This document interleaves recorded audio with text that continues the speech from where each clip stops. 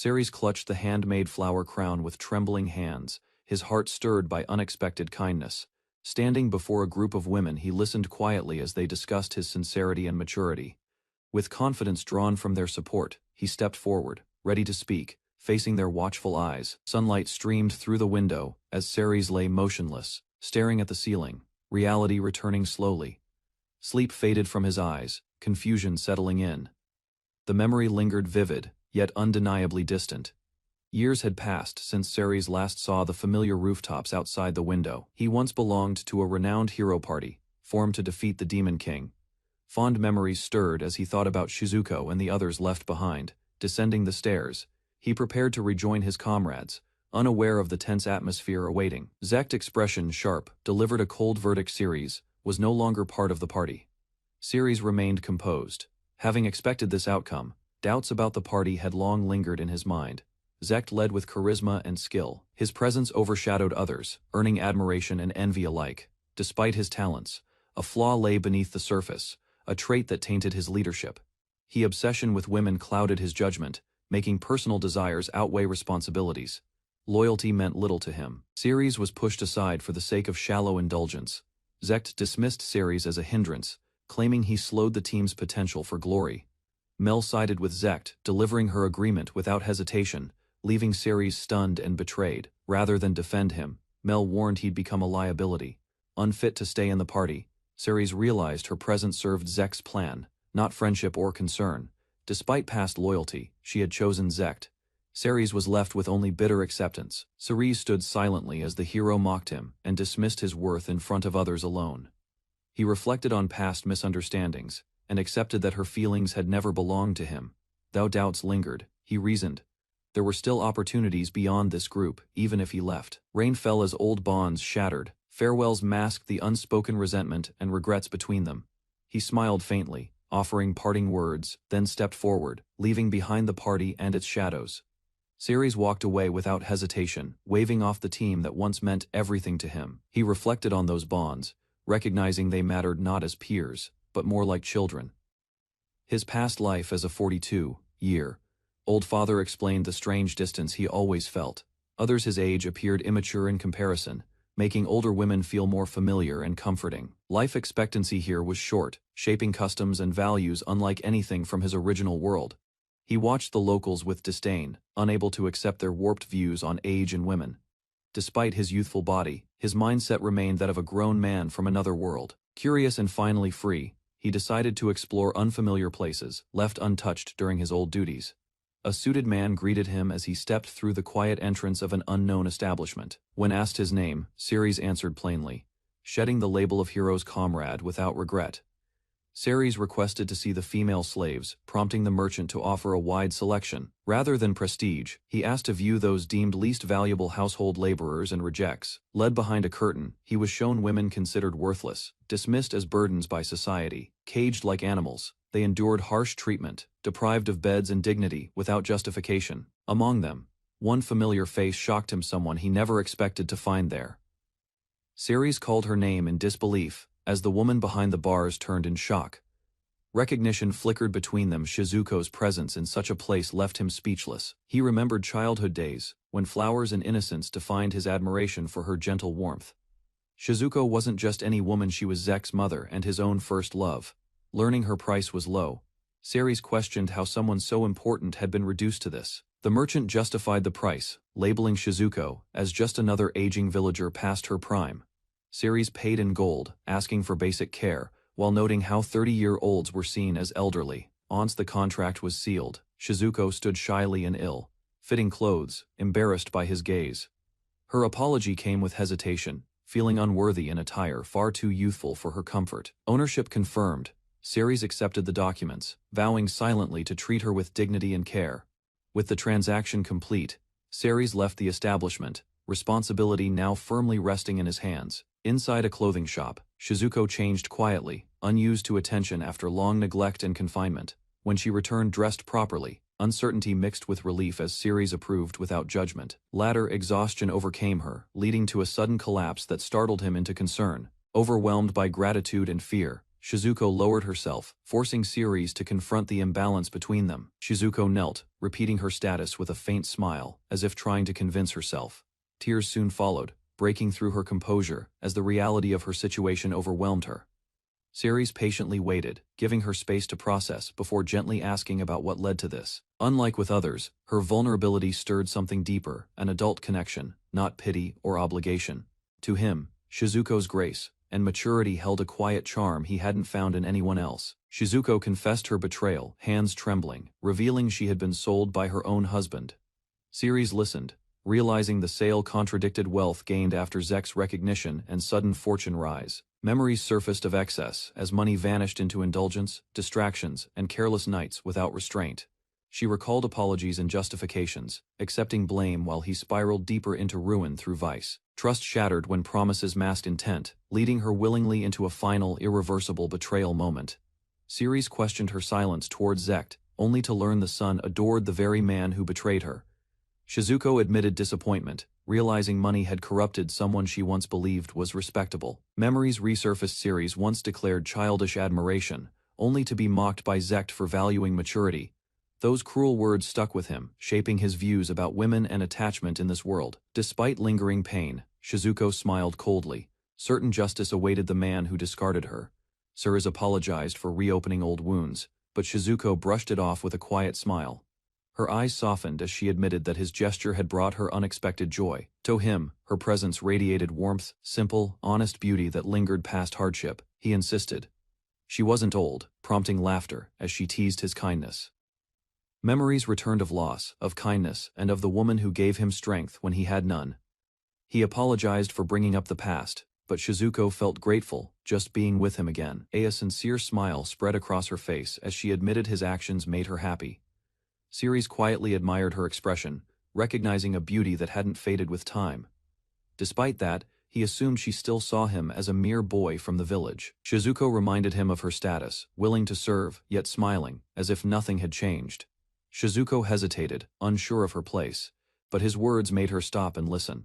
Ceres spoke earnestly, expressing that he'd be happy if she stayed as more than a servant. Her confusion surfaced as surprise, struggling to understand whether he truly meant what he said. Doubt crept in. She questioned his sincerity, blaming the age gap and calling herself unsuitable. Ceres, unfazed, reminded her that his feelings weren't new. They had simply never faded with time. As she watched him speak with confidence, Shizuko suddenly noticed how much he'd grown. Flustered, she deflected with humor, suggesting other girls must be chasing after him instead. Despite her teasing, she compared him favorably to Zekt, openly proud of the man he'd become. When he insisted, she softened, agreeing to his feelings without protest. With a gentle expression, she offered to stay by his side until someone else claimed his heart. Ceres responded with a warm smile, sincerely thanking her without hesitation. Shizuko replied softly, but her words faltered as he gently reached for her hand. Their eyes met, unspoken understanding passing between them in silence, as they shared a look. From that moment forward, their journey together began, side by side in the same direction. Later that evening, hands remained clasped, symbol of comfort, trust, and a quiet promise unspoken. Morning sunlight spilled into the quiet room where Shizuko lay curled up on the bed, motionless. Ceres quietly lay beside her, his heart restless as he stayed awake through the long night. Tears had overtaken her. The shock of slavery left her shattered until exhaustion brought her sleep. Awakening slowly, Shizuko turned toward him, her voice soft with uncertainty as she whispered his name. Their hands met gently, no words were needed as warmth filled the silence between them. Ceres awkwardly apologized, but Shizuko responded with a light smile, brushing off the moment with ease. She softly teased him, sensing his kindness, and acknowledged the comfort his presence had given her. They walked through town together. He suggested breakfast, and proposed registering her as an adventurer. A warm meal was served. Shizuko stared, overwhelmed by memories of years without simple joys. Tasting it, her eyes lit up, joy spread across her face as she praised the flavor. Ceres admitted he preferred her home cooking, causing Shizuko to respond with cheerful amusement. She offered to cook whenever he wanted, as long as he brought the ingredients himself. Beyond cooking, Shizuko's talents extended to every chore, and her easygoing nature made her shine. Compared to others, none matched her maturity. Even beautiful adventurers couldn't rival her presence. Time spent together felt natural. For him, being near her never grew tiring. Inside the guild, Ceres approached the counter, requesting both adventurer registration and a new party, when asked. He confirmed Shizuko as his chosen companion, surprising the receptionist with his answer. Mocking words followed. Insults about her age and presence stung, though Shizuko forced a gentle laugh. Behind her smile, she quietly accepted the cruel label, masking the pain with self-deprecating calm. Despite everything, she stepped forward, beside him, choosing partnership over pride without hesitation. Ceres was surprised to learn Shizuko once lived as an adventurer, though she had kept it secret. To proceed, the guild requested a blood sample, citing protocol, while Shizuko remained calmly cooperative. A large man recognized her immediately. His shock was clear as he rushed to greet her, revealing himself as the new guild master. He questioned her return. She answered with quiet resolve, watching the reunion unfold. Ceres could hardly believe how unexpected and tangled the day had become. The guildmaster welcomed her return with open arms, eager to reinstate the famed healer. Ceres was shocked to learn she had once been a legendary figure known to all.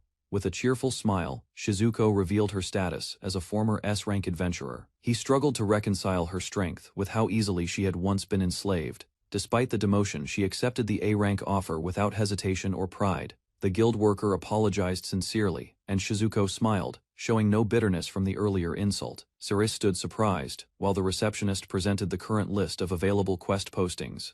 Both browsed the board carefully. He admitted the recent revelations had left him stunned, despite the danger. Shizuko cheerfully agreed to join a dragon hunt without hesitation. Ceres accepted with one condition: he would handle the fighting, while she stayed safely behind. After agreeing on their quest, Shizuko offered to make lunch, suggesting they borrow the inn's kitchen. While walking, Ceres expressed surprise at her adventuring past, unaware of her connections to others' mothers. She reminisced about Haruka Seo and Misaki, trusted friends and former teammates she had once traveled with. Their all-female party often attracted attention, but they always proved their strength in battle. Time passed, and with age came silence from others. But one question still lingered: why endure slavery? Shizuko recalled the moment she was betrayed, caught off guard and drugged from behind. Despite the bitterness, she laughed darkly, vowing revenge on Zector with a chilling smile. As they neared their destination, Ceres suggested stopping to eat, and Shizuko eagerly agreed. She prepared a homemade meal, and gently offered him a bite with a soft expression. The taste brought comfort. Ceres smiled, savoring the warmth that reminded him of home. Ceres, now resolute, declined to be fed and insisted on eating by himself. With lunch over, he stepped forward, ready to face the upcoming challenge head on. He surveyed the rocky terrain. Something felt off.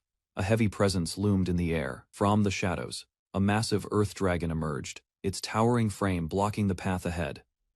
Ceres immediately took charge, urging Shizuko to step back as the beast roared in fury. Ceres launched forward, analyzing the dragon's movement and preparing his next magical enhancement. He cast wind magic onto his blade, surrounding himself with a fierce swirling current. The dragon roared, lunging toward him with teeth bared and rage in its eyes. Focused and swift, Ceres dodged the strike and charged with sharp precision. His sword landed cleanly, delivering a powerful blow directly to the dragon's side. Ceres stood over the defeated dragon, believing the battle was already over. A sudden warning from Shizuko made him turn, just as the ground exploded behind him. From the shattered rock, a new enemy emerged, an armored beast roaring with terrifying force. Ceres prepared to counter, but the creature's attack came too fast and too fierce. Shizuko reacted instantly, casting a powerful barrier spell to shield them both from the blast. Ceres quickly realized the opponent was no mere earth dragon, but a much stronger rock variant. He unleashed a powerful ice spell, sending a freezing wave across the battlefield. With the dragon momentarily slowed, he sprinted forward, shouting as he prepared to strike. He leapt high into the air, sword raised with precision and focus, coming down with force. Ceres delivered a decisive slash across the monster's armored body. Ceres stood over the defeated dragon's shattered body, breathing out in relief after the battle. Without wasting time, he prepared the dimensional bag and began collecting the monster's heads. Back at the guild, he dropped the massive trophies, startling the receptionist with their size. Inside the warehouse, the guild master examined the heads with disbelief and cautious curiosity. Ceres casually explained the fight, offering a vague summary that left the guild master speechless. Shizuko brought up the reward, smiling, but Ceres immediately scolded her for joining the battle. She lowered her head, admitting she acted out of concern and wanted to protect him. With softened eyes, Ceres reminded her that he wasn't a child in need of saving. As they walked, he promised to be the one protecting her from now on. A quiet warmth bloomed within Shizuko, her heart stirred by his sincere declaration. Shizuko, flushed and uncertain, struggled with the memory of their instruction to act like lovers. Though older, she couldn't suppress the flutter in her chest whenever she thought of Ceres. Convincing herself it meant nothing, she reasoned he was simply lonely and needed comfort. Outside her home, Ceres hesitated, a wrapped gift in hand, unsure how she'd react. With a hopeful smile, he whispered her name, silently praying she'd accept the gesture warmly. Shizuko tried to compose herself as she remembered the instruction to act like lovers in public. Though she knew it was only pretend, her heart throbbed with emotions she couldn't suppress. Convincing herself it meant nothing, she quietly accepted her role and buried her personal hopes. Ceres stood at her door, holding a box, nervous yet determined to deliver his gift. With a gentle smile, he offered it to her, silently hoping she would accept his feelings. Ceres returned earlier than expected, bringing warmth to the room with a simple, sincere reason for coming. His words brightened Shizuko's face, her smile wide and genuine, caught off guard by his affection. With renewed spirit, he raised his fists in joy, completely energized by her happiness and response. Though Maria held the title of Saint Ceres, believed Shizuko possessed the heart that truly mattered. For a moment, her beauty left him breathless, causing a rare pause that said everything. A massive bouquet burst into view, leaving Shizuko stunned as petals gently scattered around the room. Still unsure if the gesture was truly for her, she hesitated until he confirmed it without pause. Her guarded heart began to soften, and she smiled warmly, moved by the unexpected kindness. Not stopping with flowers, Ceres presented a cake, suggesting they enjoy it together. Shizuko insisted they wait until after dinner, leaving Ceres flustered but smiling, holding one more surprise. Ceres remembered her familiar expression from his childhood, recalling the warmth she shared with him and Zekt. They stepped outside together, sharing a peaceful evening stroll beneath the softly glowing street lamps. Shizuko expressed gratitude for the day, touched by the kindness she'd never experienced before.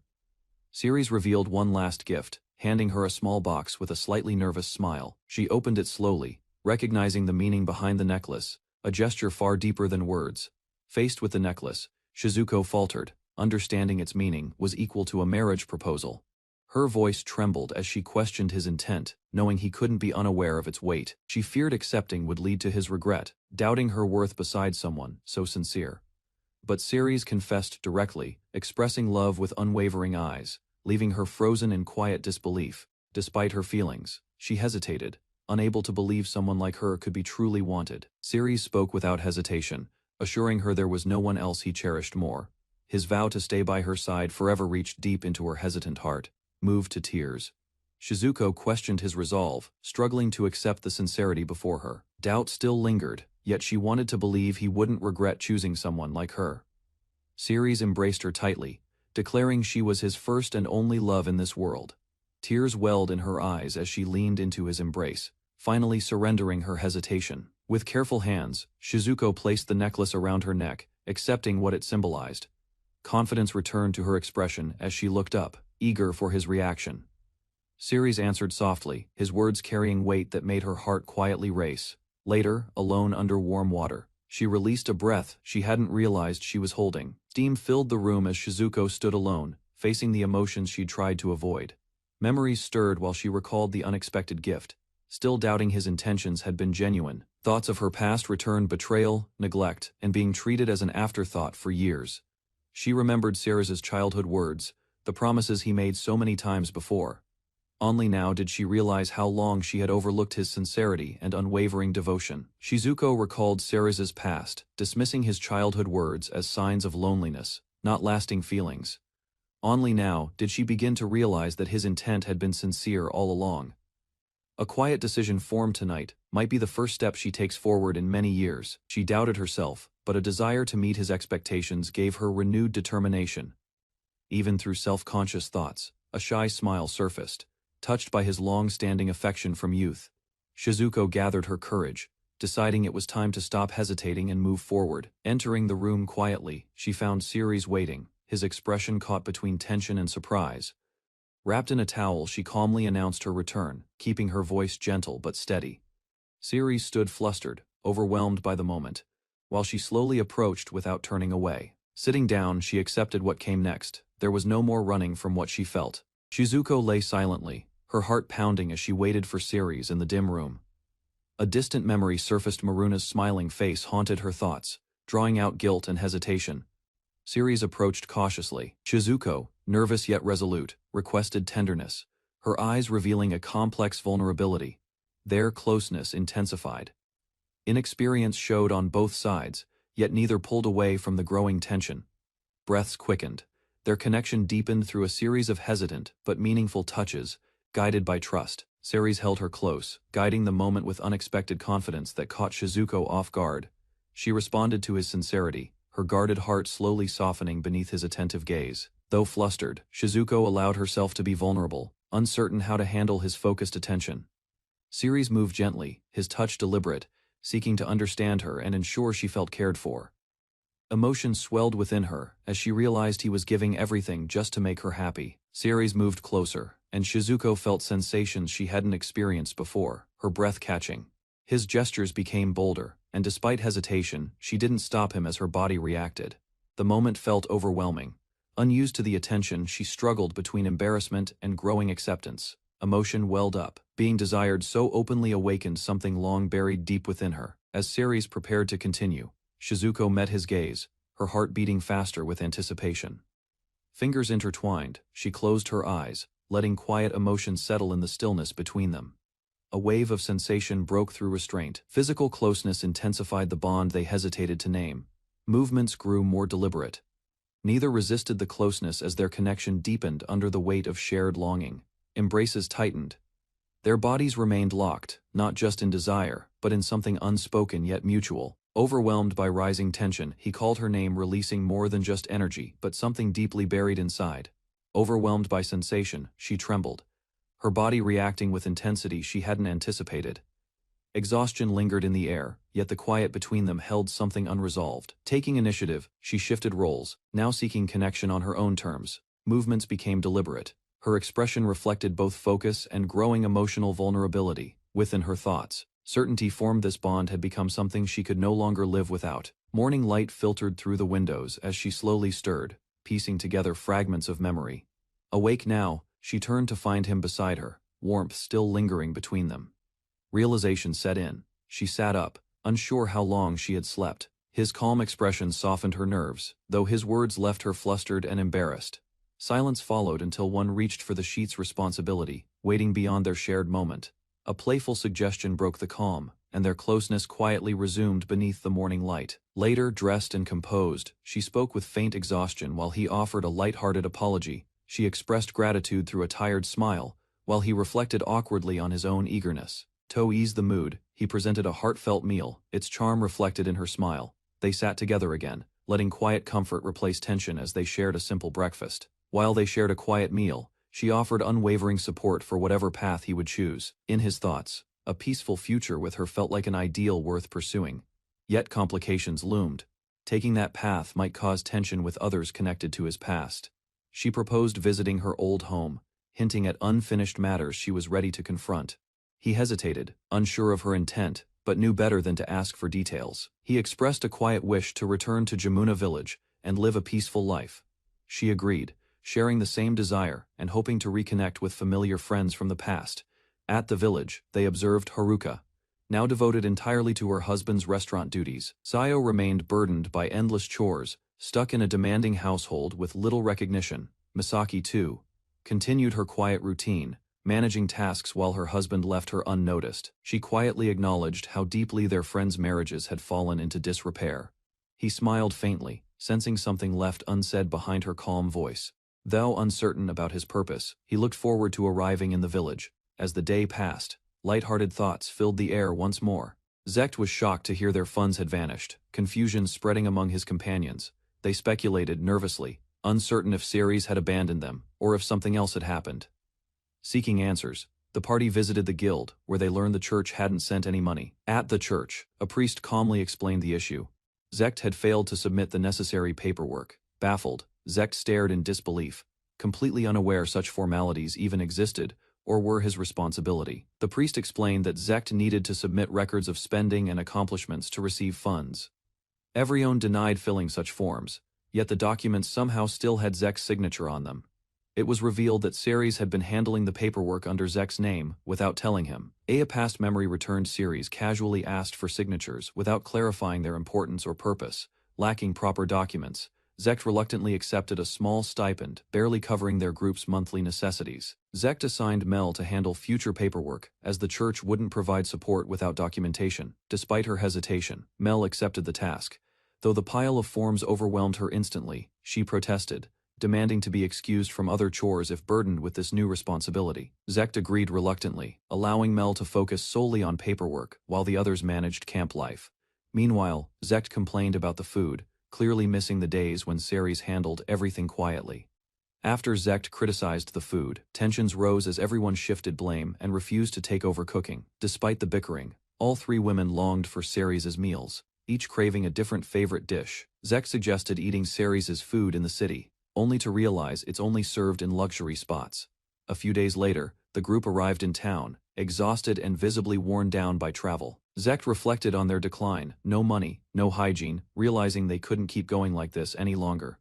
Zect realized even their hair had fallen into disarray, something Ceres once managed without complaint. In frustration, he suggested going to the church for support, but Maria immediately rejected the idea. Faced with resistance, Zect backed down while Mel proposed earning money directly through guild work. Regret sank in deeper. Ceres had handled every responsibility they now struggled to understand or perform. Haunted by failure, Zect stood in silence, wondering how everything had fallen apart so quickly. In high spirits, the woman clung to Ceres, confident in their plans to earn money together. Each morning, Ceres patiently washed and dried her hair with care, using a special cleansing potion. Such gentle devotion stunned her. Most husbands wouldn't do half as much for their wives. Elsewhere, the hero's father mocked his son for foolishly casting out someone so capable and kind. The group vented their frustrations, still bitter over Zect's arrogance and lack of gratitude towards Ceres. Ceres prepared breakfast with a smile, his kindness shining through even during routine morning tasks. Even when someone was sick, he showed concern. Unlike Zect, who ignored their condition entirely, wanting to make her happy, Ceres cooked and cared for her, bringing joy to her days. Their nights were warm, their days peaceful. His gentle nature made every moment feel fulfilling. In a heartbeat, she'd choose to save Ceres, no hesitation.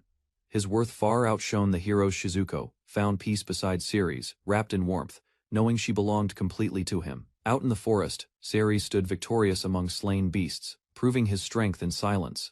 Used to survival, he explained how hunting became necessary after losing support from the hero's party. Being a magic warrior left him without aid, forcing him to handle every expense alone. Despite fighting alongside heroes, he completed odd jobs just to survive unrecognized, but never bitter, as she comforted him. Shizuko acknowledged the weight of the burdens he'd quietly carried alone. Ceres recalled slaying wyverns and dragons, his strength developed through constant struggle and harsh necessity. Despite his skills, he was relegated to the sidelines, never granted the power others received freely. To Shizuko, Ceres' strength rivaled even legendary heroes. His humility only made his value clearer. After submitting their report, a guild receptionist unexpectedly halted Ceres, requesting he wait for something important. Ceres learned he was still listed under the hero party despite forming a new one. The receptionist explained she had only created a subgroup within the main hero registry. Although she hadn't told Zect, she reassured them the arrangement wouldn't affect their operations. An official breakdown confirmed Ceres as the leader of a separate unit under Light of Hope. Their membership ensured continued privileges, prompting Shizuko to question her new status with amusement. Shizuko's affiliation was clarified. She officially belonged to the separate force under Ceres' command. As recognition of his strength, Ceres received the prestigious title of Dragon Slayer from the guild. Shizuko, curious, asked if any other party members had achieved the same feat as Ceres. Only Ceres had slain dragons. Zect and Lyda merely faced demi-dragons and wyverns. The receptionist froze upon realizing Shizuko was not just a member but Zect's own mother. The receptionist panicked upon learning Shizuko was Zect's mother, but Shizuko calmly clarified her current role. Registry records listed her as Ceres' slave, a fact she embraced with romantic affection. Confused and overwhelmed, the receptionist turned to Ceres, asking for a clear explanation of the situation. Anger surfaced as she denounced Zect, blaming him for past injustices and calling him an enemy. Finally composed, she offered Ceres and Shizuko a proposal, hinting at something more to come. Ceres was surprised when Shizuko asked if he wanted to enter a guild marriage with her. Embarrassed, she hesitated, unsure if such a formal step was right for someone her age. The receptionist explained the registry an official bond through the guild to manage shared affairs. Ceres compared it to a family registry and confidently offered to proceed with the marriage. Still blushing, Shizuko questioned his certainty, concerned about their age gap and the formality involved. Ceres confessed he had fallen for Shizuko first, reassuring her with sincere, unwavering warmth. Smiling beside him, Shizuko accepted their future together with grace and a touch of affection. Becoming his legal wife brought her joy, while Ceres responded with quiet happiness. Although the guild charged extra fees, they completed the registry and received their symbolic rings. With hands joined and rings exchanged, their marriage was officially sealed before the guild. The guild erupted in applause as the receptionist cheered loudly to congratulate the newlyweds. Ceres and Shizuko walked down the aisle together, surrounded by joyful well-wishers and friendly teasing. Standing proudly, Ceres raised his voice, inviting everyone to drink and celebrate without restraint. The receptionist announced the festivities were sponsored by the married couple, raising mugs with enthusiasm. As laughter echoed around her, Shizuko smiled deep down. She truly couldn't feel happier. Shizuko remembered her promise and vowed to fulfill it upon returning to the village. They had once pledged unity, sharing every sorrow and joy as one. Now surrounded by 3 more wives, she trusted Ceres would manage just fine. Ceres and Shizuko arrived in Jamura village, surrounded by peaceful homes and gentle countryside. He reflected on his upbringing, recalling how the villagers raised him after losing his parents. Their journey led them to Zector, the very man who once sold Shizuko into slavery. At a familiar house, Ceres met the village chief, who greeted him with surprise and concern. Standing beside Ceres, Shizuko calmly greeted the chief, her presence causing visible shock and disbelief. The chief was stunned to see Shizuko alive, having believed Zector's claim about her death. Faced with hesitation, Shizuko chose to confront the truth herself, determined to face Zector directly. The chief reacted furiously, condemning Zector as a criminal who deserved harsh punishment for his betrayal. News revealed Zector had been taken by the feudal lord after failing to pay village taxes. Shizuko laughed loudly, amused by Zector's downfall and satisfied with the justice fate had delivered. Shizuko's laughter finally subsided as both Ceres and the chief urged her to regain composure. She apologized with a calm breath, regaining control after her emotional outburst. Reflecting on her pain, she accepted Zector's fate, believing his punishment was already far worse. Ceres silently agreed, realizing her words weren't exaggerated. Zector's life had indeed collapsed completely. Exiled and enslaved in the mines, Zector was now rejected even by his former village. Zector, consumed by jealousy, wasted his son's money on luxury, ignoring the needs of the village. Despite everything, Ceres recalled a few warm memories from their past. Though betrayal remained unforgivable, the chief acknowledged their growth, glad things ended in peace, rather than in vengeance. Both were praised Ceres for his courage, and Shizuko for finding happiness she once thought impossible. Laughter followed as the chief teased Ceres, surprised he truly married the woman he once vowed to protect. With a playful grin, Ceres handed coins to the chief, lightening the mood with humor. The chief teased them about married life, suggesting they get some rest or even tire themselves further. Embarrassed laughter followed as the couple stood outside, their bond quietly growing stronger with each moment. Finally home, Shizuko smiled warmly, feeling peace return as she stepped into familiar surroundings.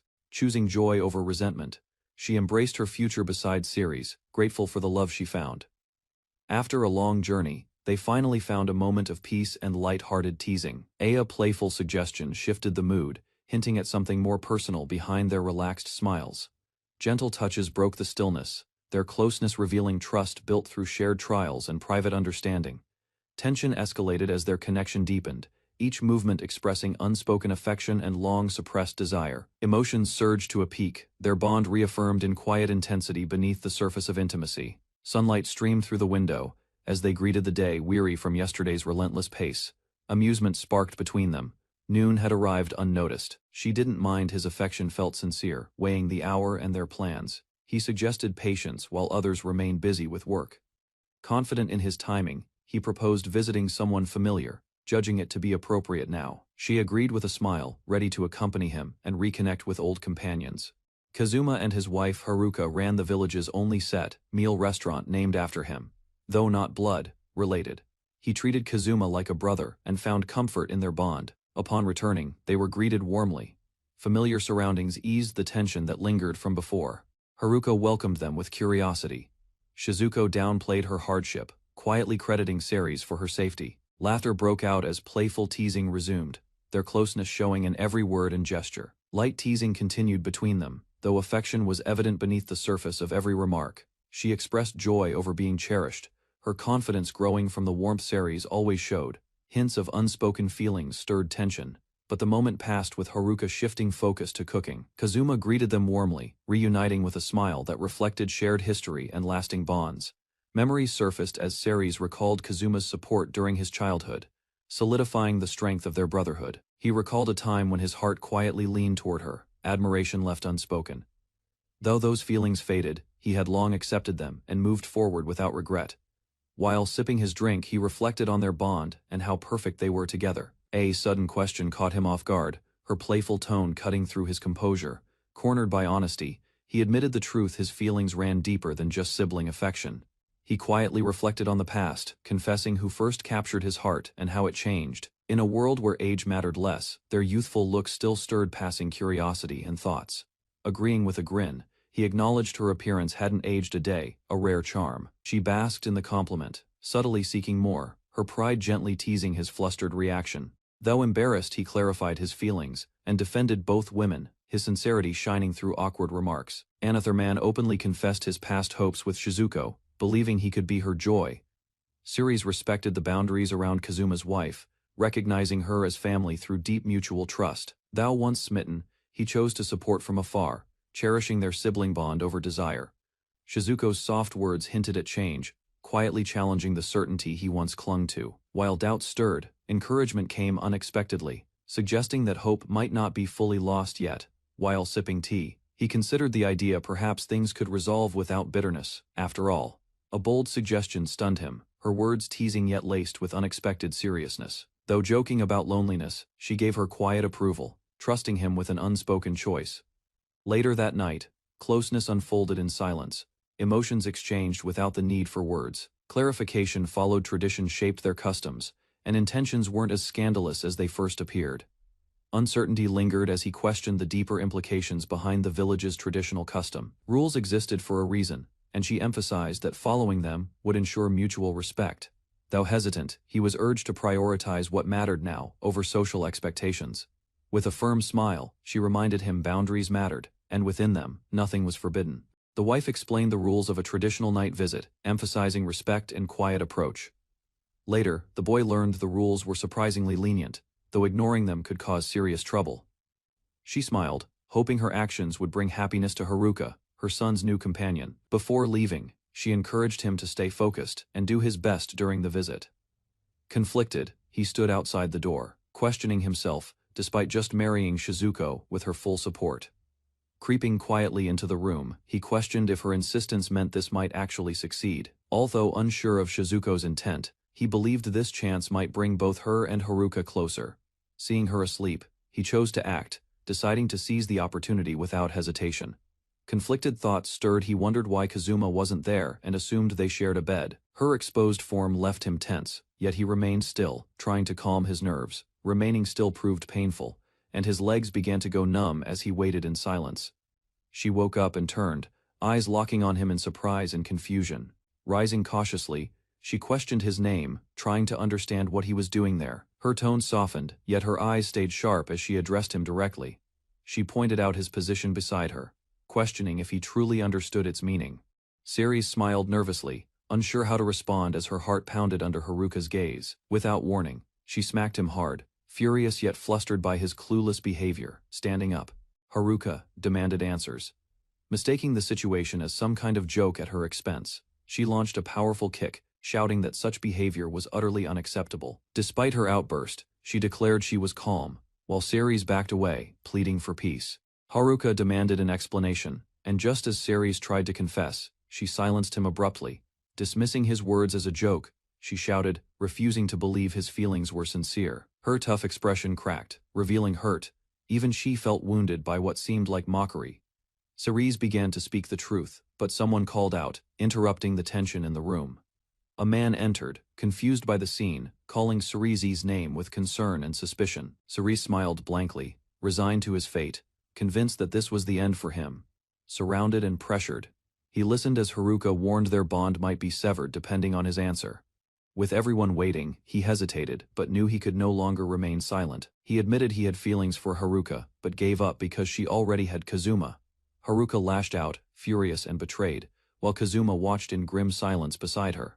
Kazuma silenced Haruka firmly, declaring this was a conversation between men that needed to happen. He reminded Ceres that love isn't easily abandoned, just like his own feelings for Haruka. Despite Ceres' hesitation, Kazuma pushed him to be honest and stop holding back. Ceres faced forward, determined, ready to reveal everything hidden in his heart. He admitted his jealousy, believing their smiles meant he never had a chance from the start. Kazuma acknowledged Ceres' feelings, and surprisingly, wished for both him and Haruka to find happiness. He reflected on Haruka's youth, noting she was still a mother despite her appearance and age. Turning serious, Kazuma asked the crucial question, did Ceres truly still love Haruka? Ceres admitted he didn't want to give up, believing love wasn't limited by age or status. With determination, he declared he'd confess his love if Haruka was willing to accept him. Ceres tried to deflect the topic, but Kazuma demanded clarity on his feelings for Haruka. Driven by emotion, Ceres finally shouted his true feelings. He loved her without hesitation. Kazuma challenged the confession, warning how quickly time would age Haruka, despite her youthful look. He questioned whether Ceres could love her even in old age, demanding lifelong commitment. Without backing down, Ceres declared his feelings wouldn't change. No matter how much time passed, Kazuma turned to Haruka, asking what she thought. While she blushed quietly, processing everything, Haruka questioned his feelings, reminding him she once cared for him as a baby. She recalled how young he was when he confessed love, unsure how to handle it now. Kazuma, ever blunt, shouted she'd be an old hag, causing both shock and embarrassment. Despite their doubts, Ceres remained firm, declaring his will to stay and love her always. Ceres looked straight ahead, voice steady, declaring that despite everything, his feelings remained unchanged. Haruka blushed deeply, realizing the depth of his sincerity and how much it affected her. Kazuma gave a nod of approval and stepped aside, ready to leave them to talk alone. However, his sudden challenge startled both of them, pushing the situation into uncomfortable territory. Ceres steadied Haruka, catching her gently, the tension lingering as the moment grew unexpectedly awkward. Haruka challenged Ceres to prove his love directly, shocking everyone with her bold demand. Despite her hesitation, Ceres agreed, leaving her flustered by his unexpected seriousness. He and Kazuma sealed the promise, while Haruka panicked at the unfolding situation. Tension filled the room as Ceres sat silently before her, eyes fixed with intent. Without hesitation, he gently lifted her up, causing a startled blush to rise on her face. She struggled to speak as he carried her closer, yet he pressed forward with calm resolve. Despite lingering feelings for another, he confessed his desire, catching her completely off guard, flustered and overwhelmed. She tried to regain control, but her heart had already betrayed her. He closed the distance, placing his hand gently against her cheek, eyes locked with hers. Though words were few, her flushed face revealed an answer that needed no explanation. A quiet resolve guided her actions as she leaned in and met his lips. Their closeness deepened, unaware of the silent observer seated nearby, watching without expression. Moments later, the atmosphere grew heavier as boundaries blurred and hesitation faded between them. Alone in the room, she lay in quiet anticipation, trying to hide her nervousness. He approached with gentle admiration, offering words that made her face flush with mixed emotions. A moment of hesitation passed as he reached out, tension rising between them without restraint. Conflicted feelings surfaced. She urged caution, unsure if boundaries had already been crossed too far. Another presence nearby shattered the moment, prompting reflection and unresolved feelings between them both. Sudden closeness places both figures in an unfamiliar position, causing confusion and heightened awareness. Movement becomes hesitant, with restraint slowly giving way to instinct. Postures shift as balance changes, creating a fragile pause filled with conflicted emotion. Awareness deepens while restraint weakens under mounting tension. An internal struggle emerges between responsibility and desire. The situation reaches its peak as control slips further. Overwhelming sensations replace rational thought, leaving both caught between hesitation and surrender, unsure how far the moment will carry them. Tension escalated as emotions broke through restraint, their closeness driven by something deeper than impulse. In silence, they lingered, locked in a moment that neither dared to question too soon. Uncertainty surfaced behind flushed cheeks, her voice trembling under the weight of long-buried doubt. He answered with honesty, affirming what she needed to hear, calming the storm in her chest. Relief softened her expression. For the first time, she let herself feel whole again. Quiet admiration lingered as she regained composure, realizing how closely feelings had begun intertwining there. From the doorway, another presence observed calmly, measuring consequences before stepping fully into the room. Moments later, awareness settled as the situation clarified, embarrassment replacing intensity across the unmade bed. Responsibility tempered relief, attention shifted toward boundaries, ensuring no harm followed the lapse afterward, quietly. With tension eased, resolve formed quietly, suggesting growth would follow this fragile turning point ahead. With a calm voice, the man acknowledged their separation, making the situation unmistakably clear. Her tone remained steady, framing their connection as nothing more than a friendly understanding now. Time apart had changed things. Thoughts of starting over once seemed distant, yet no longer impossible. Memories led her back to someone who once meant something more than just a name. Doubt lingered. What if feelings hadn't changed? She questioned intentions, unsure whether to hope or dismiss. With a calm smile, he offered closure if feelings remained. He would step aside without protest. Despite hearing it earlier, she still struggled to accept the reality unfolding before her. Even as a child, his gaze held a sense of attachment that never quite faded. Admitting it wasn't easy, but truth now felt lighter shared between the three of them. Old bonds acknowledged, he gave his blessing, encouraging a new beginning built on trust and care. He confessed his hope that she'd find someone better, someone who wouldn't lead her to sorrow. Now convinced, he believed Haruka's future might be brighter in different hands. Responsibility shifted as he stepped back, trusting the next chapter to unfold with courage and care. New possibilities opened as her tone hinted at playful yet bold suggestions for what may come. Still carrying old promises, she left the choice in his hands, eyes steady with expectation. Concerns about managing the restaurant rose, but humor and outlandish plans quickly shifted the mood. She teased him over his wording, while he casually dismissed offers of financial help. Support between brothers surfaced naturally, one offering help, the other accepting it with quiet gratitude. Hand in hand, they stepped forward, each vowing to bring joy into the days ahead. Side by side, they smiled with calm certainty, ready to face their future. Together at last, while walking through town, they noticed Shizuko's absence and felt an urge to speak with her. With a warm smile, she addressed Ceres, hinting she still watched from a distance. Their steps took a nostalgic turn, leading them back to a place filled with shared memories. She recalled their childhood, a time when care came freely, even if responsibilities were light. Under moonlight, reflections surfaced. Growth was undeniable. Ceres had changed, and she acknowledged it without hesitation. She teased him about the nostalgic detour, unaware his intentions carried more weight than scenery. With a calm smile, he dismissed the assumption, hinting something more heartfelt was coming. Now alone, he revealed there was something important he'd been waiting to say in private. Past memories held value, but he wanted to start building something new side by side. Reaching out, he expressed it clearly. He wished to walk forward with her, as partners. She stood still, caught off guard by his bold words, yet her hand reached forward. Under moonlight, she embraced him tightly, holding on to the warmth that answered her unspoken thoughts. Although the night stretched on, neither wanted to leave. Closeness mattered more than returning. Resting together, they found peace logic forgotten, but a quiet happiness settling firmly between them. Mel sat at her desk, buried in scrolls, frustration mounting as ink stained her hand. She struggled to draft reports detailing supplies and plans, questioning how Ceres ever handled this. Papers flew as she snapped, overwhelmed by the church's endless expectations and constant nitpicking. Meanwhile, Zek dodged chores, refusing laundry duty with an excuse that made Lyda roll her eyes. In truth, his sword barely required care, unlike the burdens Mel silently endured every day. Lyda voiced her frustration, explaining how her weapon dulled quickly and nearly got her killed. In another room, Maria refused to move, rejecting any task before it was even spoken. Sprawled on the bed, she yelled her refusal again, unwilling to lift a finger to help. Zek finally snapped, blaming himself for the chaotic imbalance within their struggling and unmotivated party. In truth, his role often overlooked carried the weight. No title or power could match. Gathered in the room, the group hesitated as Zek posed the question about Ceres returning. Each began acknowledging his value, his practicality, skill, and how irreplaceable he had truly been. Zek made the decision official, declaring that they must reunite with the one they cast out. Yet doubt surfaced, guilt lingered.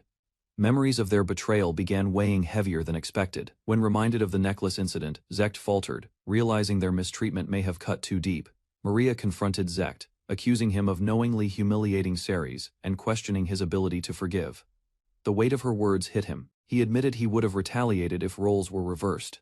Even after being cast out, Ceres had shown grace, offering kind words as he walked away. The party now recognized their fault, wondering how to amend the damage they had caused. They set out together, vowing to return what they stole: Ceres' dignity, home, and sense of belonging. Zect considered returning Mel to Ceres, but quickly dismissed it as far from sufficient.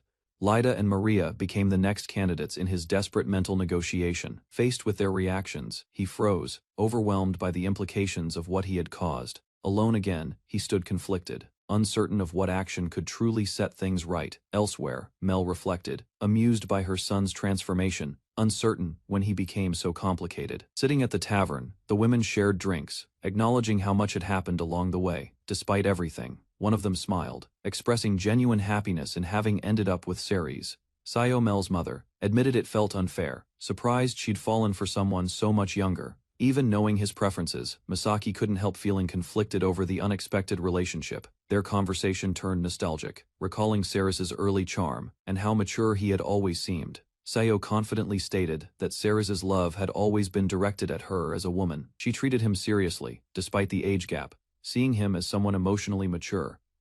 Misaki agreed, noting how Ceres was different and impossible to treat like a typical child. Shizuko, however, only saw him as a strange but perfect son, not as a man. With a knowing smile, Sayo hinted, that's when Shizuko's feelings had quietly begun to change.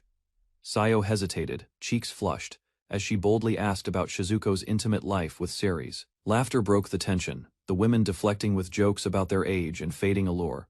Shizuko blushed, recalling tender nights filled with unspoken passion and overwhelming closeness she never expected. Though embarrassed, she admitted she had no regrets. Her smile revealed quiet contentment.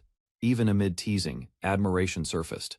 They recognized the deep bond Shizuko shared with someone who saw beyond age. The women opened up about neglect in their marriages, revealing years of distance and quiet hurt. Suspicion lingered.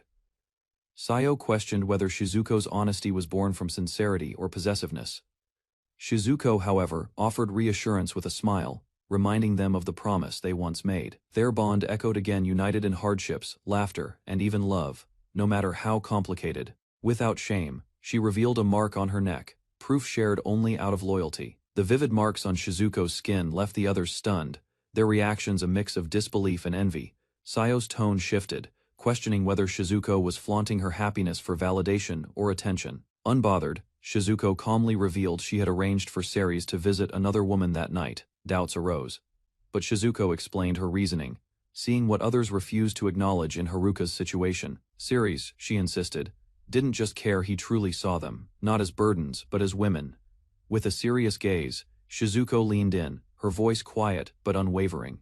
She stretched her arms wide, asking them to let go of their unhappy marriages and reclaim themselves. The others froze, stunned by the directness of her plea. She urged them to be seen again, not as neglected wives, but as women deserving warmth and affection. Her words struck deep. Hope stirred quietly behind a veil of disbelief and longing. Sayo's heart fluttered at the thought, unsure if such hope could truly be real. Misaki, however, remained guarded, warning that betrayal would be met with consequences. Shizuko stood firm, insisting every word was honest, and invited them to reclaim their former selves. Old titles returned: Berserk, Black Knight, Ice Princess. Their youthful vigor sparked once more, laughter echoed. United again, they embraced not just freedom but their forgotten strength and sisterhood. A quiet gathering among women shifts when the conversation turns to Ceres. Shizuko's expression grows serious. She admits her anger toward her son, no longer able to hide her disappointment behind pleasantries. Though his actions were influenced by others, her son's decision to expel Ceres caused lasting regret. While others relaxed, Ceres handled everything silently, shouldering burdens and expenses without complaint or support. Abandoned and cast out, Ceres walked away alone. Shizuko, filled with guilt, couldn't forgive what happened. News of Maria's actions left her companion stunned. Understanding the full weight, she frowned in silence. Mel's involvement only deepened the tension. Shizuko began forming her own quiet plan for justice. Her decision became clear: to marry Ceres along with the others and leave the village behind. Meanwhile, Zect returned home, unaware his actions had severed ties that would never mend again. With calm resolve, the women acknowledged the cost. Their loyalty now belonged to Ceres alone. One woman predicted her husband would replace her with a slave, should she choose to leave. Shizuko, smiling calmly, shifted the topic. Their focus moved to how this would affect the children. A hypothetical was posed: what if the one abandoned turned out stronger than the hero himself? Concern rose over age and ability, yet the idea of supporting Ceres gained quiet agreement. Laughter broke tension, old titles resurfaced, and memories reminded them they were still capable warriors. Teasing banter continued as another former warrior, Misaki, was called out by her old title. Later that night, Ceres sat surrounded. Their decision was clear form, a party built on love. Confidence in Ceres' kindness reassured them. Leaving the past behind no longer felt uncertain. Shizuko gave a final nod. The plan was agreed upon without hesitation, without delay. She invited them to witness something. Proof awaited just beyond their quiet home. Outside the house, Shizuko insisted on silence as they approached the door with cautious steps. Inside, a girl hurried down the hall, cheeks flushed, calling for Ceres with urgency. She entered boldly, surprising Ceres in a moment that caught them both off guard and unprepared. Despite the setting, tension built quickly, and boundaries blurred as emotions overtook hesitation. What began abruptly unfolded further inside, unspoken feelings driving their impulsive and intimate connection forward. Inside, a quiet room, tension rises as bodies press close, nervous resolve mixing with hesitation and urgency. Against the door, imbalance follows, breath quickening, while restraint weakens under mounting emotional pressure. Shock flashes across faces as awareness spreads, realization arriving alongside embarrassment and conflicted reactions. From the hallway, others witness the scene. Curiosity, surprise, and rivalry, blending into a charged atmosphere. Afterward, flushed expressions linger, confidence replacing doubt, while unspoken consequences quietly settle between everyone involved. Outside, Shizuko steadies herself before others, exhaustion showing as suspicion quietly gathers around her nearby. Inside, blame surfaces as Shizuko confronts the setup, arms crossed, resolve firm despite lingering tension. Stairs become crowded when Haruka appears smiling, instincts warning danger while Ceres senses complicated intentions. Memory flashes years earlier, revealing Haruka's bold nature, reframing accusations and unsettling everyone present there. Back in present, confusion erupts, jealousy softens into acceptance, and Ceres stands changed under eyes. Three women stand together with a request, hoping to join the journey that lies ahead. Though unsure about vengeance, Ceres admits he'd accept them sincerely, without hesitation or judgment. Memories of betrayal return briefly, but freedom from expectations now brings unexpected relief. He recalls the moment he was dismissed, knowing his actions were never for personal gain. Facing them again, he clarifies his stance. Revenge held no place in his heart. Ceres calmly agrees to take them in, but voices hesitation about seeking justice against the others. Though they sympathize with his past, he remains firm punishment was never his goal. Facing the group, he admits he once cared, yet harbors no lingering resentment. One of them questions his sincerity, reminding him of the betrayal he endured. Instead of bitterness, he confesses admiration for those who stood by him, women strong and kind. Their expressions soften as they realize Ceres never saw the others as equals to them. He recalls being used and discarded, reminding them of how little value he once held. Because of hero party status, he now has the right to accept them as wives. Ceres smiles, choosing peace over bitterness, wanting to move forward with no regrets. However, the women firmly disagree. What was done to him must not be overlooked. Faced with unified resolve, Ceres realizes any resistance would be pointless against their determined stares. They offer justice on his behalf, though he hesitates, unsure how far it should go. For now, attention shifts to unresolved matters involving Seo and Misaki's complicated ties. Days later, Kaido commands loudly while Seo responds obediently, the tension hidden beneath routine exchanges. Alone, her words carry weight. Resentment brews, hinting at deeper cracks beneath the surface. With quiet anticipation, Seo reflects on the moment, knowing Ceres will arrive to change everything. Determined, she walks away without regret, casting off the weight of her former life. Ceres stood before a modest home, determined to speak with Kaito, Seo's husband. A warm welcome from a smiling woman eased his tension as he stepped forward. Despite her kind expression, anxiety lingered in his chest. Inside the house, Kaito sat casually, drink in hand, greeting Ceres with a relaxed tone. Kaito had prepared a full meal. Startled by the gesture, Ceres hesitated, unsure how to respond. Ceres questioned his place at the table, but Kaito remained calm, pouring a drink. He invited Ceres to begin. Gratitude filled the young man's voice. Their glasses met. Mutual respect settled in as they spoke. Ceres acknowledged Kaito's past support. In the fields, Kaito watched over young Ceres as he practiced with a hoe. Though Ceres credited him for everything, Kaito corrected him firmly. Memories resurfaced as they talked. Every time an adventurer passed through the village, Kaito had pushed Ceres forward, asking them to teach him. Gratitude filled Ceres' voice. He acknowledged more than just combat training, he appreciated every lesson, every opportunity. Back at the table, he thought about how different Kaito was from his previous harsh mentors. Reflecting deeper, Ceres remembered being an orphan. His bond with Kaito hadn't just been guidance, it was survival. More than training, it was connection. Ceres leaned forward, ready to speak honestly. To him, the villagers were like family. Kaito, already aware of the visitor's purpose, calmly suggested they get to the point. He mentioned Sayo's name. Without hesitation, Ceres confirmed it. Behind him, Sayo peeked from the doorway, listening silently. Kaito didn't hesitate. With a serious expression, he gave his answer. If Ceres truly wanted Sayo, he wouldn't stop him. Thoughts drifted to the past. When Sayo married into the family, Kaito's father was still alive. Their marriage had never been a happy one. The elder's pressure had been constant. Every day, he demanded a daughter to continue the line. After his father passed away, Kaito tried to support Sayo, but resentment had already built. Kaito confessed his own guilt. He had sided with his father, shouting at Sayo and worsening her unhappiness. In his view, the outcome wasn't surprising. From Ceres's perspective, Kaito never crossed a physical line.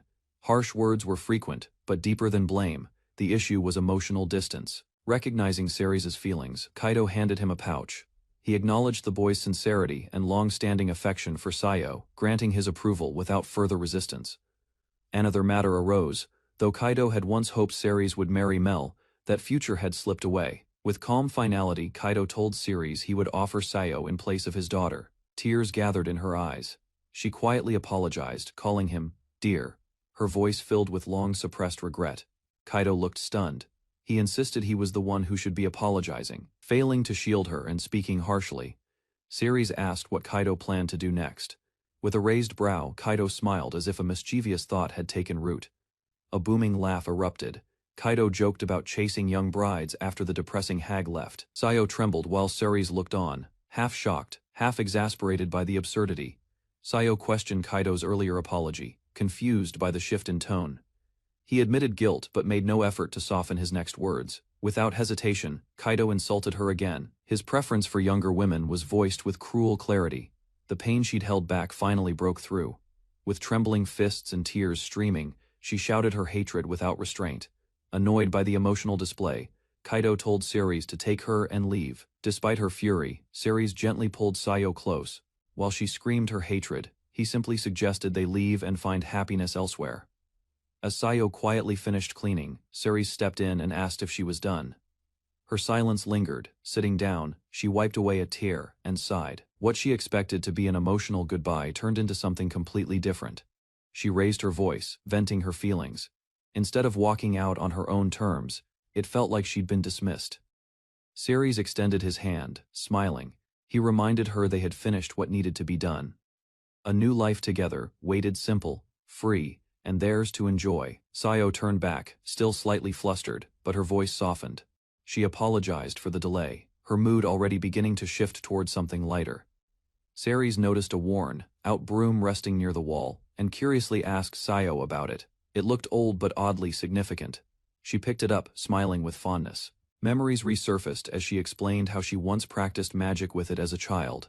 A playful grin appeared on her face. With a teasing voice, she asked if he wanted to take a ride. Shock struck Ceres as the broom suddenly took off. From below, he watched in disbelief, shouting in awe. Flying wasn't something he had expected from her. Still holding the broom confidently, Sayo confirmed it. She reminded him that she was, after all, a wizard. Together, they soared above the rooftops. Ceres held on tightly, stunned by how casually Sayo maneuvered through the air. She explained that even Mel, talented as she was, couldn't fly. Sayo's spells were powerful. Ceres compared their abilities. While he could use a spell like airwalk, it didn't allow him to reach such heights. Suspended in the night sky, he began to understand her background. Sayo's past as an S-class adventurer made perfect sense now. Her skill was beyond anything ordinary. Gazing forward, he asked if she had calmed down. Despite everything, he wanted to make sure she was okay as they drifted quietly above the world. Kaito quietly admitted that after raising his child and growing old, he expected to grow old alongside his wife and die with her. Sayo reflected on how she had once accepted that life. He treated her like a servant, and she assumed she'd care for him until the end simply because there was nowhere else to go. Learning about Ceres from Shizuko changed everything. For the first time in years, she saw a path forward. Looking back, she acknowledged her frustration. But truthfully, if neither of them depended on the other anymore. Nervous laughter filled the air. Ceres insisted he would never leave her. She asked if he truly meant it. As they climbed higher into the night sky, Ceres grew nervous. Seo seemed completely at ease, reminiscing about her conversation with someone from her past. Turning toward him, she leaned in. Before he could gather his thoughts, she reminded him he hadn't proposed yet. Ceres froze. Her voice was soft but firm. Despite everything they'd been through, she was still waiting for him to ask properly. Instead, she pressed further. If he loved her since childhood, she wanted to know exactly why. Her question wasn't just playful, it was sincere. He blushed uncontrollably as she teased him, breathing into his ear and squeezing his arm. Sayo's playful teasing backfired. Surprised by her own reaction, she suddenly froze midair. Ceres instinctively grabbed her to steady the flight. She lost focus completely. The closeness startled her, overwhelmed by how long it had been since anyone touched her. The broom wobbled, and their altitude dropped fast. Crashing through the trees, they fell into the forest below. Thankfully, branches slowed the impact. Ceres quickly asked if she was hurt while catching his breath. He opened his eyes and found himself above her, stunned by the moment. Their clothes were scuffed, but both remained still, eyes locked. Neither moved away. Instead, Ceres leaned in, gently embracing her. No words followed, just a quiet closeness that sealed the tension between them. Lying close, Ceres quietly whispered her name. Seo's eyes met his, both caught in the moment. He gently reached for her hand. In the still forest, he admitted this might be their only private time. She moved closer, smiling playfully. Wrapping her arms around him, she asked if this was where they'd truly begin. In the quiet forest, Ceres and Seo shared a charged silence, kneeling close. His emotions overwhelmed caution. Before the moment deepened, Seo gently halted him. Rising to her feet, she cast a brief glance back. With steady focus, she lifted her hand and summoned a barrier spell into the night air, protecting their perimeter. She ensured no beasts or threats would disturb them. The barrier shimmered across the forest floor, subtle but effective. Assured of safety, Seo turned and offered a quiet smile. With the world sealed away, closeness returned. Breathing deepened. Hands moved gently, and warmth spread between them. Eyes closed and breath uneven, Seo reacted to the intensity of their growing closeness. Every movement brought a new ripple of sensation. Ceres pressed closer, his hands guided by instinct. The atmosphere shifted, no longer hesitant, but drawn by unspoken understanding between them. She noticed his rising urgency, her gaze lowering in acknowledgement. Though her words teased, her expression revealed acceptance more than resistance. Lowering herself with calm intent, Seo responded to his need. Ceres trembled, overwhelmed by her gentle initiative and complete focus. Leaning in, she deepened the moment. Hands wandered, touch slowed. What started as tension now carried a shared rhythm of desire and trust. Breathing heavily, Seo met his eyes with quiet confidence. She made no attempt to hide her intent. He knelt without hesitation, her body tensed. As sensations surged, the barrier held, leaving them in silence. Supportive hands lifted her slightly. She whispered his name, overwhelmed by the intensity steadily building between them. Against the tree, he held her tightly. No words were exchanged, but their movements stayed in rhythm. Time blurred. Her arms clung to him as closeness peaked. Passion moved steadily without interruption or hesitation. Deep within the forest, away from any watchful eyes, they paused under the trees. She clung to him, her expression a blend of longing and resolve. Their closeness deepened. Movement rhythmic and breathless urgency rose between them. As stillness returned, her body trembled. His arms remained wrapped around her, holding her through the aftermath. Later, they sat together on the grass, avoiding each other's gaze. The forest around them returned to stillness. She smiled, faintly, and suggested it remain a secret. He nodded once, agreeing without words, and the path behind them grew silent once more. As they prepared to return, the broken staff on the ground revealed the consequences of their earlier fall. Continuing on foot became their only option. With the barrier nearing its end, they remained alert, knowing danger lurked beyond the trees. Two feral beasts emerged from the shadows, snarling and ready to strike. He instinctively moved to defend, but she raised her hand before he could finish his warning. With calm precision, she activated her magic. A wave of frost erupted beneath the monsters, locking their limbs in a frozen snare. Sharp icicles rained from above, crashing down in a merciless flurry. The creatures were silenced in an instant, shattered and defeated. After the encounter, they resumed their path through the forest. Her confident smile contrasted his uneasy nod, but neither voiced their thoughts aloud. As they walked, he reflected silently on her skills. She fought with ease, casting fast, effective spells and striking with precision. Their progress halted when a towering beast emerged. Larger and fiercer than before, it radiated a stronger presence. Without hesitation, she raised her hand and invoked another spell. A powerful current of freezing energy spiraled toward the enemy, encasing the monster in a burst of chilling force. The beast stood stunned, struggling but unharmed. Shock crossed his face. With a small smile, she proudly claimed the spell as her original creation. Despite the complex nature of the technique, she made it sound simple. He listened, impressed, but slightly overwhelmed, his mind lingering on how easily she controlled such dangerous magic. As they continued walking, he noticed something off. Her expression shifted when he pointed out a familiar landmark. She hesitated for a moment, offering a half-hearted excuse. He pieced the signs together and quietly voiced the question they both dreaded: were they lost? The silence between them grew heavy. Turning toward her, he asked directly if she truly knew the way. Ceres had noticed how the women in the village chose quiet lives despite their strength. Living peacefully seemed out of place for warriors capable of forcing their way through any obstacle. Wandering through the forest afterward, he reflected on their pasts. Something hidden remained untold. Hours passed. The trail looked familiar. When Sayo hesitated again, he began to question their direction. The uneasy expression on her face confirmed his suspicion. They'd been circling for a while, and despite her confident steps, they were clearly off course.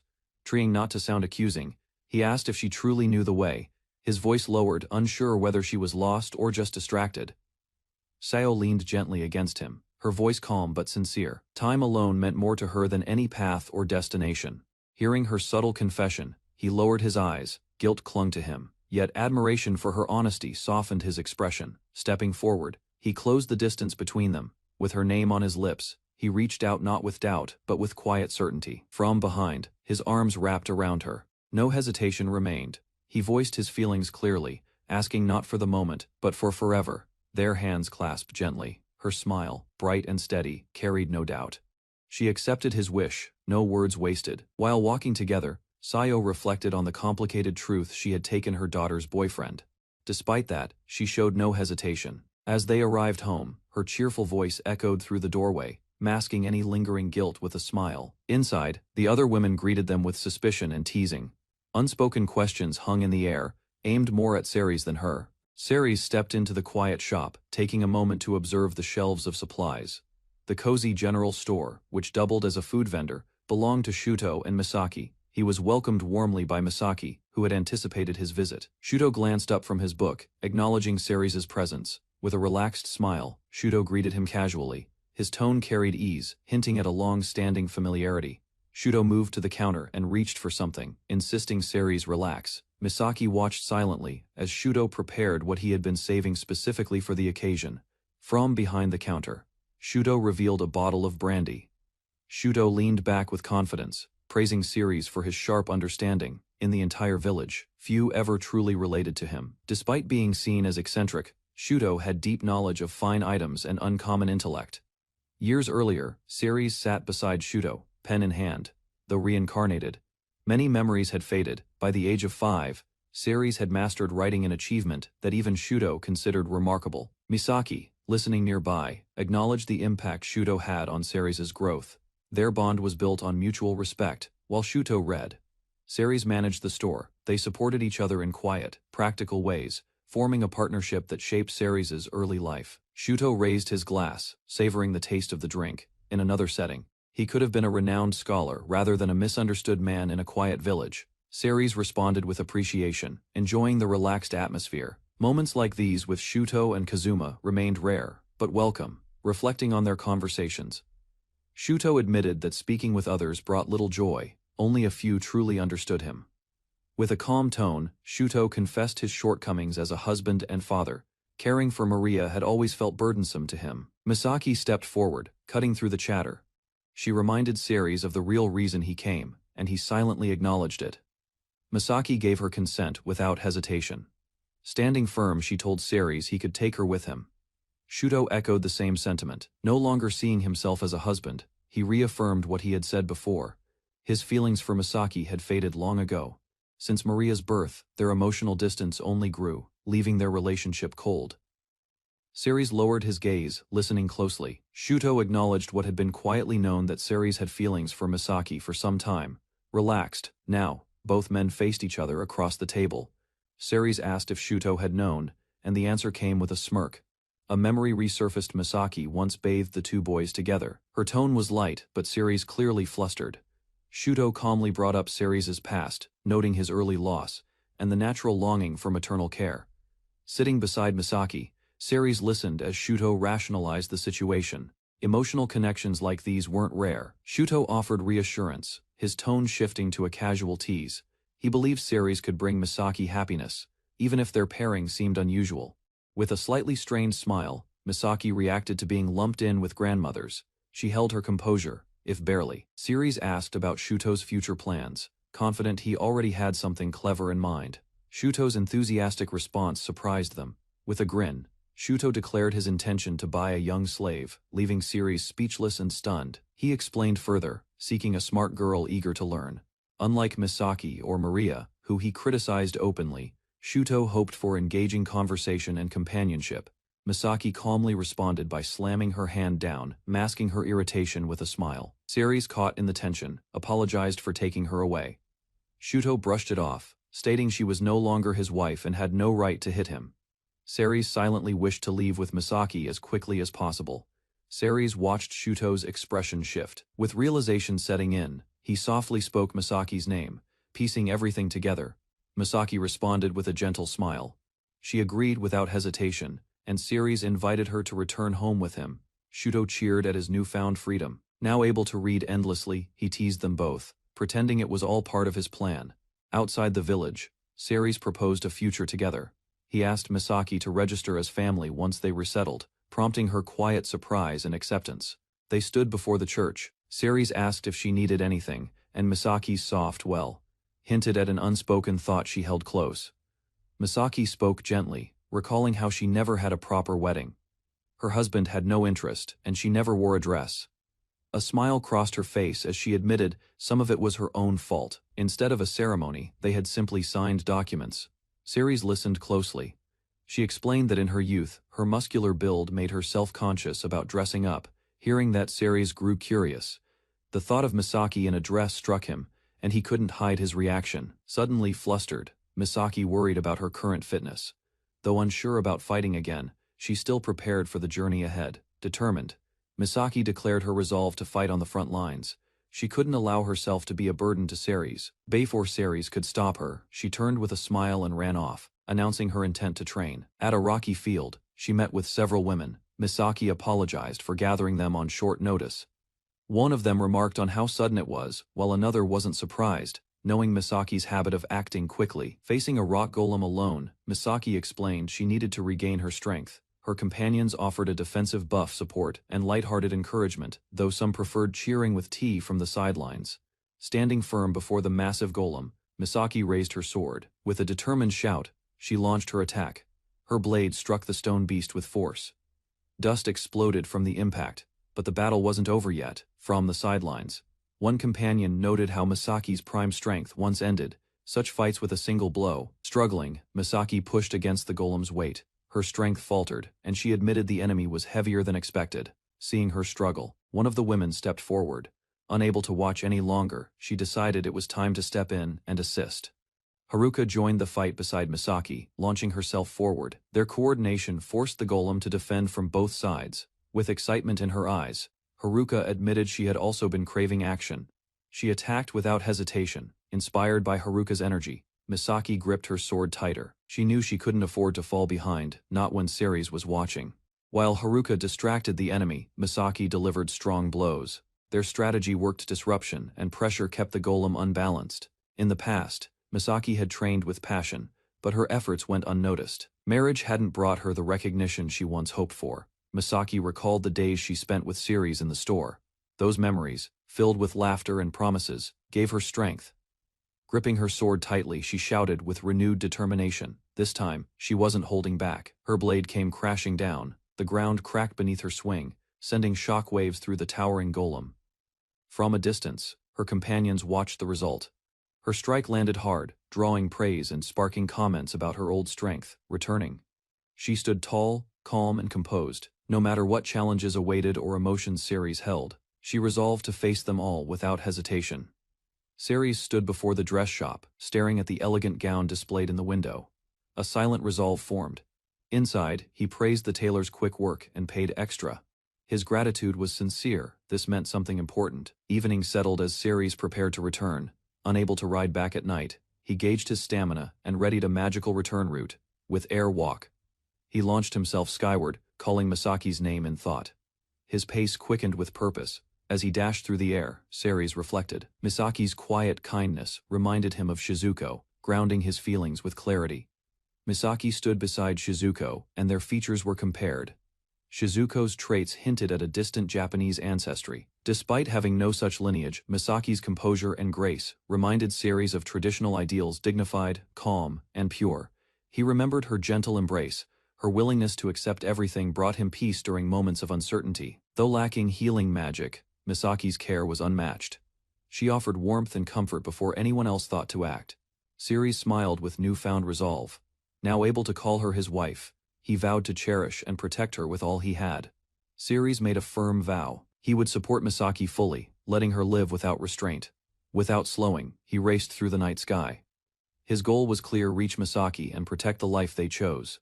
Misaki examined the worn-down gate, its creaks revealing years of neglect. Inside, she inspected the sword, quietly acknowledging the disrepair. Ceres approached just as she finished her assessment. He returned from somewhere without clear explanation, brushing off her concern with a nervous smile. He leaned closer, his voice lowering. A strange request followed. He asked her to meet him alone at the church. Though confused by the odd invitation, Misaki didn't press further. Later she arrived at the church as requested. The door creaked open without resistance. Finding it already unlocked added to the mystery, raising more questions than answers in her mind. The church remained quiet, just as Misaki expected. Her steps echoed as she searched the pews. Suddenly, something unexpected caught her eye. She froze, lips parted, and her hands rose to cover the shock on her face. Bathed in soft light, a pristine white dress stood waiting at the altar. Misaki approached slowly, unable to take her eyes off it. A gentle smile appeared as realization set in. The gesture surprised her deeply. Wearing such a dress again had never crossed her mind. Behind her, the door creaked open. Ceres entered, now dressed in a formal white suit. Under the moonlit sky, their silent meeting had just begun. Misaki stood beneath the soft light, the dress fitting perfectly around her form. She hesitated, unsure. Ceres, still dressed in white, offered a simple compliment. His expression held sincerity without hesitation. He admitted he couldn't prepare everything, but she responded with warmth. Her heart quietly stirred with gratitude. Memories surfaced as he recalled their shared past. Running the shop together had meant much more to him than she realized. She remained still, overwhelmed by his final words. Her expression softened, touched by the honesty in his eyes. Tears welled in Misaki's eyes as emotions surged. Ceres's words had reached the depths of her heart. Without hesitation, he knelt and extended his hand. His voice was steady as he made his proposal. She smiled softly, reached forward, and gently accepted. Her answer came without pause, a quiet, confident yes. Before he could respond, his balance faltered. Her hand tightened around his, steadying him as he stumbled forward. Apparently, the magic he'd used earlier hadn't worn off properly. Mid-fall, he questioned if he'd overused his skill again. A sudden noise echoed through the church. Misaki rushed to find Ceres collapsed on the floor. He regained consciousness slowly, confused. Her arm supported him as she urged him to rest and not push further. Gratitude lit her expression. His efforts hadn't gone unnoticed, and she felt the need to return that kindness. Ceres responded gently. Her presence, her answer, and her warmth had already given him more than enough. A teasing smirk formed on her lips. She commented on his condition, breaking the moment with light embarrassment. While helping with supplies, Misaki recalled moments from the past. Her expression suggested familiarity with his lingering gaze. Later, they sat facing one another. A question hung between them, tentative but bold, inviting trust. Ceres tried to respond, words catching in his throat. Misaki waited quietly, her presence steady and calm. Without speaking further, she moved gently. Her gesture, though reserved, held an unmistakable openness and emotional weight. Before anything progressed, she made a modest request. Ceres, flustered but earnest, nodded in quiet agreement. Within the quiet room, closeness grows as boundaries blur, hands lingering too long, surprise mixing with restraint. Heat rises steadily, Breath quickens, resolve weakens, and awareness sharpens as attention centers on sensations rather than thoughts. Despite the setting's weight, shared guilt intertwines with desire, creating dangerous intimacy where hesitation falters and trust forms briefly. Choice replaces doubt as initiative shifts, vulnerability exposed, control rebalanced, and emotions surface openly, transforming conflict into acceptance while past betrayals momentarily lose their power over both hearts and memories. Afterward, calm settles gently, reflection follows, and satisfaction mingles with uncertainty, leaving a changed bond, heavier with consequences. Pressure builds as closeness deepens, posture shifts forward, control wavers, and tension sharpens, while awareness narrows. Movement grows urgent, hands steady positions, shared rhythm forms, and physical proximity heightens vulnerability, pushing hesitation aside as both commit fully guided by trust rather than caution or retreat possible. Weight shifts and closeness intensifies, emotions surface without restraint, and reliance replaces doubt. Initiative changes hands, balance adjusts, and acceptance settles in, transforming uncertainty into resolve, while vulnerability remains exposed. After intensity subsides, calm lingers, reflection follows, and the connection endures altered, marked by consequence. Intensity surged as she leaned forward, breath unsteady, heart racing. Their closeness left little room for hesitation, and physical signals replaced spoken thoughts. She gradually lowered herself over him, unfamiliar vulnerability mirrored in her face. There was no regret, only a strange clarity in her expression. While resting against him, she whispered her thanks. Emotions once buried now surfaced, giving weight to a private moment neither had planned for. Later, in different attire and setting, she brought up something simple, a practical need for their journey ahead, returning them to shared goals. Seated beside each other, they looked ahead with new resolve. Talk shifted to future challenges, new bonds, and the adventures waiting beyond. She offered a warm, steady smile, eyes filled with calm certainty. A decision had already been made. Clad in her new gear, she stepped forward, extending her hand with conviction, choosing her path as a defender. He met her gaze, surprised at first, then nodded with quiet trust.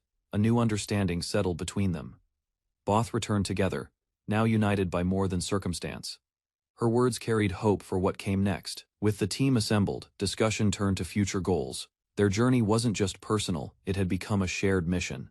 A bold proposal surfaced during their discussion: leave the village behind and take Ceres with them, reshaping everything. Doubt lingered. Leaving might not stop the others from returning. More decisive actions needed consideration. The group's energy shifted. One expressed impatience to act. Another hinted at proving Ceres' worth beyond past ties. Ceres remained quiet, thoughts pulled back by lingering memories. Familiar faces still held a place in his heart. His companions, however, were resolute. They saw things differently, determined to reveal hard truths Ceres had yet to accept. Ceres stood surrounded by women who had all been hurt by the same person. Though he once stayed silent to avoid conflict, he could no longer ignore what had been done. A sharp voice cut through the tension as one woman unleashed her anger. With firm conviction, she denounced Kazuma's actions, labeling him a disgrace. Another woman, calm yet weary, urged Ceres to see through the lies. Kaito, once praised for strength, had only worn a mask of virtue. A shadow of past abuse lingered in her gaze. She spoke with quiet resolve, naming him for what he was, smiling grimly. The last woman echoed their judgment. The women stood tall, their stern expressions surrounding Ceres. He hesitated, sensing they were being harsh for his sake. Shizuko calmly explained that she had retrieved the money Ceres had once entrusted to Kazuma. Shocked, Ceres reacted with disbelief. He raised his voice, defending his decision. That money had meant something he believed it supported a dream. Without hesitation, a sharp slap interrupted his protest. The short-haired woman, clearly fed up, called out his foolishness. As Ceres sat stunned on the floor, she looked him straight in the eye. Her words softened, recognizing his kindness, but her gaze remained firm, warning him not to let that kindness blind him again. The women stood firm, rejecting any notion of debt or obligation. To them, Kazuma didn't deserve gratitude, let alone money. Shizuko posed a simple but piercing question. If those three were trustworthy allies, why had Ceres never received payment for his efforts? Attempting to justify himself, Ceres recalled how he had chosen to support them. His reasoning came from loyalty, not logic. In a different scene, gold stacked high, revealing the true scale of the wealth involved. While others profited, Ceres had received nothing. The truth unfolded slowly, though the money had been handed to the families. Something felt off. While the women stood quietly, the truth became clear: those men had taken everything and shared nothing. No effort had been made to divide the wealth. Despite fair alternatives, greed had guided their choice. Shizuko clarified their intent. They didn't seek to erase Ceres' experiences, but needed him to see reality. In his memory, one of the men once showed him kindness. That past moment didn't align with the present betrayal. Standing firm, Shizuko revealed the lasting selfishness of those men. Even abandoned by their wives, they continued hoarding wealth. Ceres had to face who they truly were. Ceres acknowledged the truth. What they did wasn't right.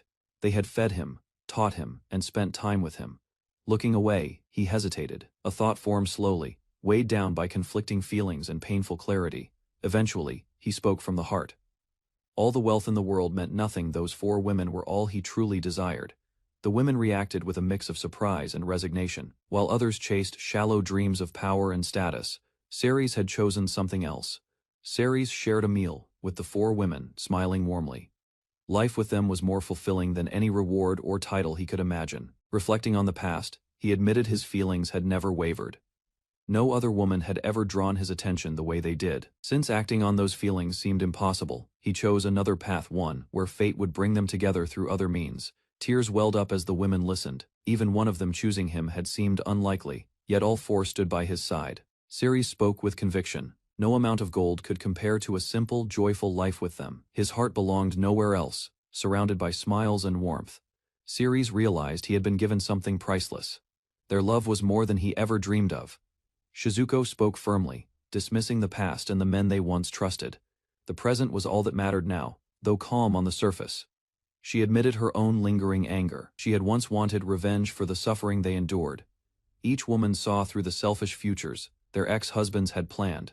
There was no place left for their children, or the values they abandoned.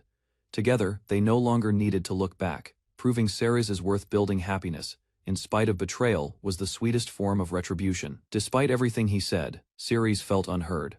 The women seemed more focused on revenge than reason, their bitterness only deepening. Shizuko laughed about wanting to deal with Zector personally. Others joined in, joking darkly about his fate.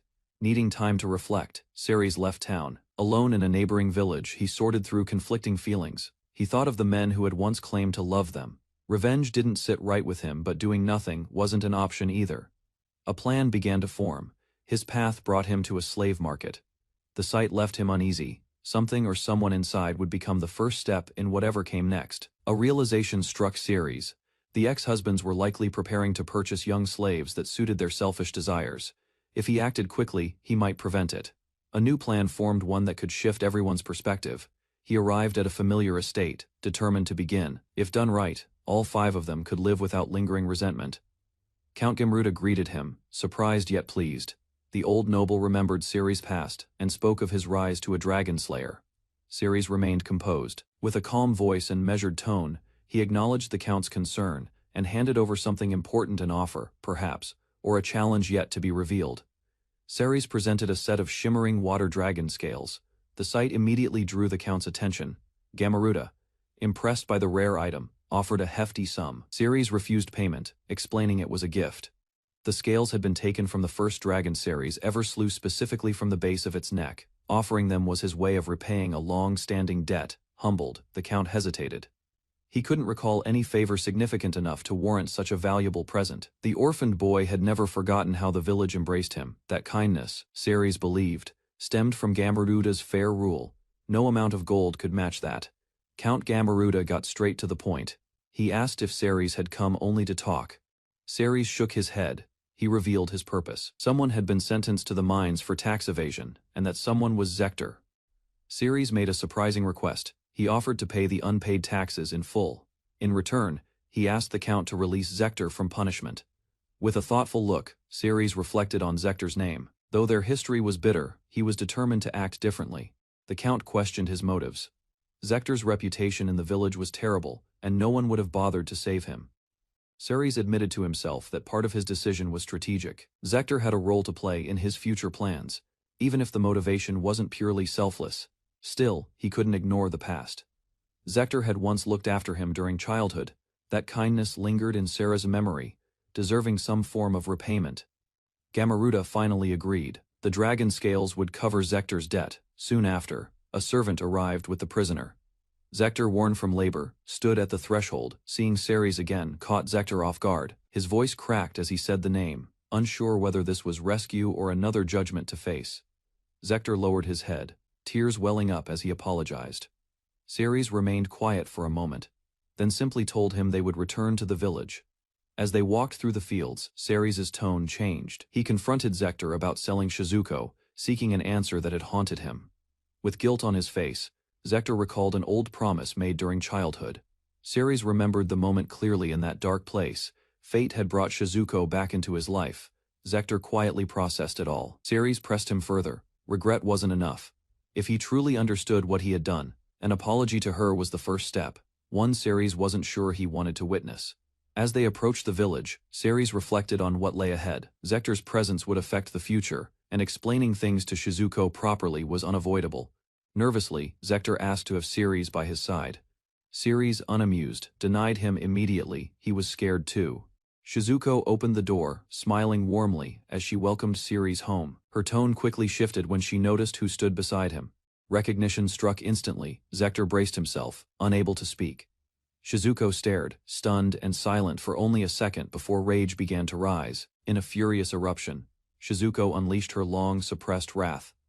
The earth cracked beneath her feet as she roared his name, Zector. Shizuko's grin stretched wide, eyes glowing with intensity. Zector stood frozen, realizing his punishment was just beginning now.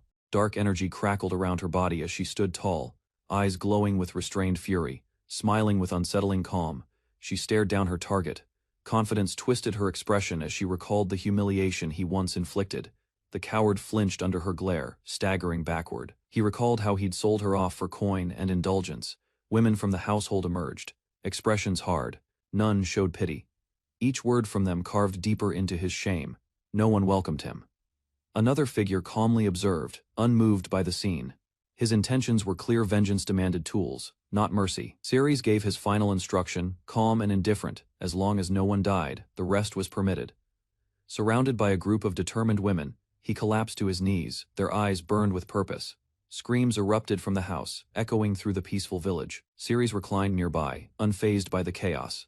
As a child, his heart leaned toward the warmth of older women, mothers of his friends. Others would have buried such feelings, but he clung to them. Life, strangely, offered him that path after all. Now surrounded by those very women, Ceres found comfort. The affection he once thought unreachable had become real. Determination filled Ceres' eyes. Protecting those who stood beside him meant making hard decisions without regret. Zector collapsed, his body barely holding together. Shock registered across Ceres' face as he rushed toward him. The women stood calmly. One had already used magic to keep the man alive. No further harm followed. Despite everything, Ceres tried to believe they had shown restraint. Their mercy, he hoped, hadn't gone too far. Redemption wasn't denied. Zector now lived under the village chief's care, working and striving to rebuild his life. Ceres stood before the women, his expression serious. Each of them listened as he addressed the group. He revealed his plan to travel and act alone. Revenge would continue, but this time on his own terms. No details followed. Trusting their bond, he simply asked them to leave everything in his hands for now. The next day, Ceres arrived at a new location. Several men awaited him, surprised by his sudden offer. A deal was struck. Orkman, a towering intermediary, agreed to assist him with the arrangements. Concerns were voiced, but Ceres remained firm. A group of men stood together, expressing gratitude. They had gathered to offer Ceres a gift of thanks. Zector hesitated as the gesture reached him. Memories of his past surfaced. Ceres reminded him of who he once was and urged him to value the chance he'd been given. Orkman and Ceres unveiled their preparation. Inside the tent waited a group selected with care and purpose. One by one, the women stepped forward. Each introduced herself, bringing surprise and excitement to the recipients. Later, the village chief offered Ceres a title. Smiling, he politely declined. Recognition wasn't what he sought. Confusion spread across her face. The scene before her was far from what she had expected. Others observed the cheerful mood in town. Former strangers now walked together, laughing and clearly content. Ceres offered a quiet explanation. His decision to pair the elf with the village chief was intentional, meant to unsettle Zect. She listened carefully. Restrictions placed on heroes meant Zect could never claim slaves or form ties with non-humans. Despite everything, Zect appeared elated beside a cat-eared girl. His happiness unsettled those watching from afar. Ceres explained Zector's new situation. His bride came from a beastman tribe known for extreme jealousy. If caught glancing at another woman, punishment followed instantly. Zector faced immediate consequences from his possessive wife. At worst, she might go as far as biting off his fingers. Fear visibly took hold of him. She knew her flaws but embraced them. Constant affection wasn't a desire. It was a demand she enforced without compromise. For what Zector did in the past, this was fitting. A lifetime bound to loyalty was his sentence. Although it felt awkward, Ceres admitted the elf girl was more beautiful than his childhood friends. Zector's situation drew attention. The irony stung. His father had a youthful, stunning bride, nearly the same age, smiling wide. Zector remained unaware of the looming troubles. Those watching offered quiet sarcasm and good luck. Elsewhere, another concern surfaced. Questions arose about Kazuma's slave, suggesting there might be an issue worth noticing. The girl had served nobility as a cooking maid. While impressive, her skills might not suit Kazuma's true needs. She pointed out Kazuma's real need: a partner like a reliable sister, one who could manage his life. The maid, sitting quietly, admitted her limitations. Aside from cooking, she felt unqualified for much else. Still, hope remained. Together, Kazuma and the maid might overcome their mismatched pairing and reach something meaningful. Another conversation shifted attention. Curiosity turned toward a different girl, raising questions about her suitability and role. That girl made her stance clear. A hardened mercenary, she sought strength, not manners, and wouldn't soften easily. Ceres noted how Kaido mistreated gentle Seo in the past. Now he'd face a partner he couldn't control. The new bride didn't hold back. Each punch landed with meaning. Communication in its most direct form. Observers hoped it would curb his aggression. Meanwhile, another woman asked Ceres about her ex-husband's fate. Shuto's new bride, a noble's daughter, wasn't just beautiful, she was dominant. Brains and strength both belonged to her. Misaki reflected on their dynamic. Shuto's twisted nature clashed with her honesty, but somehow, they had to make it work. With a calm smile, the noble girl listed her skills: drugs, whips, manipulation, but assured she wouldn't resort to murder. Her partner listened uneasily. Ceres clarified the intent. These women weren't just companions, they were the cure to each man's flaws.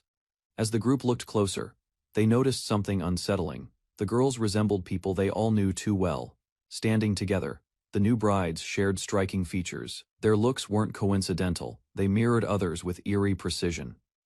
For the daughters, the situation was disturbing. Their fathers now walked with younger women who looked just like them. Daughters returned home only to be disturbed by scenes they couldn't unsee. The atmosphere had shifted entirely. With their family bonds severed, nothing held them there. Plans were made to leave the village behind for good. A new start awaited them in the capital. Their focus shifted to finding a space to share together. Support came from all sides. Ceres promised to handle the financial burden, but the women offered help in return. Their unity deepened in private. What began as shared survival evolved into mutual trust, affection, and connection. The group discussed how to handle their nightly arrangements. Though playful, their suggestions hinted at serious competition. Later, all five shared the bed. Affection filled the space, though not without flustered protests and awkward laughter.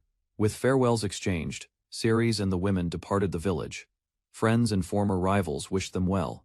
As the carriage moved forward, Ceres reflected silently. He knew that if Zect rose in status, he wouldn't remain in the village for long. Ceres felt sure of one thing: if they ever returned, it wouldn't be by choice, but by necessity. The wagon rolled into the distance. If Zect failed his quest, peace would never follow. Back in the capital, disorder consumed them. Surrounded by regret and ruin, their dreams slowly fell apart.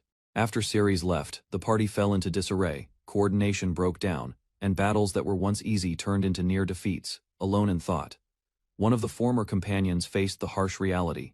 With guilt weighing heavily on his shoulders, he acknowledged that only one option remained to fix their broken unity. The women, already understanding the situation, voiced the unspoken. They predicted what needed to be done, offering one of them to bring Ceres back. Confirmation followed. Among those present, only two had a direct connection to Ceres. Despite hesitation, the man confessed. If it would restore what was lost, he would offer all three without regret. Understanding slowly dawned on the women. Regret showed in their eyes as they finally acknowledged their mistakes. Arrogance still lingered in Zek's mind. He viewed his former allies as lesser, dismissing their worth without hesitation. Ambitions fueled his thoughts. Zek dreamed of victory, fame, and royal brides once the Demon King was defeated. Meanwhile, the women stood united. They chose to give themselves to Ceres, hoping their gesture would be enough to bring him back. Past pride gave way to humility. Lyda reflected on her long resentment. Childhood jealousy had shaped her cruelty, yet Ceres had never responded in anger. Mel looked back with regret. Enchanted by her status as a hero's concubine, she had forgotten the one who truly mattered. Memories of Ceres' kindness came flooding back. When she feared rejection, he had offered comfort without hesitation. This frustration welled up in Lyda. At first, Zect hadn't meant anything to her, but after giving in to his pursuit, she had grown attached. Thinking of Ceres brought her peace. His maturity and calm presence made her feel understood. Compared to life as Zect's wife, she felt she'd be far happier by Ceres' side. With shifting hearts behind him, Zect decided to act. He requested permission to contact the man they all once cast aside, Ceres. Zect's request to reach Ceres was rejected without hesitation. The royal decree emphasized that a hero must always press forward, never pause, never retreat. Faced with opposition, Zect protested. However, he was met with harsh reality. The castle now sheltered refugees. 2 children sobbed in the ruins of their village, victims of a delayed response. Had Zect left the city earlier, the orc attack might have been prevented. The gravity of their mistake sank in. Zect stood speechless, and the others stared in silent horror. Frustration boiled over as Zect blamed himself. Nothing had gone as planned. With urgency replacing pride, he vowed to leave immediately. Time was no longer on their side. The newly assigned room glowed with elegance. Each woman took in the luxurious surroundings, impressed by the change from their previous hardships. Preparations for the night began. With light-hearted energy, they moved the beds closer, jokingly calling it their shared love nest. Though fatigue from travel lingered, the group remained spirited. Plans to bathe and rest were discussed, but the atmosphere suggested they weren't quite ready to sleep yet. Ceres stood flustered. As Shizuko expressed her quiet determination to be with him, his heart skipped. Before the moment could deepen, the others interrupted, annoyed by his drifting thoughts. They pulled him back with playful boos. Dim lamplight frames a confident woman guiding another closer. Expressions flushed with anticipation, bodies drawn together. Contact deepens as positions change, breaths uneven, focus narrowing. Weight shifts and hands steady movements. Attention passes to another participant. Waiting gives way to resolve. Composure mixes with eagerness as closeness is accepted. Momentum resumes with renewed intensity. Roles aligning naturally. Control alternates, reactions sharpen, and the room holds heat as effort peaks. Afterward, awareness lingers in quiet observation. Satisfaction and fatigue settle together, tension easing into calm as the scene closes on shared understanding, with steady breathing and composed expressions remaining present. Rhythmic movement continued between them, bodies aligned and coordination unbroken. Her gaze stayed locked on him, calm but assertive. Fatigue began to surface. Surrounded on all sides, he struggled to maintain his pace. Expressions grew softer as concern replaced anticipation. Time passed. Days later, the group took quiet refuge in a resting place. Covered in light clothes, they remained still, reflecting in silence. Recovery brought new thoughts. One voiced desire for shared adventures, while another accepted the bond he had forged. Understanding deepened. They acknowledged the effort he put in for their sake. A dragon hunt awaited. He walked ahead in silence, unaware of the quiet conversation behind him. Those watching him understood his drive wasn't rooted in pride, but in a desire to protect. Later, the women gathered again, resting in the warmth of the stones. Though grateful, a sense of helplessness stirred. Frustration reached a peak. Together, they confronted him with determination, unwilling to remain passive any longer. To their surprise, he welcomed the offer without resistance, from a high place. They surveyed the land dragons had been dealt with in secret, quietly clearing danger from the capital's shadow without ever asking for thanks. Towering and armored in stone, the boulder dragon loomed ahead. Without hesitation, he advanced to face it. Cold wind howled as the water and ice dragon encircled him. Snow and scale clashed under pressure. Lightning cracked the sky. Mid-air, he met the Storm King dragon, striking through chaos with precision. Dozens more had fallen dragons and wyverns alike. Estimates blurred. Riding above it all, he guessed the count. Elsewhere, the women stared in disbelief. With that many victories and wealth, they questioned its true purpose. He revealed a thoughtful surprise custom hunting gear made specifically for them. Everything had already been prepared in advance. Excitement grew as each woman received her equipment. Crafted with care, the designs suited them perfectly. With weapons in hand, confidence returned. For some, it felt like stepping back into a role long missed. He proposed an easier target to begin with, considering their time away. They agreed without hesitation, eager to move. Once they arrived, something felt off. Shizuko expected to take a support role, stood oddly calm as enemies approached. Without hesitation, Shizuko raised her staff and unleashed a radiant spell that pulsed outward in force. The wave struck directly. Several ogres collapsed before they could reach her, overwhelmed by the sudden impact. His eyes widened. Never before had he seen magic shaped like that. It wasn't ordinary healing. Instead of restoring life, the spell reversed its nature. Her technique siphoned vitality from the targets. Calm and composed, she confirmed the truth. What others used to save, she mastered to dismantle. While climbing the mountain path, she voiced a quiet fear. The idea of withering away unsettled her deeply. Surrounded by frozen enemies, she stood calmly. Her question hung in the air, seeking Ceri's silent agreement. He gave it some thought. Facing death by freezing, in his view, felt equally horrifying. On the battlefield, 2 others charged in. Their strikes were merciless and overwhelming, cutting down the enemy lines effortlessly. What remained were stunned opponents, now trembling. Ceres offered a blunt observation, acknowledging the psychological toll left behind. Ogres charged in, only to find themselves outmatched. The women responded swiftly, blades steady, and steps sure. When the dust settled, the ground was silent. None of them even looked tired. To Ceres, it barely felt like a proper battle. Their calm expressions held no pride. He acknowledged their skill honestly. Each one was stronger than someone he once knew well.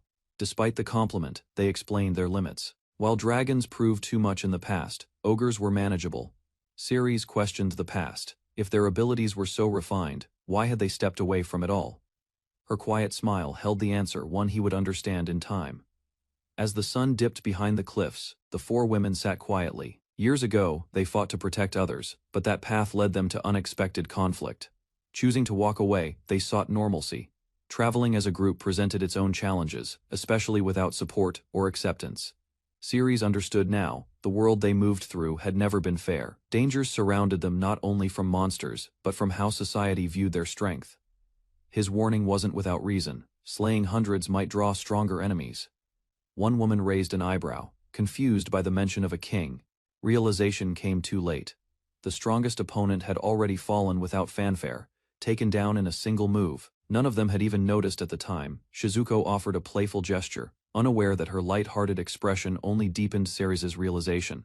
Their strength wasn't just impressive, it was overwhelming. He followed behind them quietly. Despite their relaxed walk, unease stirred within him. Their power was unmatched, and even he felt it best not to provoke them.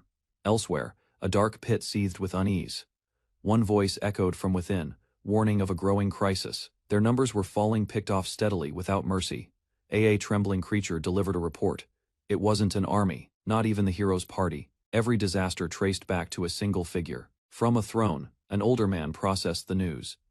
That one person had slain even legendary dragons. He spoke only one name, Black Dragon, and deemed this hunter too dangerous to leave alone. A silent order was given. The man at the center became the subject of interest, watched, tracked, and evaluated from the shadows. Elsewhere, the directive turned lethal. One figure, with a twisted grin, decided that observation wouldn't be enough. Descending the stone steps, the demon appeared visibly irritated. He had received orders he deemed beneath him. Despite centuries of power and destruction, he was sent to confront a mortal. Perched above the ruined city, he surveyed the corpses below. Memories of past slaughter returned. He had wiped out entire kingdoms long ago. Hovering midair, wings outstretched, he grumbled at the task. Crushing weaklings offered no thrill. Yet defiance wasn't an option. From a distance, another presence observed. The old ruler of Hades, feared even by dragons, remained unmatched in power. With resignation, the demon flew toward his destination. Finishing the mission quickly was the only escape from punishment and boredom. Suspicion grew in his chest as the unease of being watched persisted. Though he tried to ignore it, the feeling clung to him for days. Even surrounded by strong allies like Shizuko, he couldn't shake the dread. A terrifying presence loomed, hidden from everyone else. He decided to distance himself. Standing near the others only heightened his worry. Avoiding unnecessary risk, he made up an excuse and planned to confront the threat alone. The women accepted his words without suspicion. Smiles and casual farewells met his false explanation. Alone in the forest, he stopped and scanned the area. Without hesitation, he called out, ready to face the silent stalker trailing him. The boy confronted the figure trailing him, unfazed by the hostile intent. Keen perception allowed him to detect danger easily, and he faced the intruder with calm certainty. Mocked for his assumptions, the boy learned the truth. His opponent wasn't a demon or a king, but a dragon. Irritation flared in the dragon's eyes. He despised being compared to mere demons. Pride surged as he emphasized the difference in their rank and power. Toe dragons of his level. Even the Demon King held little weight. Ceres knelt, introducing himself with humility. Despite the massive power gap, the dragon acknowledged his feats, recognizing him as a warrior worthy of respect. Ceres issued a formal challenge, his voice steady. The dragon accepted, offering his respect in return. Dragons valued power, and Ceres had proven his strength against their kind. Though blood had been spilled, the duel became a way to settle matters with dignity. Feigning humility, Ceres tried to withdraw. He referred to himself as unworthy, hoping to defuse the situation without combat. Instead of walking away, the dragon pointed to a crater-topped mountain nearby. That would be their battleground, chosen with purpose. Terms were set: victory wouldn't require defeat in combat alone. If Ceres could escape to the forest, he'd win. A smirk crossed the dragon's face as his scales began to surface. Though he had promised not to dragonify during the duel, his transformation triggered before battle even began. Fully transformed, the black dragon launched into the sky, his immense wings tearing through the air. Ceres lay helpless, overwhelmed by the sheer difference in strength. Panic crept in as he realized the battlefield was kilometers from the forest. Elsewhere, Shizuko sensed something was wrong. Concern filled her expression as she wondered whether Ceres had faced danger alone. Unease spread among the women. Despite Ceres's attempt to reassure them, they all sensed something deeper. Signs of Ceres's movement pointed toward the forest. The others, growing anxious, followed his trail without delay. Worry turned into alarm as they called his name, shouting through the darkness. None of them wanted to be left behind while danger loomed nearby. Their approach was quickly halted. A figure floated above the trees, warning them not to interfere.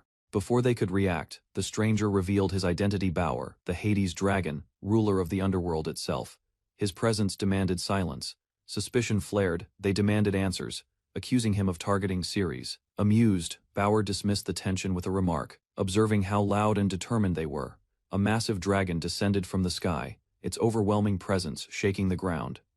The dragon's voice boomed, declaring its intentions clearly. Their conflict, it claimed, was with Ceres alone, not with them.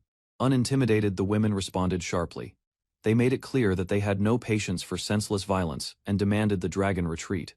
Shizuko's eyes narrowed, her worry deepening. Her thoughts drifted to Ceres, who was somewhere facing this nightmare on his own. Meanwhile, the black dragon's human form hunted Ceres with violent intent. Fiery breath erupted, forcing the young warrior to evade behind crumbling rocks. Hovering above the battlefield, the dragon, winged man, roared with fury. Ceres dashed behind the rocky terrain, trying to maintain distance. Shocked, he pointed out the obvious: his opponent had broken the rules by using dragon wings. A moment of awkwardness passed. The dragon acknowledged the truth with a shrug. No denial, no apology, just a quiet concession. Breath grew heavier as Ceres ran. Desperation took hold. The forest felt farther with every step. Before long, the pursuer appeared right in front of him. There was no more room to run. Ceres clenched his jaw, reaching for a hidden option he had hoped not to use so soon. Ceres steadied his breath and activated a hidden technique, one designed specifically for overwhelming threats. With precise timing, Ceres launched a small pouch directly at the dragon warrior's face. Pain surged instantly. The attacker's widened eyes betrayed his shock and agony as he screamed uncontrollably. Ceres revealed the trick. Instead of poison, he had used powdered chili and wasabi, ingredients immune to magical neutralization. Seizing the opening, Ceres activated airwalk and sprang into motion. Magic couldn't block physical pain, and now, with his opponent temporarily blinded, he prepared to launch the next strike in this high-stakes duel. Ceres sprinted through the air using his technique. The forest entrance came into view. Victory was close. A sudden strike tore through his back. The dragon warrior, faster than expected, lashed out with rage and claws. Bloodied but unbroken, Ceres cried out in defiance. Anger surged. He refused to fall without making his voice heard. His body crashed through the foliage. Pain radiated through his chest. He realized he had reached the forest barely. Breathing heavily, the dragon warrior stood still. Regret flickered in his words. He hadn't meant to finish the battle like this. But in the end, he broke the rules. The dragon warrior stood beside Ceres's fallen form. With a grim voice, he declared the duel's outcome: Ceres had won. To honor that outcome, he drove his own claw into his side. Blood spilled freely, proof of Ceres' triumph over a dragon lord. As further tribute, he offered his liver and blood, sacred gifts among dragonkind. With those words, he turned and walked away. The burden of survival, victory, or failure now rested entirely on Ceres' shoulders, far away. The others sensed something was wrong. Without hesitation, they drew their weapons. Their comrade was in danger, and they refused to stay idle any longer. The battle resumed with explosive force. One of the women unleashed a wind-based technique gale drill, cutting the air with deadly precision. Another followed up, instantly, slamming down with fireclaw. Flames erupted, roaring toward the towering enemy, but the attack barely dented its hide. Their efforts met an unshaken opponent. The Hades dragon loomed, unaffected. The women's expressions fell as the reality sank in. He was on another level. Doubt took root. They realized they stood no chance against something divine. Still, doing nothing wasn't an option. One stepped forward, voice steady, despite the pressure. With blades lowered, they made a plea to the dragon, requesting mercy. Tears welled in her eyes as she made a desperate plea. Her voice cracked. She begged the dragon not to kill Ceres. The Hades dragon paused, unmoving. Silence followed her words, and the group held their breath. Tension crackled in the air. Without responding directly, the dragon turned and issued a command. He told them to go to the mountain. An unexpected shift. Without hesitation, the group sprang into motion. Their feet hit the ground in unison, running toward where Ceres had fallen. Time was running out. They reached his side and cried out his name, panic on their faces. Ceres lay motionless, bloodied and still. Panic filled their voices as they leaned over Ceres, desperately calling out to him. He wasn't responding, but they refused to give up. Slowly, his eyes opened. Blurred faces surrounded him, filled with concern and relief. He mumbled weakly, unsure if he was truly alive. Blood covered his clothes, yet no visible wounds remained. One by one, the women realized he had somehow survived. Tears welled up. He was safe. Ceres sat up, dazed and confused. He had been certain the dragon's claws struck deep, but now he questioned whether the fatal blow had ever landed. He recalled the dream, his mother, long gone, and a man who resembled his father. It was peaceful, distant, and maybe, just maybe, the reason he'd returned. Ceres smiled awkwardly as he recounted the tale, telling people he had married 4 mothers, had left quite a few in shock. He remembered what happened after death, sent to the underworld without understanding why. He stood before dragon royalty, returning to the living world. He found comfort in the presence of those he cherished. He was back, safe, and felt certain no one would be hunting him anymore. Surrounded by smiling faces, he finally breathed easily. Every hardship had led to this quiet moment. His body was battered, clothes torn, and skin covered in dirt. Yet despite everything, he could still stand. At the hot spring entrance, the party pauses, unease settling as the hero departs, leaving watchful gazes. Paths diverge outside, foliage swallowing footsteps while suspicion grows. Signs hint at trouble as distance widens. Steam encloses the baths where he examines himself, heat lingering unnaturally, skin flushed without wounds, strength humming quietly. Movement through open pools reveals bodies at rest and training spirits, warmth sharpening awareness instead of sickness, energy pooling closer to resolve as night, air frames contemplation and purpose forming. Close focus tightens on his eyes, concern crystallizing as he recognizes the greater issue, an unseen cause demanding caution, preparation. Sitting in the cold water, he senses something is off. A strange warmth lingers below the surface. A nearby bather glances over, visibly surprised. The reaction deepens his discomfort and growing confusion. Other men begin to notice as well. The atmosphere shifts, awkward silence filling the steaming room. Looking down, his thoughts spiral. Uncertainty and alarm grip him as his body responds abnormally. A sudden realization strikes. Something unnatural has taken hold, triggering a deeper transformation than expected. After the intense clash with the Black Dragon, Ceres noticed unsettling changes within himself. His discomfort focused on his lower body, unrelenting and persistent. Trying to ignore it, he decided to return before concerns started to spread. Upon arriving, he was greeted warmly by the women of his party. Their calm presence and gentle smiles provided a moment of ease amidst his internal unease. One of them, more perceptive than the others, immediately asked about his condition.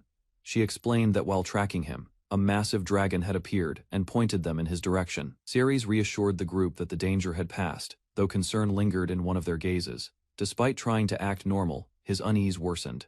A strange tension gripped his body, leaving him visibly flustered. Later that evening, the women gathered with serious expressions, seemingly understanding the root of his condition. Alone in the room, Ceres struggled to contain himself. The lingering effects of the earlier battle had stirred something intense within, making restraint difficult. The women responded with unexpected tenderness, Surrounding him closely, they offered quiet reassurance and prepared to help ease the pressure he could no longer suppress. The group acknowledged Ceres' burden and offered their care. Surrounded by warmth, he allowed himself to rest, trusting their intentions. Tension steadily built as closeness intensified. The emotional strain from earlier battles gave way to a vulnerable moment, shared with one companion. Another stepped in, responding to Ceres' continued struggle. The atmosphere became heavier, as each person pushed themselves beyond comfort to support him. Fatigue grew, but the pace didn't slow. Each gesture carried more urgency, matched by the rising pressure between them. Even the most composed among them showed signs of strain. Despite exhaustion, they all stayed close. Bound by trust and a shared desire to help, the room remained dim as the hours passed. Ceres moved between them carefully, responding to each with quiet intensity. Despite how much time had passed, the restlessness within him refused to fade. Each effort only deepened the mystery of his lingering condition. Eventually, exhaustion set in. Some had reached their limits, unable to keep up with the demands of the night. Breathing slowed, bodies stilled, and the silence returned. Fatigue overtook the last of them. Though satisfied, they could hardly move.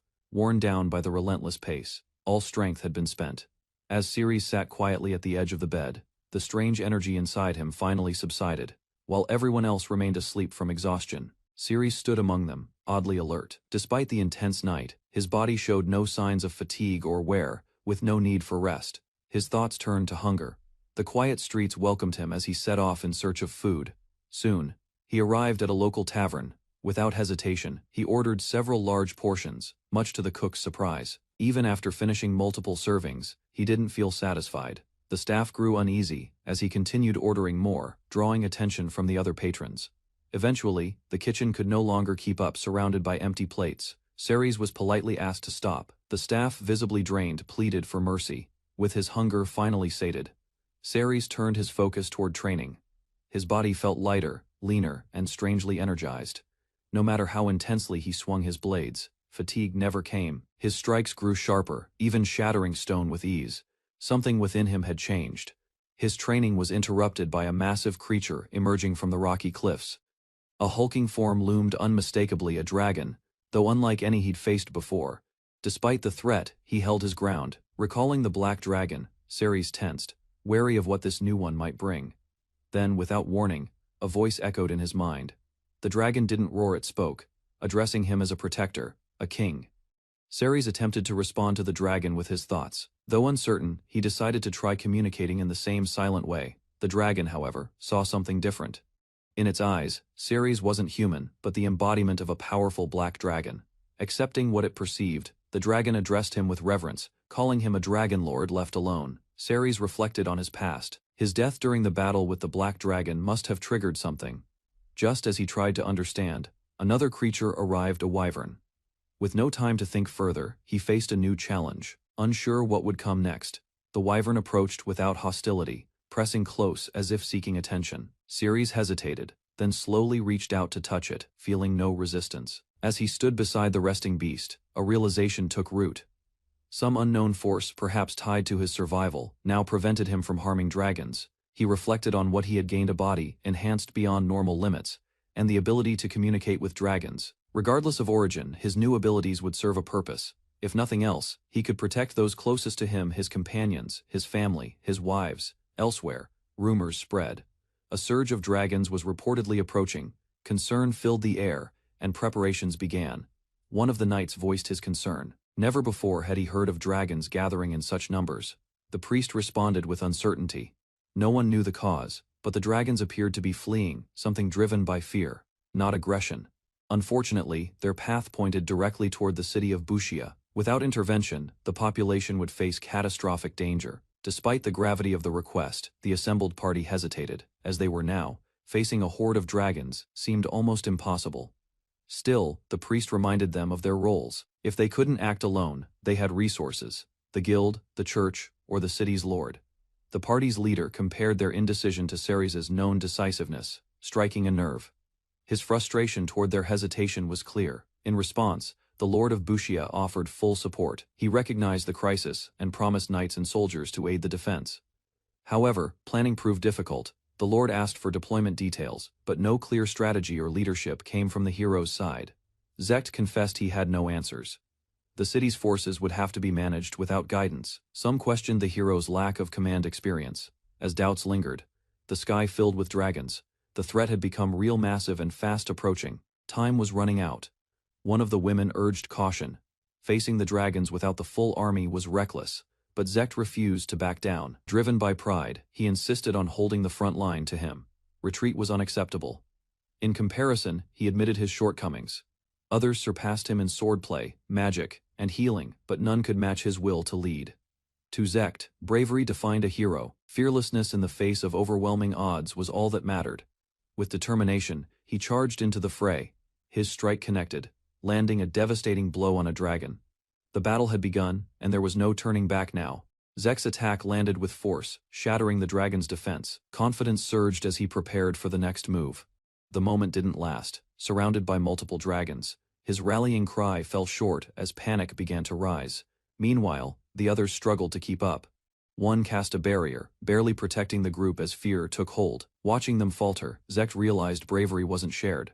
Though he stood firm, the same could not be said of everyone else.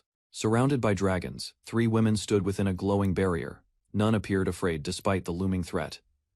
Outside the dome, adventurers panicked as dragons approached. Their formation broke down as fear gripped their hearts. Zekt, the supposed hero, watched the retreating backs of his allies. No one stayed beside him. Rushing forward alone, Zekt swung his sword at the dragon. Blood sprayed, but the assault failed to stop it. Without hesitation, he pierced the beast's neck. Cold resolve lit his eyes as the creature collapsed. Zekt wandered alone through the forest, his legs heavy and breath unsteady. The battle had drained everything he had, and with no strength left to stand, he collapsed onto the grass. His vision slowly returned, and the sound of wind through leaves reached his ears. Lying still, he stared upward with blank eyes, unsure how long he had been unconscious. Standing weakly, he touched his injured arm. The limb refused to move, pain radiating from the joint. From afar, the barrier remained active inside it. The 3 women sat safely, untouched by the chaos. Zekt's gaze shifted to the bodies lying ahead, their silence telling enough. Swallowing back nausea, he steadied himself and muttered his next goal. Destruction filled the city's streets. Buildings stood shattered, and armored bodies lay scattered among rubble and blood. Zekt arrived to find the city in ruins. A survivor reported grim news: the city's lord was dead. Before he could react, a stone struck him from the crowd, sharp pain flashing across his face. Anger flared among the people. A boy accused Zekt directly, blaming him for his mother's fate. Others tried to intervene, urging calm, but the resentment had already taken hold. Surrounded by wary civilians, Zekt defended his actions. He explained the dragons had been enemies they couldn't negotiate with. However, one man stepped forward with new information. The dragons hadn't attacked first, they were fleeing something. The man stepped forward, voice steady as he spoke hard truths. He explained that while the city's destruction couldn't be avoided, the loss of life might have been prevented. Zekt's voice trembled as he tried to defend his decisions. He brought up the church's orders, hoping they would validate his actions. Tension flared as emotions boiled over, grabbing Zekt by the collar. The man shouted in anger and frustration. Suddenly, Zekt remembered the words clearly. The priest had never instructed him to engage in combat, only to stop or divert the dragons. Tears streamed down his face. Regret overwhelmed him. His mistake had cost lives, and nothing could undo it. Tears continued to fall as the man spoke harshly. According to him, the church had never expected Zekt to win, and those who placed faith in him were foolish. Surrounded by silence, Zekt knelt in the middle of the street. The people who once called him savior now ordered him to leave. Not far from the ruined city, the women remained protected behind their barrier. Their surroundings were littered with unconscious soldiers. Resolute, he approached the shimmering wall. His voice low, he asked for the barrier to be released. Shouting erupted as his patience snapped. Pounding the barrier, he demanded they open it. Emotions finally burst free. Inside a quiet room, the 3 women waited in silence. Zekt entered without a word, his expression heavy. The orb lit up, revealing the image of Pope Romaris. The atmosphere turned tense as the Pope's eyes met Zekt's with hesitation. Zekt addressed the man on the screen. Speaking the Pope's name aloud, he showed no hostility. Emotion welled up in his voice. He attempted to offer an apology but stopped himself. Instead, he expressed understanding, stating that he held no hatred toward anyone for what had happened. Pope Romaris, unmoved by the self-blame, gave his reply. In his view, the deaths were inevitable. With a calm expression, Pope Romaris spoke directly. He explained that he had once made a promise with Lord Ceres. Surprised, Zekt reacted with confusion.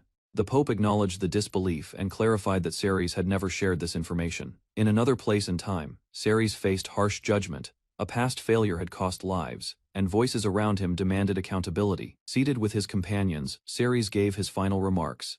He defended their efforts, stating that one of them had to act. A man stood and accused Ceres directly, his finger pointed, voice rising in anger. He condemned Ceres' inability to even offer an apology for the deaths that resulted from their mission. Ceres lashed out, demanding to know who had spread the idea of fighting the Demon King. The man who had argued with him tried to justify their position, blaming the system and its dangers. Unshaken, Ceres claimed he could end the war in a month.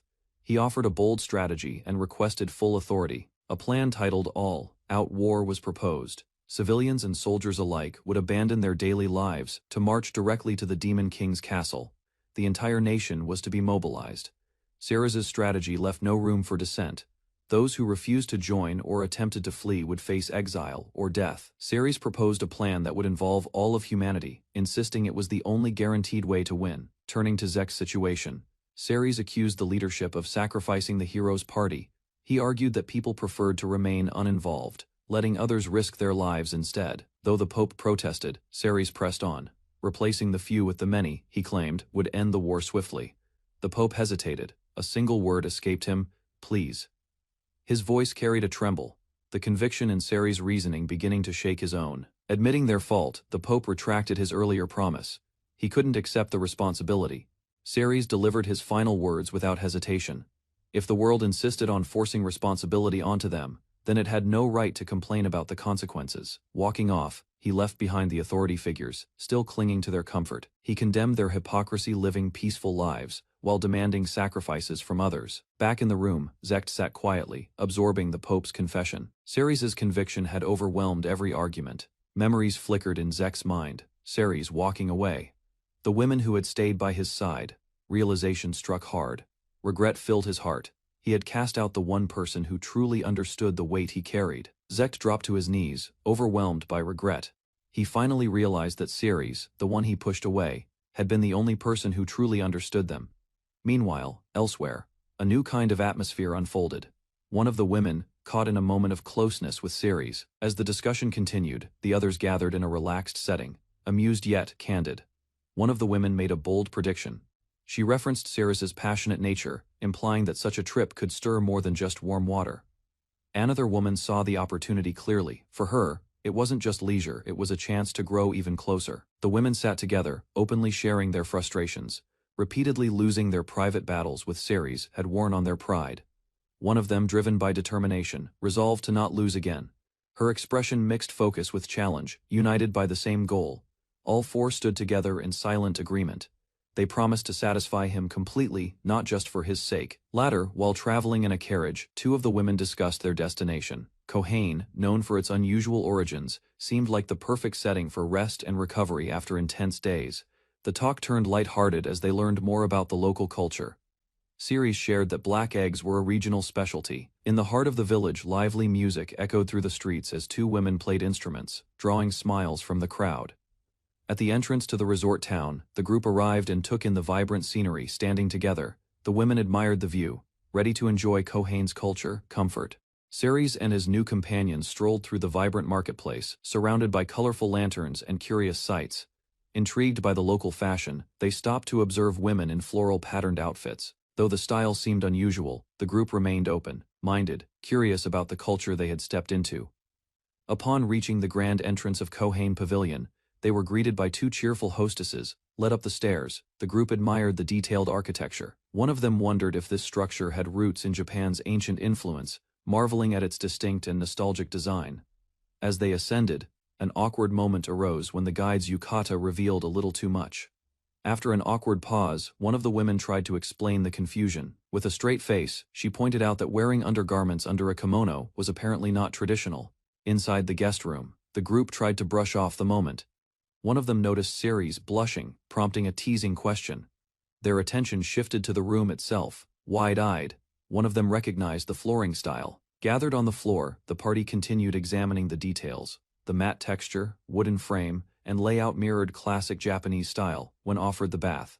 Ceres declined politely. Rather than relax immediately, he chose to explore the town first, curiosity outweighing comfort. Before heading out, the hostess kindly suggested they wear kimonos during their sightseeing for a more immersive experience. Surprised by the proposal, the women exchanged glances, unsure of how to respond to the unexpected request. Stepping into the lively streets, Ceres observed the architecture and atmosphere. The presence of a giant black egg caught his attention, hinting at local customs. As he walked ahead, someone called his name from behind. He turned to see one of the women hesitating to speak, clearly uncomfortable. Dressed in kimonos, the group felt self-conscious. They questioned their appearance and age for such attire, but accepted it for the moment. As they walked through town, two women whispered their discomfort. Wearing kimonos without underwear proved more embarrassing than expected. Ceres, barely able to contain himself, gave an enthusiastic thumbs up. His nosebleed betrayed his thoughts, despite his compliment. While still blushing, the women gave in to the mood. Ceres casually suggested honeymoon plans, surprising them with his boldness. Each woman shared her own idea for the outing. From food to handcrafted souvenirs, their interests diverged quickly. Left alone in the street, Ceres sighed. Despite the romantic setting, he couldn't help but feel slightly abandoned. Wandering the streets, Ceres noticed one of the women admiring a small, ornate box. Drawn by its patterns, she became momentarily captivated. Seeing her fascination, Ceres offered the box to her without hesitation. She asked if he was certain, and his simple nod confirmed it. They later sat together in a quiet spot overlooking the rooftops. A bit of silence lingered before she began speaking again. With a hesitant voice, she asked if he had ever given Mel a present. Ceres responded with a soft smile, recalling a necklace. He explained it had been a gesture to comfort Mel, who once cried after being rejected by Zect. Curious, she pressed Ceres for more details about the gift. Her tone suggested she already suspected the truth. Eventually, Ceres admitted the words he said while giving it. She smiled, knowingly, amused by his honesty. With a teasing look, she leaned closer and questioned whether he had crossed any lines.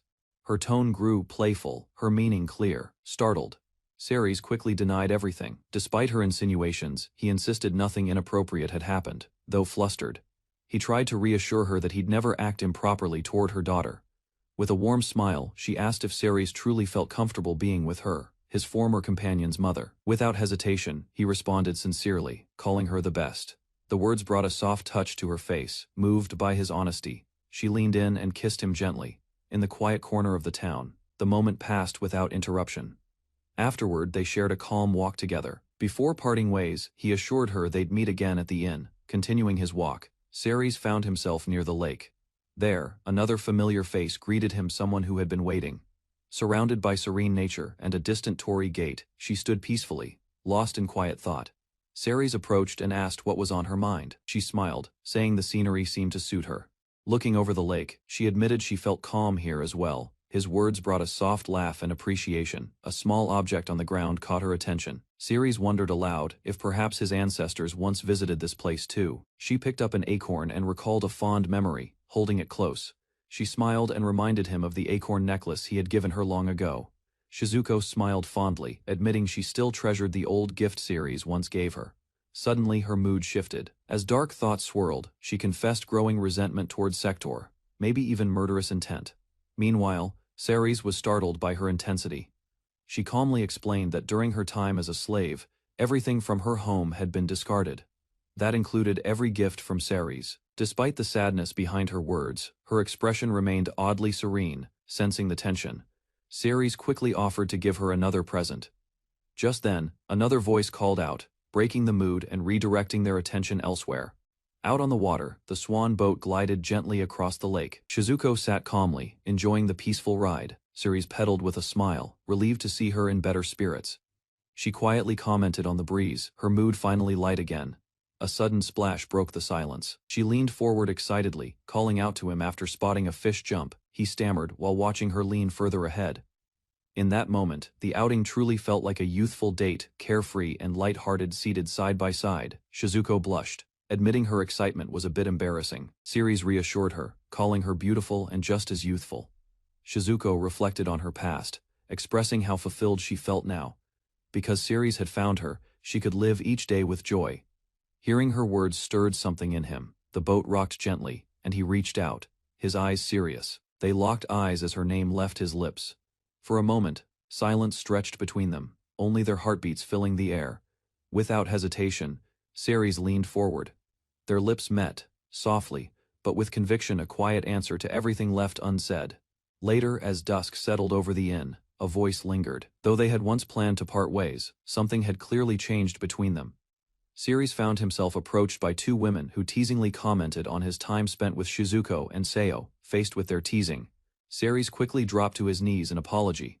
One of them sighed, saying she would wait, though her tone remained uncertain. Later that day, the group casually parted ways inside the inn, at the open-air bath. One girl had already settled in. She sighed, enjoying the peaceful warmth until the sound of approaching footsteps caught her attention. Turning toward the sound, she spotted not one but all the other women entering. Ceres' name slipped from her lips as a mix of surprise and tension hung in the air. Ceres froze in disbelief as realization dawned. He had entered the wrong section. This was clearly the men's side, not a mixed bath. One of the girls stepped forward hesitantly, admitting she had been confused by a bathrobe left near the entrance. Others joined in, noting that the passageway seemed connected. Slowly, they pieced together that it was a shared hot spring, though none had expected it. Their casual remarks masked the awkwardness as they tried to act composed. Meanwhile, Ceres felt increasingly cornered, unsure where to look or stand. Despite the tension, no one chose to retreat. Remarks about past customs being bold echoed humorously. Ceres found himself unprepared for the private baths arrangement, alone with two women. He tried to keep his gaze steady. Three more joined, smiling warmly as they stepped closer to the edge. The atmosphere became heavier with unspoken expectations, and though no one voiced it, the invitation to share space was unmistakable. A short exchange followed, and one woman noticed Ceres' flushed expression. Steam rose between them as they settled in. Each glance, each shift of cloth pressed on Ceres' nerves. Two of them chuckled softly, teasing with restrained words. Their confidence overwhelmed him, and though they said little, the message lingered. He wouldn't forget this moment. Heat and proximity tested Ceres' composure. Repeated exposure dulled surprise, but sharpened awareness. Surrounded by calm smiles, his reactions stood out. Their ease contrasted his struggle, revealing how deeply the situation affected him compared to everyone else present. Sitting closer, two women observed him carefully. Their satisfaction came not from provocation, but from seeing honesty reflected in his unguarded responses. A sudden inner disturbance surfaced. Something restrained deep within reacted to the tension, forcing Ceres to focus inward and suppress an unfamiliar, dangerous impulse. Balance finally broke as closeness intensified. The group shifted instinctively, sensing the change, while Ceres stood at the edge between control and overwhelming desire. Calm returned briefly as they soaked in the hot spring, each settling into quiet comfort. Without warning, two women leaned in again, their words light but layered with intent. Ceres froze, caught between pleasure and panic as his boundaries thinned. Moments later, tension overwhelmed reason. He collapsed backward with dramatic flair, shocking everyone present. Their amused expressions turned to concern. One woman's eye narrowed, watching his condition shift. Doubt and familiarity crossed her gaze as she assessed his state. Ceres awoke to their voices and gentle smiles. Though scolded lightly, he felt oddly at peace, surrounded by warmth that blurred the line between teasing and affection. After collapsing in the spring, Ceres was gently carried indoors. When he awoke, the women remained close, watching over him as concern faded into quiet relief. Light teasing filled the air as they commented on earlier events. Moments later, warm meals arrived. Seated together, the group shifted focus to recovery and comfort. Smiles returned as appetite took over. Ceres sipped from the broth with genuine admiration. Everything served carried a taste of home, and he appreciated the detail in every dish. Joy spread across the table. Laughter came easily as they shared a simple meal, and Ceres silently acknowledged how strange yet welcome this world had become. Laughter bubbled up as the sake began to flow. One woman's face flushed, and her carefree posture hinted at the drink's effect taking hold. Ceres, observing quietly, grew more concerned than amused. Her robe, loosened without notice, revealed more than intended, further complicating the atmosphere. Soon, the others joined in, adding to the unease. Their playful expressions masked a growing boldness that left little room for retreat. One of them leaned closer, teasing without hesitation. Her words, casual on the surface, carried weight that pushed Ceres further off balance. Another chimed in without hesitation, her statement blurring the lines between jest and truth. While others remained bold, two women spoke more hesitantly. Doubt lingered behind their smiles, quietly revealing insecurities beneath their graceful appearances. Ceres listened calmly, choosing not to escalate the mood, rather than respond directly. Nearby, a newcomer observed the group's closeness. Her cheerful jealousy added a new layer to the already complex dynamic forming around him. They all gathered once more around the table. Light chatter, shared food, and unspoken emotions filled the air, balancing intimacy with familiarity. Later that night, the mood shifted again. The women offered their attention openly, urging Ceres to relax and let them take the lead if only for tonight. Restrained and confused, the young man finds himself surrounded. Control taken from him as unfamiliar tension fills the room. One woman moves closer, her calm confidence shifting the balance. Instead of force, deliberate proximity and steady intent increase pressure, leaving him uncertain how events will unfold. Gradually, guidance replaces restraint as emotions surface. Encouragement pushes him toward action, while embarrassment and resolve mix, creating a fragile moment where resistance weakens. Momentum changes as bodies draw nearer, heat and urgency rising. By the end, resolve replaces confusion. Determination settles in his expression, signaling acceptance of the moment's direction, with tension lingering as roles fully reverse. Control slips further from his grasp as her determination builds. Despite the pace, she stays focused, ensuring every movement overwhelms his ability to resist. Another joins in with a confident tone and strategic approach. Satisfaction becomes a goal beyond comfort, leaving him caught in a cycle that denies reprieve. No space remains for hesitation. With firm gestures, she draws out everything he has kept guarded, leaving no part of him unexposed. A third figure leans in, calm yet assertive. Curiosity mixes with intensity as she ensures nothing escapes his attention, challenging him with her steady gaze.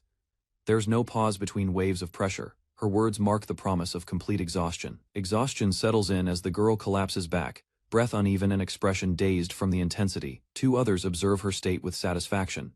Their confident smiles hint that their plan unfolded exactly as intended, leaving no doubt about who held control throughout. Celebration follows the ordeal. Glasses are raised in quiet triumph, the room filled with a sense of shared accomplishment. No, while he rests alone indoors. The group enjoys the peaceful night air. Their relaxed demeanor contrasts sharply with the earlier tension, suggesting closure has been reached. Reflections begin as they discuss the outcome. One claims to have discovered an effective technique, while another affirms their success. Under the quiet night sky, two women stand side by side, holding drinks as they reflect on the evening. Thoughts turn more serious as one considers the future. Concern mixes with resolve, recognizing that continued desire may demand more effort and cooperation than before. Another steps forward with gentle confidence. Her expression reveals genuine intent, driven by a wish to give comfort and fulfillment without hesitation or restraint. Gathered together on the balcony, all four women share the calm aftermath. Leaning on the railing, one smiles softly. Warm memories surface, making her feel renewed, as if affection has carried her back to a brighter, more youthful time. While gazing at the night sky, she reflects on the past. Though once seen as an older sister figure, her view of him shifted with time. Another woman smiles with quiet satisfaction. Together, they've reached a point where shared happiness no longer needs explanation, it simply exists between them. Lined up under the moonlight, they raise their glasses. The mood lightens as one prepares to speak again. A playful shift in energy hints at teasing among the group, softening the seriousness of the moment. The younger one offers a casual remark. Clearly at ease, modesty fades among close bonds, and the others react with amusement, letting the peaceful night wrap around them. A quiet reminder is shared under the moonlight, noting that even small carelessness could matter to someone important to them. Inside, one observes the sleeping figure with a soft voice. She notes his calm expression, quietly pleased that the day ended on a positive note. The group gathers one final time before rest. Sitting together, they offer gentle farewells for the night, united by shared care and silent gratitude. Morning arrives with a shift in setting. Far from the previous evening's warmth, discussion turns to surprise over his personal life. Those speaking find it unexpected that all his companions are older, each more mature than even themselves. Uncertainty clouds her thoughts. Doubts linger behind her eyes, questioning whether someone with her past could still be accepted. She expresses her hesitation openly. Despite outward composure, a quiet vulnerability surfaces as she wonders if her history would create distance. Elsewhere, a small group notices something unusual approaching. Confusion spreads among them as the street begins to stir with unexpected attention. The sound of hooves grows louder. A majestic carriage drawn by unicorns halts nearby, bearing the royal crest of Zamarl, sparking recognition and surprise. Speculation quickly follows. The idea of a royal visit seems implausible, but the possibility unsettles them. A sense of unease begins to settle in. Though calm on the surface, both Ceres and his companions suspect the arrival isn't by chance. The group confronts the new arrivals. As tension builds, a direct question confirms what many suspected: the visitors came, specifically for him, standing tall before the group. The man introduces himself as Zen Mark IV, king of the Zamaral kingdom. Without delay, the king states his purpose. He wishes to bestow the title of hero upon Ceres, but his request carries an unspoken weight. In a sudden tonal shift, a different scene interrupts the narrative. A modern student stands atop a railing, delivering a strange and enthusiastic call to action. Ceres stood frozen as two figures entered the room, one of them radiating presence. A noblewoman stepped forward, her elegance unmistakable. The woman, with a composed smile, greeted everyone warmly. Her calm demeanor held authority, drawing attention from all present. Clearly, she hadn't appeared without reason. Several women approached from the street, responding with friendly faces. Familiarity laced their expressions as they acknowledged her. A man introduced himself as Prime Minister Dobell. His sudden appearance raised questions in Ceres's mind. Ceres hesitated but found himself surrounded by expectations. With little choice, he agreed to follow them to a villa in Kohain. He knelt before the king, unsure of the true intent behind the sudden praise. The royal's words, however, carried weight. Although they had barely spoken before, Ceres had once sent proposals during his time with the heroes' party. Their relationship never developed beyond that. The king, recalling those written plans, commended their brilliance. In his eyes they had been the work of a refined strategist, far beyond ordinary expectations. Achievement spoke louder than titles. Ceres had slain countless dragons, including high-ranking ones, earning recognition as a national protector. Regret filled the king's tone. Talent like Ceres's being discarded by the heroes' party baffled him. Ceres stood before the king as the suggestion to bestow a title echoed through the hall. The old system of braves was no longer needed. From the castle walls, crowds watched as the king declared him a hero. Unlike before, the title now honored contributions, not just power. Privileges came with it. In times of crisis, Ceres would be permitted to seek aid directly from nobility and the king himself. Silence followed his hesitation. Denying the title might jeopardize his stay in the country. Accepting the honor, Ceres bowed his head. Recognition, once stolen, had returned, this time not through force but respect. In a formal setting, the king extended his hand and granted Ceres the long-awaited title of hero. With the ceremony still underway, the king hinted at greater rewards, nobility, and even a royal marriage, dependent on future merit. The announcement startled Ceres. His reaction betrayed disbelief, confirming he hadn't misheard the mention of the princess's hand. King Zamar had two daughters. One, Princess Marianne, was already married into the kingdom of Balta. News followed quickly. Balta had fallen. Marianne, once destined to marry the hero Zect, was now the king's choice for Ceres should he prove worthy. The presence of Princess Marianne alongside the king confirmed his intentions. Ceres realized the situation was more complex than expected. A request followed swiftly. The king mentioned a personal favor and urged Ceres to prepare for future exploits. Any hope for a peaceful life faded. Ceres listened intently. A dragon-like creature had taken residence near Kohain, a resort town. The situation required discretion. Orders were clear. He was to deal with the creature, preferably by slaying it. Though negotiation was an option, Ceres accepted without hesitation. Before the cave's shadowy entrance, frustration brewed. What should have been a moment of rest now turned into yet another dangerous mission. Ceres considered going alone, but his companions insisted on joining. The cave might hold more threats than just the dragon. Before discussions could begin, a group of monsters ambushed them. The party reacted instantly, cutting them down with practiced precision. Aya's silence returned. One of the women reflected on the significance of being called a hero. Behind the praise was political motive. The king's decision to honor Ceres was also a move to secure a new elite force. Other nations were surely watching. With Ceres no longer tied to the Braves party, powers like Gandalf or Galban might try to win him over for themselves. Ceres walked with his party, noting how well informed they were. His reputation as a hero and dragon slayer, combined with S-rank status, drew attention naturally. His companions agreed, sharing that S-rank adventurers often received offers filled with wealth and temptation. He reflected silently. Without accomplishments, no title or princess would have been offered. Meanwhile, the others fondly recalled their younger days as carefree C-rank adventurers. A change in topic brought up Princess Marianne. Ceres sensed the mission was becoming more personal than expected. He learned their connection dated back a decade. The woman admitted they once had a client relationship, one that hinted at something deeper left unsaid. The kingdom of Barda, where Princess Marianne had once married into, fell under siege by the demon army. Smoke and chaos filled the air. To their families, the women claimed it was just a casual trip. In truth, they had already retired from adventuring. Behind the scenes, A secret mission had been issued by King Zamar rescue Princess Marianne from the ruins of Barda. The group observed the stronghold. Charging directly was too risky. Enemy forces outnumbered them by far, prompting a more cautious approach. As they prepared, one member identified the enemy commander, an imposing demon woman. A protective spell was cast while the group prepared to engage. The group launched a full assault. Blades clashed and cloaks flew as they cut through the front line of demons. One of the warriors unleashed a devastating ice spell, freezing several enemies in place instantly. The tide began to shift. As the demon commander turned in confusion, a sudden ambush from behind caught her off guard.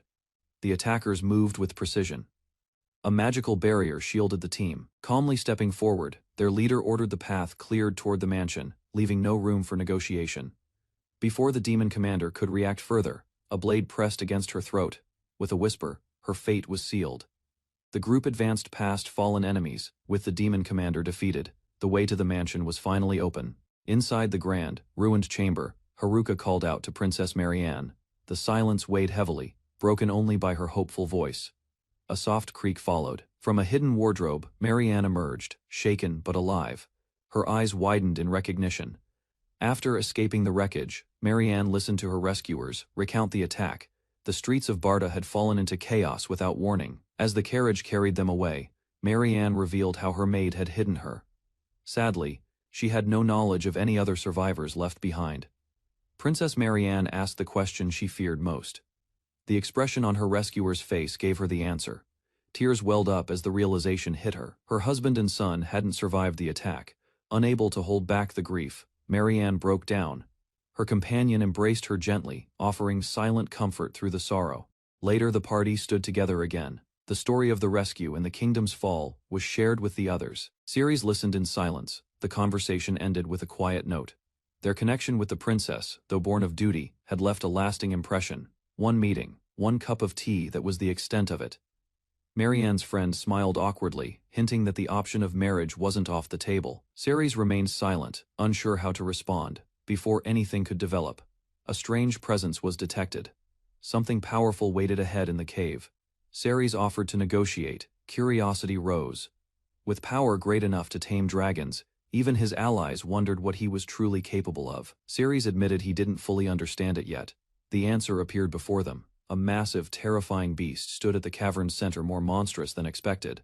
The party stood still. Confusion set in. Was this really the dragon they had been told about? It looked nothing like one. Ceres stepped forward and attempted to speak with the beast, hoping to avoid conflict. The creature didn't respond. Its roar confirmed it couldn't understand his words. Negotiation had failed. Weapons were drawn. With no other option left, the group prepared for battle against the rampaging threat ahead. Ceres and his party confronted a monstrous beast lurking deep within the cavern. Weapons drawn, they prepared for a final strike, ready to end the threat together. Just as the finishing blow was about to be dealt, Ceres froze. A strained voice echoed from the creature, catching him completely off guard. The beast let out a guttural cry, but within it faint words emerged. Unmoved by the hesitation, the woman beside him tightened her grip on her staff. Before the monster could act again, she summoned a radiant barrier. The holy wall burst forth, crashing into the beast's gaping maw, halting its advance in an explosion of sacred force. An urgent warning rang out as the beast retaliated. She shouted for everyone to dodge immediately. The creature's sudden burst of strength shattered part of the barrier. Dust scattered as the party regrouped. While crouched behind cover, one fighter devised a new plan. She and Misaki prepared for a counterattack. Charging toward the monster's leg, Misaki struck with precision. Her blade, however, failed to pierce its thick hide. Without hesitation, her ally surged forward, delivering a powerful blow from a massive weapon, aiming to break the stalemate. Magic was summoned as the party changed tactics. A powerful ice spear launched straight toward the enemy. The spell struck its target, but the beast withstood the attack. Size and resilience made it nearly untouchable. Ceres recalled the creature's earlier words. He began to understand it wasn't fighting to live, but begging for death. Standing beside the fallen creature, he realized the truth. It had once been a dragon, now reduced to a broken form. With his voice firm, Ceres gave instructions. Misaki was to aim for its heart and end its suffering swiftly. Ceres issued commands to prepare for the final assault. Shizuko was asked to protect the vanguard. With precision, he instructed Seiyo to cast a freezing spell. Even a few seconds would be enough. Flames wrapped around his blade as Ceres activated an enhancement spell. fueling it with elemental magic. He declared their plan to drive the spell directly into the beast's body with full force. With all preparations complete, the team charged forward. Blades, spells, and resolve aimed at one goal. Ending the battle, Misaki unleashed a powerful slash. Her blade spinning with fierce momentum aimed straight at the beast's back. Following her lead, her comrade struck the ground with immense force, tearing open the monster's hide with raw power. A gaping wound remained, but the creature retaliated with a swift claw swipe. Misaki narrowly avoided the strike. Before the attack could land, a barrier shimmered into place. Shizuko's timely magic saved Misaki from a fatal blow. As the creature recoiled, Sayo activated the freezing spell. Absolute Zero surged forth, encasing the monster in ice. Ceres drew strength from within, unleashing the dragon's power coursing through his body into his weapon. Magic flared violently as he drove his attack deep into the creature. Flames erupted on impact. Smoke poured from the wound as the beast let out a final groan. A faint voice echoed its gratitude. Observing the aftermath, Ceres sensed something unnatural. The creature's behavior felt forced, as though driven by an outside force. He remembered a past warning. The truth became clear: it wasn't mere corruption but a curse from the Black Dragon. Ceres stared at the fallen dragon's body, uncertain if he would one day share its fate. The others rushed to his side in concern. Reassurance came through their presence. No one was harmed, and the tension slowly gave way to relief. With the danger behind them, cheerful banter resumed. Jokes and teasing lightened the air between the battle-worn group. He decided not to share his worries. For now, he would simply stay by their side and not burden them. At the royal estate, Ceres delivered news of the mission's success. The king, impressed, offered recognition and reward. Before receiving his reward, Ceres was asked to meet someone privately. The name Marianne was mentioned. He entered a lavish room where the princess awaited, her presence immediately commanding attention. Marianne turned to him with a gentle expression. Her voice was soft as she addressed him. Up close, she was surprised by his youth, yet something about his presence gave off quiet strength. She acknowledged his deeds and the rumors surrounding him. His courage and his growing reputation had clearly reached the palace. Ceres stood before Princess Marianne, offering polite praise. Her beauty and noble presence impressed him, but she smiled gently, brushing off the compliments. Without hesitation, Marianne began explaining the harsh reality of her position. Society, she noted, viewed women as disposable once their youth faded. Revealing her past, she admitted to having children. The confession came with no trace of shame, only clarity. She turned away, speaking of the absurdity of becoming someone's wife again. Though her father had spoken of the possibility, she clearly saw it as unrealistic. The conversation ended with a question that hung in the air. Both stood silently, separated by expectation and reality. Ceres's unexpected reply left Marianne startled. Despite her doubts, he spoke with honesty, saying he wouldn't mind. His calm response contrasted her growing embarrassment. He elaborated without hesitation, stating that beauty wasn't limited by age. Marianne stood frozen, surprised by his blunt confidence. Ceres mentioned his 4 wives, placing her on equal ground. Shifting nervously, Marianne admitted her weaknesses. Housework wasn't her strength, but she offered something else. Lowering her gaze, she continued with a flushed face. During the nights, she promised unwavering devotion. Blushing deeply, he glanced away before smiling awkwardly. Trying to stay composed, he acknowledged her offer. Marianne stood close, gently gripping Ceres's cloak. She admitted her inability to fight alongside the others. Though lacking combat skills, she promised to wait and pray for his safe return. Lowering her gaze, she questioned whether someone like her was appealing. Insecure but hopeful, she revealed a rare vulnerability. Ceres responded with honesty. While the royal status brought complications, he held no complaint toward her. His words, though cautious, carried sincerity and respect.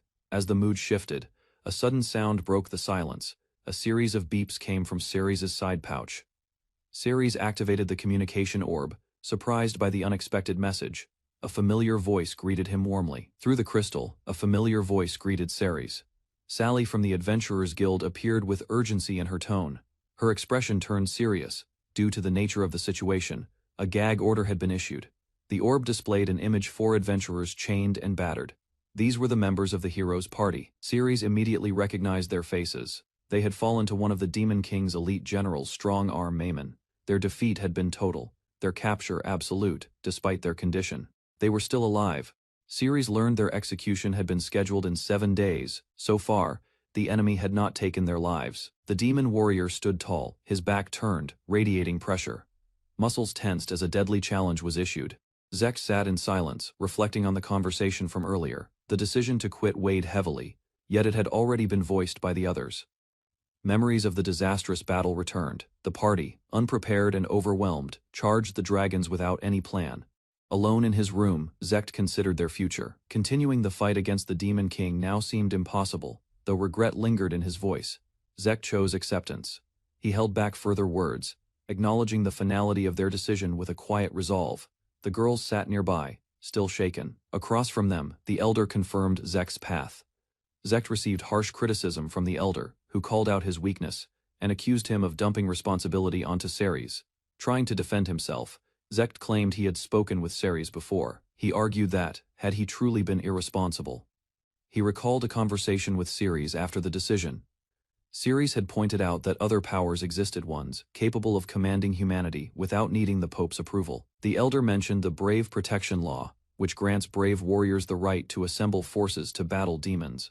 Zek remembered Ceres's chilling words: if quitting wasn't allowed, he'd invoke that law and go to war no matter the cost. Ceres was officially recognized as a hero. Meanwhile, Zek's former teammates reflected on responsibility. If one person abandoned it, someone else had to carry the burden.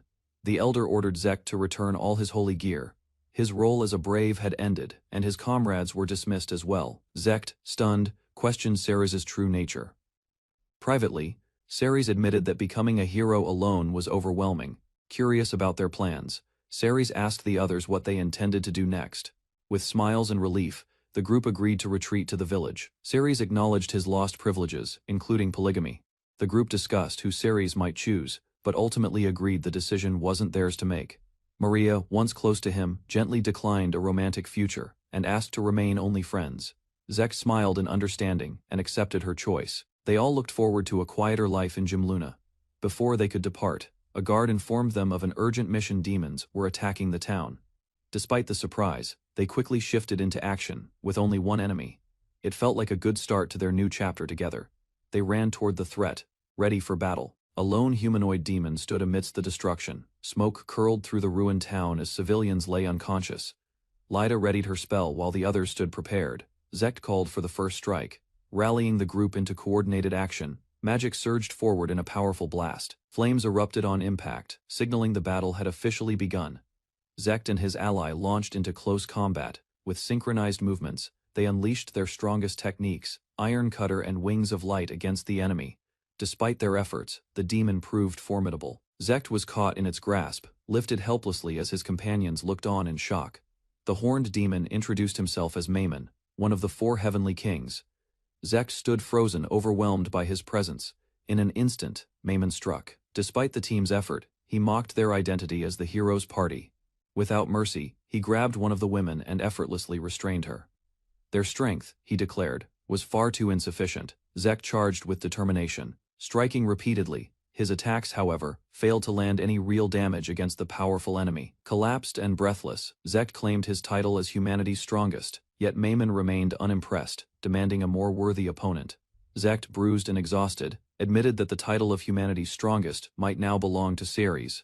He could no longer rely on him. A boy stepped forward in defiance, confronting the demon. With trembling hands, he swore vengeance in Ceres's name.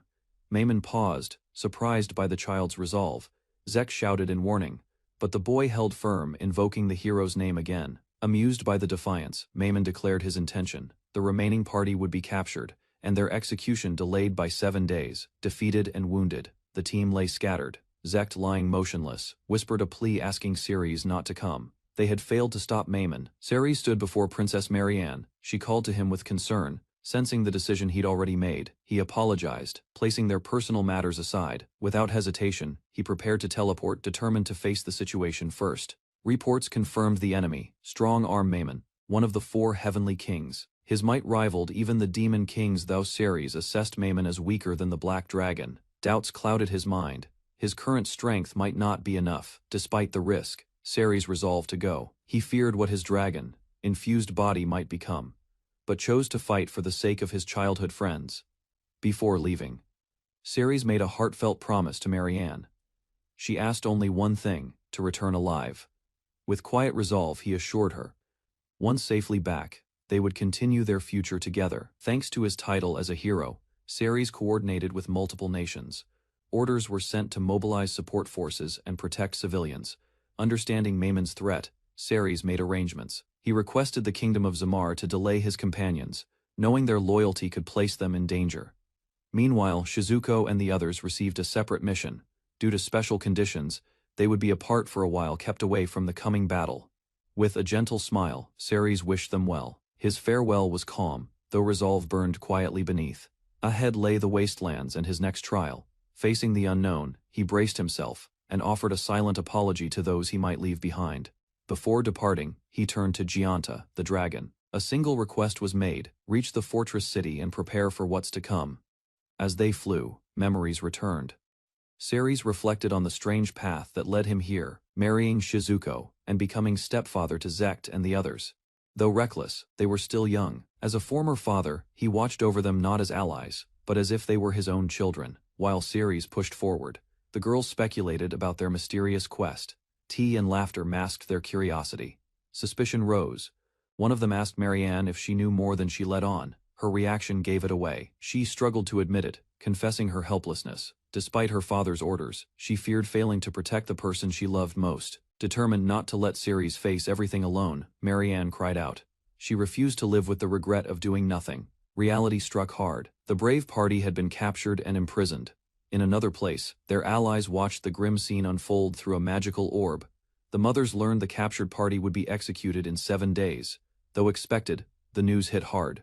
Marianne cried out in shock, but the others stood resolute. Abandoning their children was never an option. Together, they marched forward. No one would let Ceres face death alone, not while they still had strength.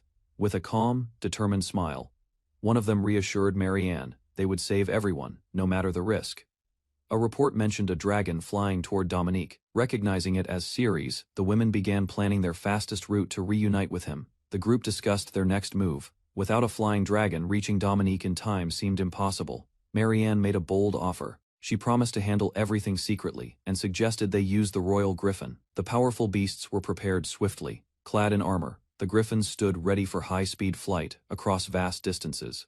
Before departure, Marianne silently prayed. Her hopes rested on their safe return and the success of their mission. Without delay, the women took to the skies. Mounted on royal griffins, they soared toward danger, determined to reach Ceres and save their children. As the others flew ahead, Marianne stood silently, her eyes filled with quiet resolve for what's coming next.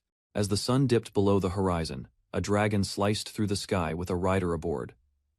Below, a demon lord stood in silence, watching the creatures approach. Ceres landed beside the dragon, his calm presence contrasting the destruction left in his wake. The creature exhaled smoke, its eyes fixed ahead. Zect trembled, stunned that Ceres had returned, despite everything. Regret mixed with shame as Ceres spoke, refusing to let anger guide him. Without hesitation, Ceres revealed his new life. He had married Shizuko and Haruka, Sayo, and Misaki too. Shock rippled through the group, faces contorted in disbelief, their minds struggling to reconcile past actions with present consequences. Silence followed, confusion erupted among the prisoners. Each struggled to understand how Ceres had ended up marrying their mothers. Ceres calmly explained everything. He rescued Shizuko from slavery. As for the others, their bonds formed through conversation and choice. Zect and his companions recoiled at the truth. Age gaps, shock, and disgust churned within them. Their reaction, however, didn't faze Ceres, who remained resolute, declaring himself their new dad. Ceres made his position clear. Children deserved a present guardian. The demon watched, amused. Ceres turned to face him, determination unwavering. With goodbyes said, he marched toward battle. The clash was inevitable. Ceres lunged forward with speed, slashing through the air as flames trailed behind his blade. His sword connected, igniting a burst of fire across the demon's chest. Without pause, he followed up with a secondary attack, pressing closer with focused precision. Recognizing the futility of direct combat, Ceres shifted tactics. The attacks were a distraction. His true plan required something else entirely. From his pouch, he drew a special hammer. Not just any weapon, this one could destroy the source of the demon's power. A final leap brought him overhead. He swung with full force. The hammer crashing into the demon's horn, the impact left the demon stunned. Ceres launched his attack, but the demon swiftly closed the distance and caught him mid-strike. Surprise filled his eyes. Despite taking visible damage, the demon grinned. The holy weapon meant nothing to him. Ceres' efforts had failed to break through. Forced to his knees, Ceres clutched his arm in pain. From the side his allies screamed, their voices echoing in desperation. Behind the prison bars, his former comrades pleaded for him to escape. None of them wanted to see him fall here. Smoke filled the battlefield. The demon towered over Ceres, his voice calm and mocking. He dismissed the effort as dull. Ceres froze as the demon mocked his weakness. Overhead, two winged beasts soared through the sky, signaling something had changed. Descending with precision, 4 powerful women arrived. They were no ordinary allies, each held strength, experience, and intent. The battlefield had shifted. Without hesitation, they coordinated. Haruka moved to secure the captives. Meanwhile, Sayo and Misaki prepared to confront the threat head on. A devastating sword strike shattered the ground as one unleashed a powerful slash. Her technique forced the demon to guard. Before he could recover, another attack followed. Ice burst outward from the mage's spell, halting the enemy's advance and covering Ceres. Freed from their restraints, the prisoners smiled with relief. Ceres stood tall, supporting one of his wives as they regrouped. Chains clattered to the ground as another ally approached with the keys. The group began to free each other quickly. Ceres, focused and firm, signaled. There was no time to rest. The battle wasn't over yet. Regret weighed on the former party members. Realizing the consequences of their actions, they stood quietly, acknowledging their past mistake. A soft moment followed. One of Ceres' wives gently reached out, adjusting his collar with care. Magic shimmered faintly between them. As she began healing him, Shizuko knelt beside Ceres, her voice calm. She reassured him that no one blamed him, though hurt. He tried to explain his decision. A soft smile formed as she leaned closer. Emotions stirred as tears welled in both their eyes. Forgiveness needed no further words. Meanwhile, the demon continued to stand his ground. Surrounded, he remained unfazed by the women's attacks, dismissing them as weak. Each blow bounced off his hardened body. Confidence radiated from him as he repeated the same phrase, shrugging off their strikes. The battlefield shook with force. Stones rose around him as he declared his strength. Their efforts seemed futile. A violent shockwave blasted everyone backward. Allies and enemies alike were thrown through the air and hit the ground hard. Pain settled into their limbs. The women gritted their teeth, realizing just how strong their opponent truly was. None of them had faced force like this before. Despite injuries, Ceres stood again. Energy gathered in his hand, his will refusing to break. Nearby, the shattered staff and orb lay forgotten. Far away, in the kingdom of Zamar, nobles and citizens gathered. A projection displayed the battlefield, showing Ceres at the heart of the chaos. Among the crowd, one woman trembled. Memories of past devastation returned as she watched her loved ones face danger. The demon acknowledged Ceres' persistence with a rare smirk. Seeing him still standing, he decided to take him more seriously. The women regrouped, determined to support him. However, the demon declared he'd only accept a fair duel after eliminating what he called nuisances. Ceres saw Shizuko moving forward. Panic flared as he shouted, trying to stop her before it was too late. Flashes of memories surged. Faces of those he loved filled his mind, wives who brought him peace, warmth, and purpose. That happiness was everything. He couldn't bear to lose it now. Without hesitation, Ceres lunged. Power radiated from him as he confronted the demon directly, emotion pushing past pain. Ceres approached the demon without hesitation. Confusion spread across everyone's faces. Even the demon paused, unsure of his intent. With sudden force, Ceres clamped his jaw shut on the demon's body. His eyes burned, sharp teeth sinking in. Black blood sprayed from the wound. Ceres refused to let go, holding fast with a grip that defied reason or fear. The demon staggered backward, disbelief etched into his face. No one had ever dared such a reckless move. Shock rippled through the onlookers. The wives stood frozen, torn between alarm and awe. None had anticipated this kind of attack. Ceres' right arm twisted unnaturally. Scales crept up his skin, transforming it into something monstrous and powerful. His gaze locked forward. No fear remained in his eyes. Resolve burned, and something inside him had awakened. Energy surged through his limbs. The pain was gone. Instead, strength filled every muscle, overwhelming and unfamiliar. The demon lunged in rage, but Ceres countered with brutal precision. His scaled arm punched deep into the enemy's chest, halting the charge. Despite the blow, Ceres' voice remained steady. He called himself a regular human. Confused, the demon trembled, unable to understand how this was possible. Ceres launched into the air and unleashed a powerful kick. The blow landed cleanly, sending the demon staggering. Rage twisted the demon's face. From above, Ceres dropped with force, his hands clasped together. The impact smashed the demon into the stone floor, cracking it apart. Enraged but still defiant, the demon shouted. Ceres remained calm, warning him not to get arrogant just because of his strength. Dark energy burst from the demon's body in retaliation. He cloaked himself in flame and smoke, trying to blind and push Ceres back. As the dust settled, the demon began removing his cloak, muscles tensed. He admitted defeat no longer seemed likely. Now, he would fight seriously. The demon revealed his final technique, one he could only unleash once in decades. His confidence grew. Ceres responded calmly. Dark energy surged behind him as wings burst forth from his back. Both warriors faced off, the earth cracking beneath them. The wives observed silently, unsure what would happen next. Ceres launches into the air with force wings outstretched, aiming directly at the towering enemy. Across the field the demon stands grinning, his massive fists already in motion smashing the earth beneath. As the demon swings upward, Ceres rotates his body in midair. Closing the gap in an instant, he drives his foot forward with precision. The momentum of Ceres' attack sends the enemy stumbling back. A second strike lands, forcing a pained expression from the demon. From the castle walls, several women observe the fight. One notes Ceres' unexpected strength. High above the battlefield, Ceres descends once more, his wings slicing through the air. Ceres swoops in at blinding speed, fist extended toward his towering foe. The enemy braces, raising both arms in anticipation. His blows land fast and precise. The first impacts the demon's guard, but the force doesn't relent. Rather than falter, the demon lets out a shout of admiration. He welcomes the challenge and clenches his fists with renewed spirit. Ceres remains calm, noting the demon's resilience. Exhaustion creeping in, Ceres narrows his eyes and charges again. Each flap of his wings pushes him faster. The demon counters, catching Ceres mid-flight with sheer strength. A powerful slam drives them downward, crashing into the stone structure below. The demon roared with fury, caught off guard by the unexpected resistance. Ceres soared into the sky, leaving behind a powerful burst of wind. Observers stood frozen, eyes following the streak of wings disappearing across the battlefield. Among the onlookers, tension rose. They sensed the scale of power Ceres now wielded, inhuman and absolute.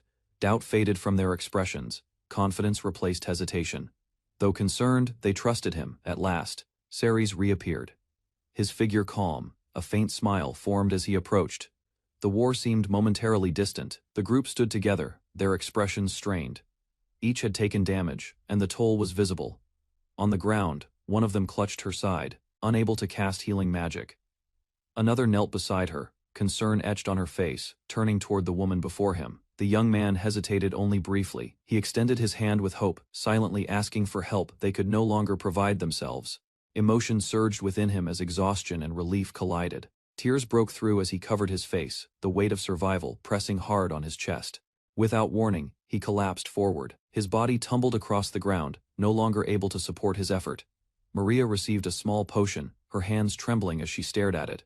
Her companion offered no comfort, only a cold remark. Despite the seriousness of the injury, the other girl insisted survival alone was sufficient, brushing aside Maria's concern. Nearby, the remaining members stood in silence. One of the women reassured them that healers would arrive later.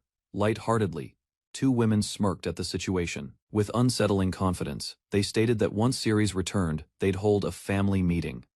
The atmosphere shifted, confusing the others. Mel stood in shame. A harsh comment pierced the tension she had soiled herself.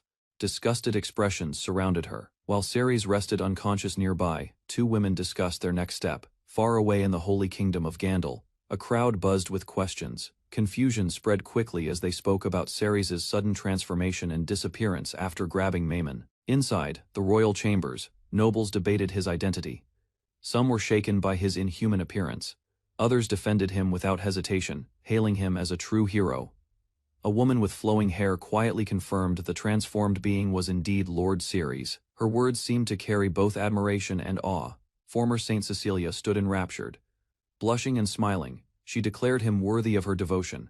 Cecilia, still flushed from earlier, assured everyone that Ceres would triumph using his divine powers. In the Galvan Empire, the topic of Ceres had reached the royal court. A noble raised the idea of him as a potential suitor, citing the strength he had displayed. Frey, once a famed sword saint, reacted with mixed feelings. Another noble commented on Ceres' growing list of wives. He casually noted that if Ceres could accept them, a 28-year-old like Frey should pose no issue. Among Ceres' wives were two infamous warriors, Misaki, the berserk Black Knight, and Haruka, the smiling Reaper demon. Frey stood stunned, questions swirling in her mind. Ceres' power, his teachers, and his origins now seemed beyond anything she had imagined. Elsewhere, a volcano erupted with explosive force. Ceres and his opponent relocated there, choosing isolation for their final clash. Floating above the volcanic rock, the enemy held Ceres in one hand. Annoyed, Ceres demanded to be released, clearly unimpressed by the display of dominance. Calmly, Ceres gripped his foe. He reminded the demon of the scorching environment, noting the magma's deadly temperature. Their battle turned into a trial of will. The demon welcomed it with a laugh, but questioned if a human could survive such a place. Ceres glanced at the ribbon tied to his waist. Shizuko's. His body had become that of a dragon, and with that transformation came resilience. Deciding to break away, Ceres took flight. His opponent tried to pursue, but the distance grew. Flames consumed the battlefield. Within the inferno, the demon sank slowly. Even in defeat, he smiled, acknowledging the thrill of the battle. Above the scorched terrain, Ceres hovered quietly. Smoke curled around him as he observed the scene below, staring at his clawed hand. Ceres understood the change. He had crossed the line. Ceres reflected on his state. His body had undergone dragonification, a transformation triggered by the black dragon's curse.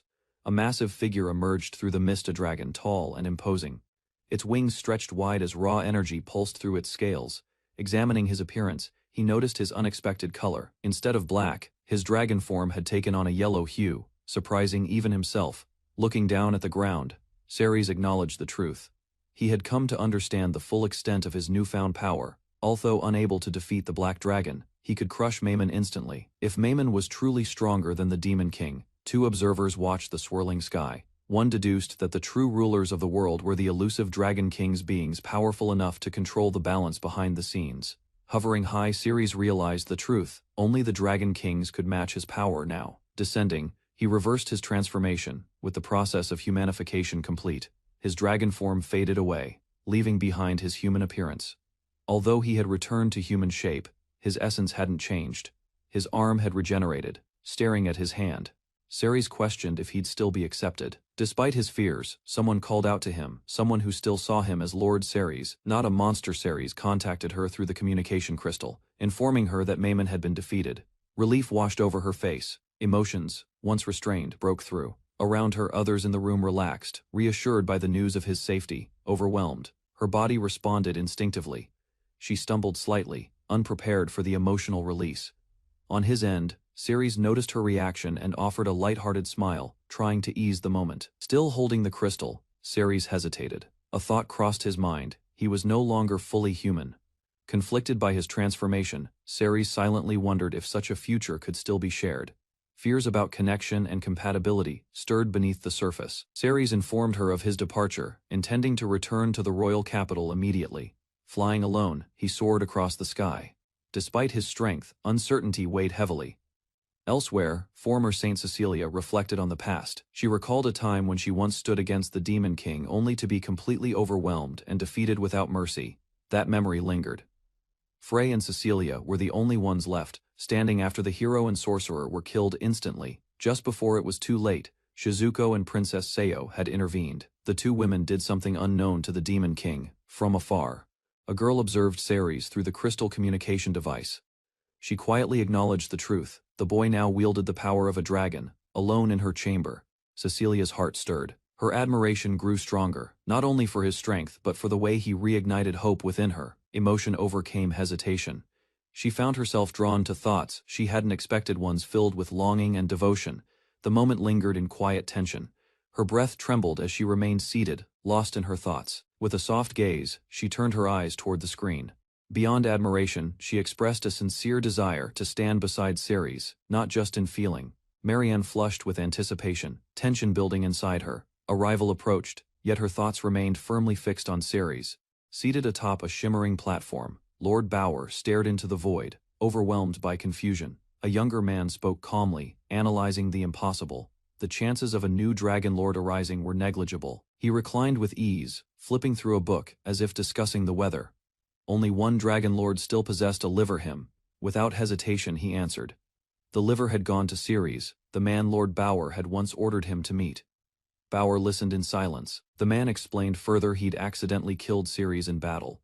Offering his liver was the only way to make amends. Unknowingly, he had created the sixth Dragon Lord. The revelation stunned him. Ceres, against all odds, had successfully become the newest Dragon Lord. Lord Bauer, calm and composed, issued a command. Someone needed to teach Ceres the laws. Once again, the burden fell to the reluctant warrior, who couldn't hide his irritation. Protests came swiftly. Teaching wasn't his strength, and his own flaws weren't a secret. A new voice entered. From the shadows emerged a composed woman, the Blue Dragon. Displeased by the turn of events, the warrior grumbled. Meanwhile, Lord Bauer reminded him of the chaos he'd caused. A vast domain stretched below one soon to be ruled. Inside the stone hall, a group of former allies sat in silence. Concern over Ceres stirred unease. No one understood what had become of him. Rumors ran wild. They recalled how their own mothers had gone to see Ceres. Stranger still, it felt like the women had chosen to follow him. Outside the stronghold, someone approached. The rescue team had returned, drawing attention. A familiar figure moved among them, sparking surprise and confusion. Cecilia, the former saint, stood before them. Her calm expression masked deep judgment. Kneeling beside the injured, Cecilia examined the girl's condition. Memories of betrayal surfaced. Cecilia inspected the wounded arm with practiced eyes. Despite the injury's severity, she calmly assured them it could be healed. Though she agreed to help, it came with strings attached. Her decision was influenced by debts to Shizuko and Seo. When asked about her conditions, Cecilia revealed the truth. Her feelings for Ceres had grown strong, no longer just gratitude, but genuine affection had taken root. A bold request followed. She wanted a mediator, someone who could help her win Ceres' heart. The boy rejected the plea instantly. He dismissed her as too old for Ceres and refused to play matchmaker. Cecilia responded swiftly, locking the boy in a tight hold. His careless remark about her age had clearly crossed a line. Pinned to the ground, he quickly surrendered. Cecilia, however, embraced the idea of becoming a stepmother, with a cheerful glow, undeterred by the implications. Negotiations ended in her favor. The girls, desperate for aid, agreed to support her romantic pursuit of Ceres if it meant saving their friend. Raising an elixir in hand, Cecilia invoked holy power, though she lacked the ability to heal perfectly alone. With determination blazing in her eyes, she cast her strongest spell. The sacred incantation Perfect Heal surged forth, ready to restore every wound with brilliance and grace. The group, now fully healed, smiled with relief. Cecilia's voice cut through their joy, reminding them to uphold the promise they made.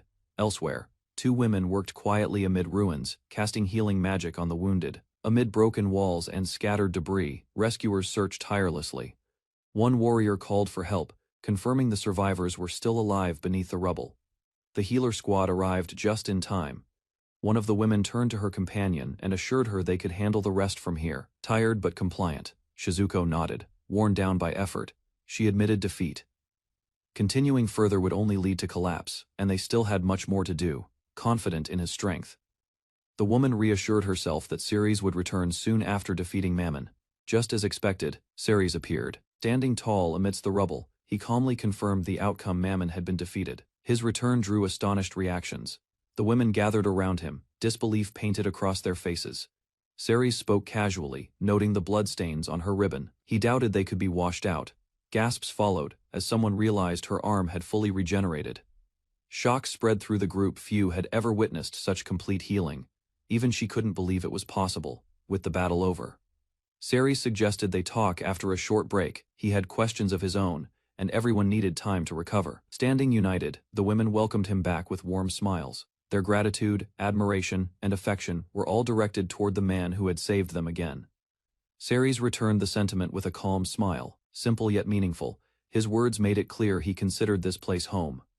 Plans were quickly laid out. The group decided to regroup with the others and return to the royal capital, hoping for peace after chaos. Just as things began to settle, an awkward voice broke the silence. One boy hesitated, then finally addressed Ceres, acknowledging him not as a comrade. With smiles and renewed camaraderie, the former party extended an offer to Ceres. They asked him to rejoin their ranks, and one even jokingly asked if they could call him Papa. Ceres froze, face contorted in embarrassment. The entire exchange felt too awkward to process. Attempting to move past the awkwardness, Ceres tried to keep things casual. He asked to simply be called by name. But deep down, he felt like he was the only one suffering through this strange reunion. Then came a bold introduction.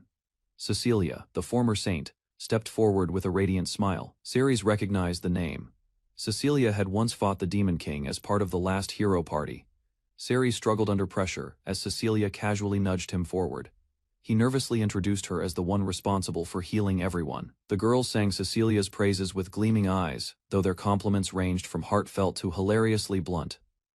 Cecilia's smile twitched, clearly unimpressed with their commentary. She scolded them for their lack of tact. Moments later, she pulled Ceres aside. No more teasing or circling the issue this time. She spoke directly and with resolve. With an affectionate gaze and confident smile, Cecilia made her bold request. She asked Ceres to accept her not just into his party, but into his life as his fifth wife. With a soft smile, Cecilia leaned in, asking her question again. Her voice was gentle, but her eyes were unwavering, awaiting Sarah's answer. Ceres hesitated, his thoughts raced, unsure how to respond. He already had more than 4 wives, and Princess Marianne was technically the 5th. To his surprise, Cecilia dismissed the concern without hesitation. With a calm expression, she told him it didn't matter, leaving Ceres stunned and confused. Cecilia began to explain her ties. Shizuko and Seiyo, both close to Ceres, had once been her mentors. She added that she also knew Misaki and Haruka. Their shared history made everything simpler. Ceres hesitated, overwhelmed by the sudden proposal. They had only just met, and the situation was escalating too fast. Cecilia smiled gently, revealing she had witnessed his battle with Mammon through a magical crystal. His overwhelming strength had deeply impressed her. With a blush, she pressed against him, declaring that her entire life's purpose may have been to meet him. Cecilia calmly delivered even more shocking news: she had the Pope's permission to marry him. Holding out a glowing orb, she confirmed the final step. The Pope's message was ready, and the light within it gleamed with approval. Her confidence never wavered. A grand vision of the Pope appeared. Arms outstretched in divine proclamation, he named Ceres the true hero, and praised him as the most exalted figure of the age. Cecilia smiled softly as the message continued. Ceres would receive a noble title, land surrounding Kohane's castle, and her hand in marriage, all bestowed by the Pope's will. Ceres was taken aback. He had expected to be treated as a monster due to his overwhelming power. Despite his reservations, he accepted the reward on one condition. Though power brought complications, he would move forward only with his existing wives' full support. Cecilia nodded with grace. She understood the condition perfectly. As they prepared to depart, the others chuckled about Cecilia's usual antics. Despite the chaos, she hadn't changed at all. Shizuko spoke seriously, asking Cecilia if she truly acted on her own will, rather than the church's. Still, they added a condition. If Ceres were to marry Cecilia, he must also consider his ties to other important women, namely Princess Marianne and Princess Frey. With a bright smile, Shizuko suggested the answer: marry all 3. Her tone was light, but the meaning was clear. Balance would be crucial moving forward. Cecilia and Ceres were both stunned. The logic was simple: choosing only one would hand the church too much influence.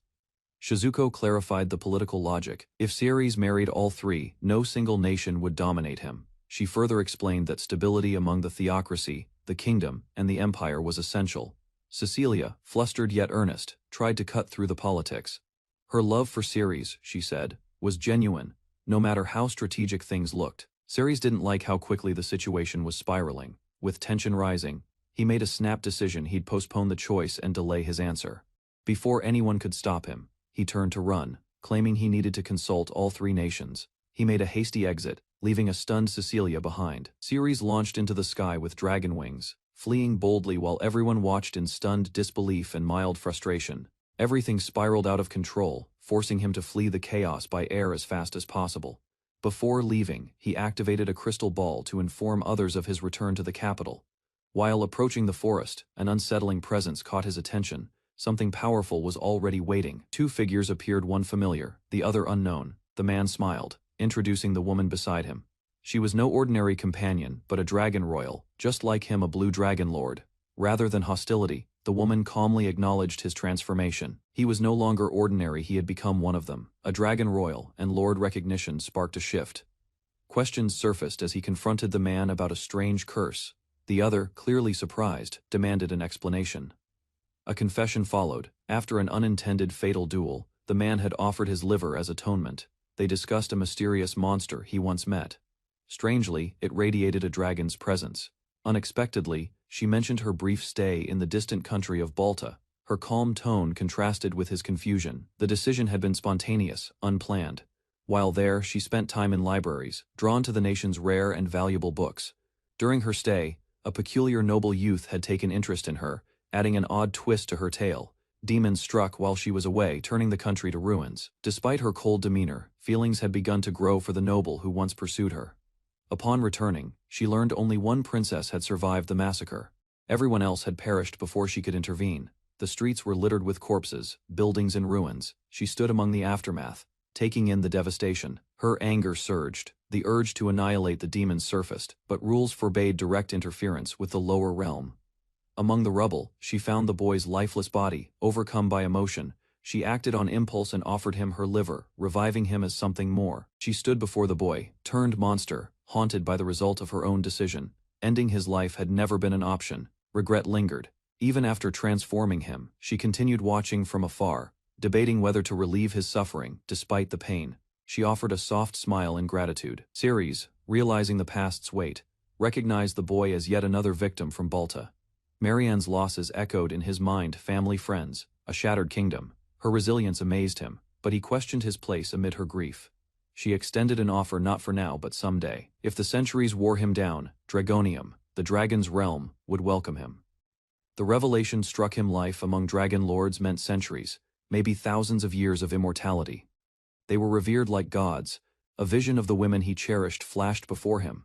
The thought of outliving them all left him overwhelmed. Curious and uneasy, he asked about Dragonium. They explained that only those with the instincts of a dragon could reach it. They hadn't come just to talk. Their purpose was clear. They wanted to determine what kind of dragon lord he would become. Each held a distinct color, each with different powers. Transformation was inevitable. When his dragon form awakened, the truth would reveal itself. Until then, he accepted their intent with a quiet nod.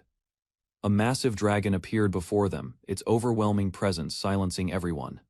Faces stiffened in awe and disbelief. They soon identified him as a yellow dragon. His fate, they claimed, was a life filled with boredom and peace. Concerned, he asked if that meant rejection. On the contrary, yellow dragons were symbols of fortune, beloved by all, and bringers of good luck. Ceres listened, as she prepared to share the unshakable laws of dragons. Ones no dragon lord could break.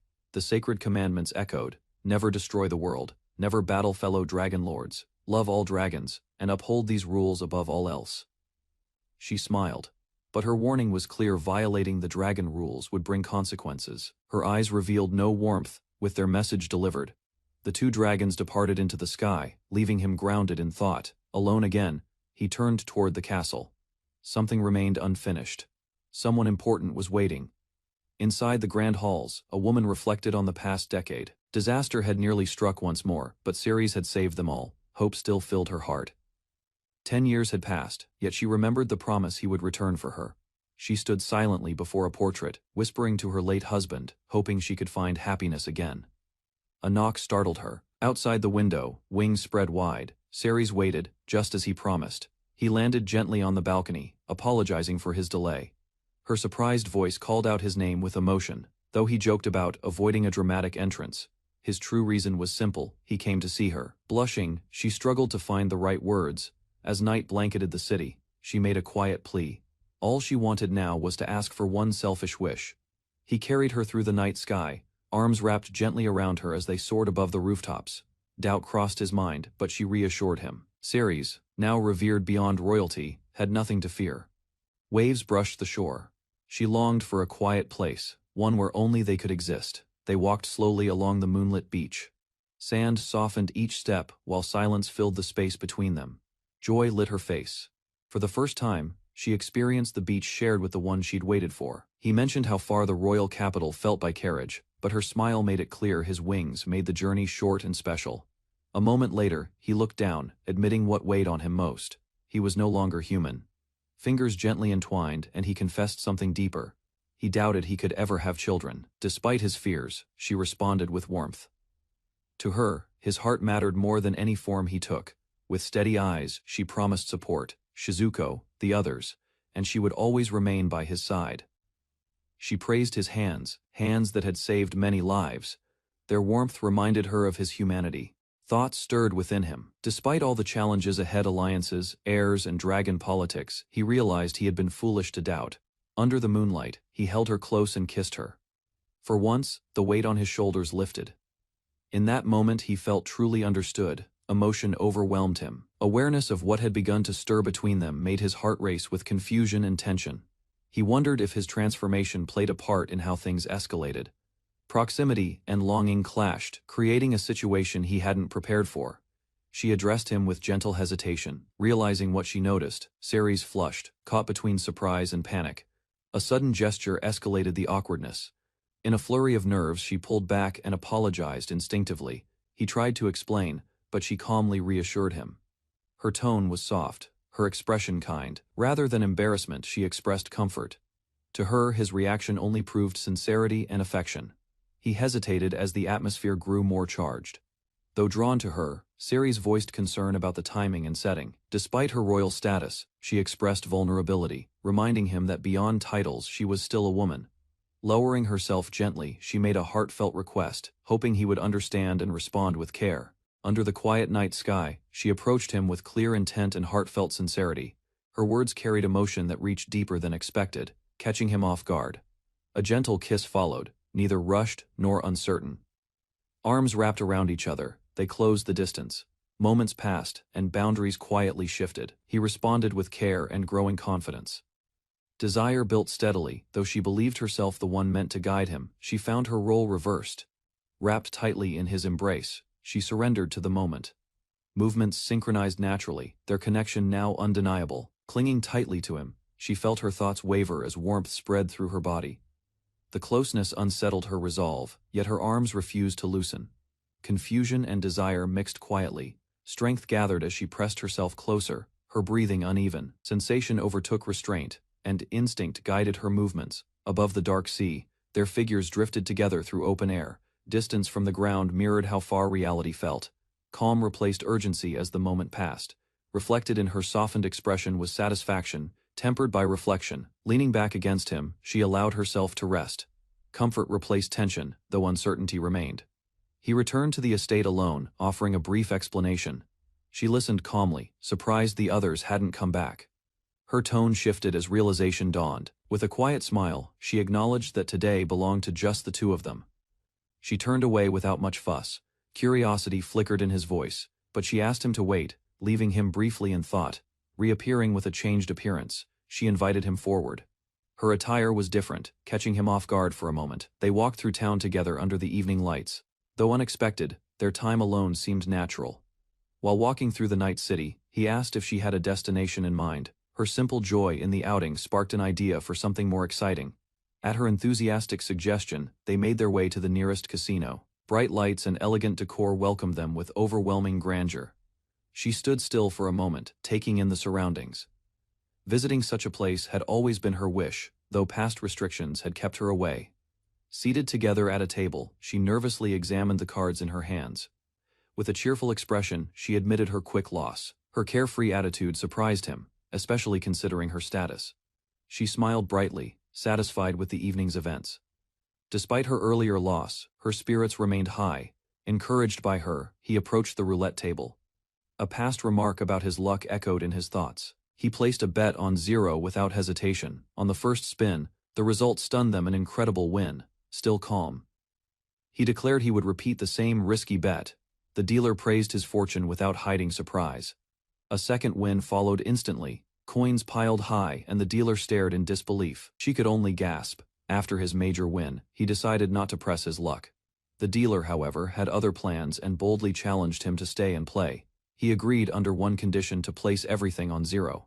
She accepted without hesitation, unaware of a hidden trick in the machine. As the wheel spun, tension grew. Against expectations, the result landed on 0 again, stunning everyone around the table. She collapsed at the table, unable to process the outcome. The total winnings shocked her further, as they now rivaled the value of land. Desperate for redemption, she begged for one more chance. Calmly, he reminded her of the stakes, questioning if she could handle the cost. The total earnings reached an unbelievable amount, shocking the dealer into panic. She couldn't believe the sum exceeded the value of the entire casino. News of the result spread quickly. Even nobles and royalty were stunned, acknowledging it was beyond their reach. With no answer for the situation, the dealer weakly redirected them to speak with the casino's owner instead. The owner introduced himself calmly. Questions about the missing dealer were met with vague concern, raising silent suspicion. Shortly after, they found her unconscious and restrained. The owner revealed she had acted without approval, distancing the establishment from her reckless decision. Ceres pointed out the exact amount he was owed, but the owner only presented part of the total. The owner explained that large bets required prior approval. He shifted blame to the dealer, and claimed she would bear the full punishment. Realizing how serious the matter had become, Ceres offered to settle things with money if absolutely necessary. Instead of calming the situation, the owner revealed a darker intention. The captured woman now faced the threat of permanent removal. Suspicion grew, the explanation felt forced. Both Ceres and his companion questioned the legality and fairness of the casino's actions. Stepping forward, Marianne confronted the owner with calm authority. She questioned whether the casino's rules held more weight than national law. The owner grew pale as realization struck. Recognizing her identity, he stammered an apology, unable to defend his position. Rather than punish him directly, she offered a proposal. Taking over the casino would require effort, but it was possible. With Ceres' agreement, she suggested splitting control and profits. The owner, seeing no alternative, accepted without resistance. Later, as the city returned to peace, someone called out to both Ceres and Marianne, signaling that a new chapter was about to begin. Sharon enthusiastically pledged herself to their service, unaware she was intruding on their personal time together, despite the success. Ceres felt no joy. Wealth and admiration surrounded him, yet none of it matched what he truly desired. From the outside, it might appear like he achieved everything, but deep down, the emptiness lingered. With dragon wings extended, he quietly carried Marianne into the night. Her presence brought calm, though questions still filled his mind. Once they landed, she softly acknowledged his fortune. In her eyes, he had gained much more than he realized. Marianne hesitated, wondering if she had overstayed her welcome, yet Ceres reassured her that he had enjoyed the time. As they considered leaving, nearby guards raised concern. Attention on the princess was growing, prompting them to stay cautious. She leaned closer and softly asked for a short break. The long walk had left her weary, especially in unfamiliar shoes. Later, steam filled the air as silence settled between them. Ceres understood her intent without needing direct words. Now alone, Marianne stood confidently. Ceres, aware of their solitude, began to wonder what would come next. Late at night, clothes lay scattered across the floor, while two figures moved closely under dim light. Moments grew more intense, their bodies reacting instinctively to each other's presence. Her expression shifted from hesitation to vulnerability, giving in to emotions once buried deep. Outside, the world faded into silence. With rising urgency, their embrace deepened. Each movement reflected trust earned through pain and shared solitude. In the quiet that followed, she smiled softly. Her eyes shimmered, not from tension but relief. Morning light spilled across the sheets. As he stirred awake, a sudden interruption shattered the stillness. After an unexpected arrival, the group of women entered the room, exchanging casual remarks as tension lingered. Ceres tried to take responsibility, stepping forward with quiet resolve. Marianne, however, calmly redirected the blame, diffusing any rising conflict with gentle composure. The air slowly shifted from confrontation to reluctant acceptance. An awkward silence followed, broken by a shared glance between Ceres and the young man. Though fatigued, he remained composed. Without further comment, the women turned and exited the room. Their destination was clear time to clean up and reset. By the next day, weariness had settled in. While lounging, the women reflected on the surprising energy he had shown throughout. The atmosphere shifted from playful to teasing as the group gathered. Ceres, flustered and overwhelmed, endured their amused glances. Elsewhere, he stood quietly by the window, sipping his drink. The peace of the morning offered a rare sense of clarity after the chaos of the previous night. Contentment settled in. Surrounded by loyal companions, he reflected on the unexpected life he now led. United and confident, each woman stood by his side. Their connection to him, once uncertain, had now become unmistakably solid. Sudden footsteps disrupted the calm. The door creaked open. From the shadows emerged unwelcome guests, bringing new tension to the morning's peace. Old comrades arrived unexpectedly, demanding Ceres' return. Their voices echoed across the room. Luck froze mid-sip, startled by tension. Ceres stood beside a young woman at the mansion entrance, watching her cheerful farewell. The door closed gently, leaving him silent as they stepped away together. Inside another room, a short-haired woman smiled with unsettling confidence. Behind her, Ceres appeared tense, sensing her words carried a hidden threat toward the hero's household. Elsewhere, two women confronted Ceres about his sudden actions.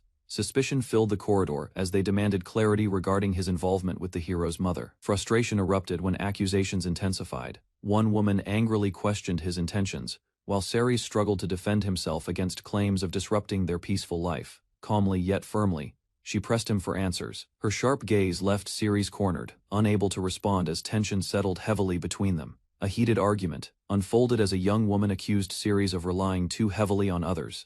She claimed his dependence proved he had learned nothing from past journeys. Another confrontation erupted between mother and daughter.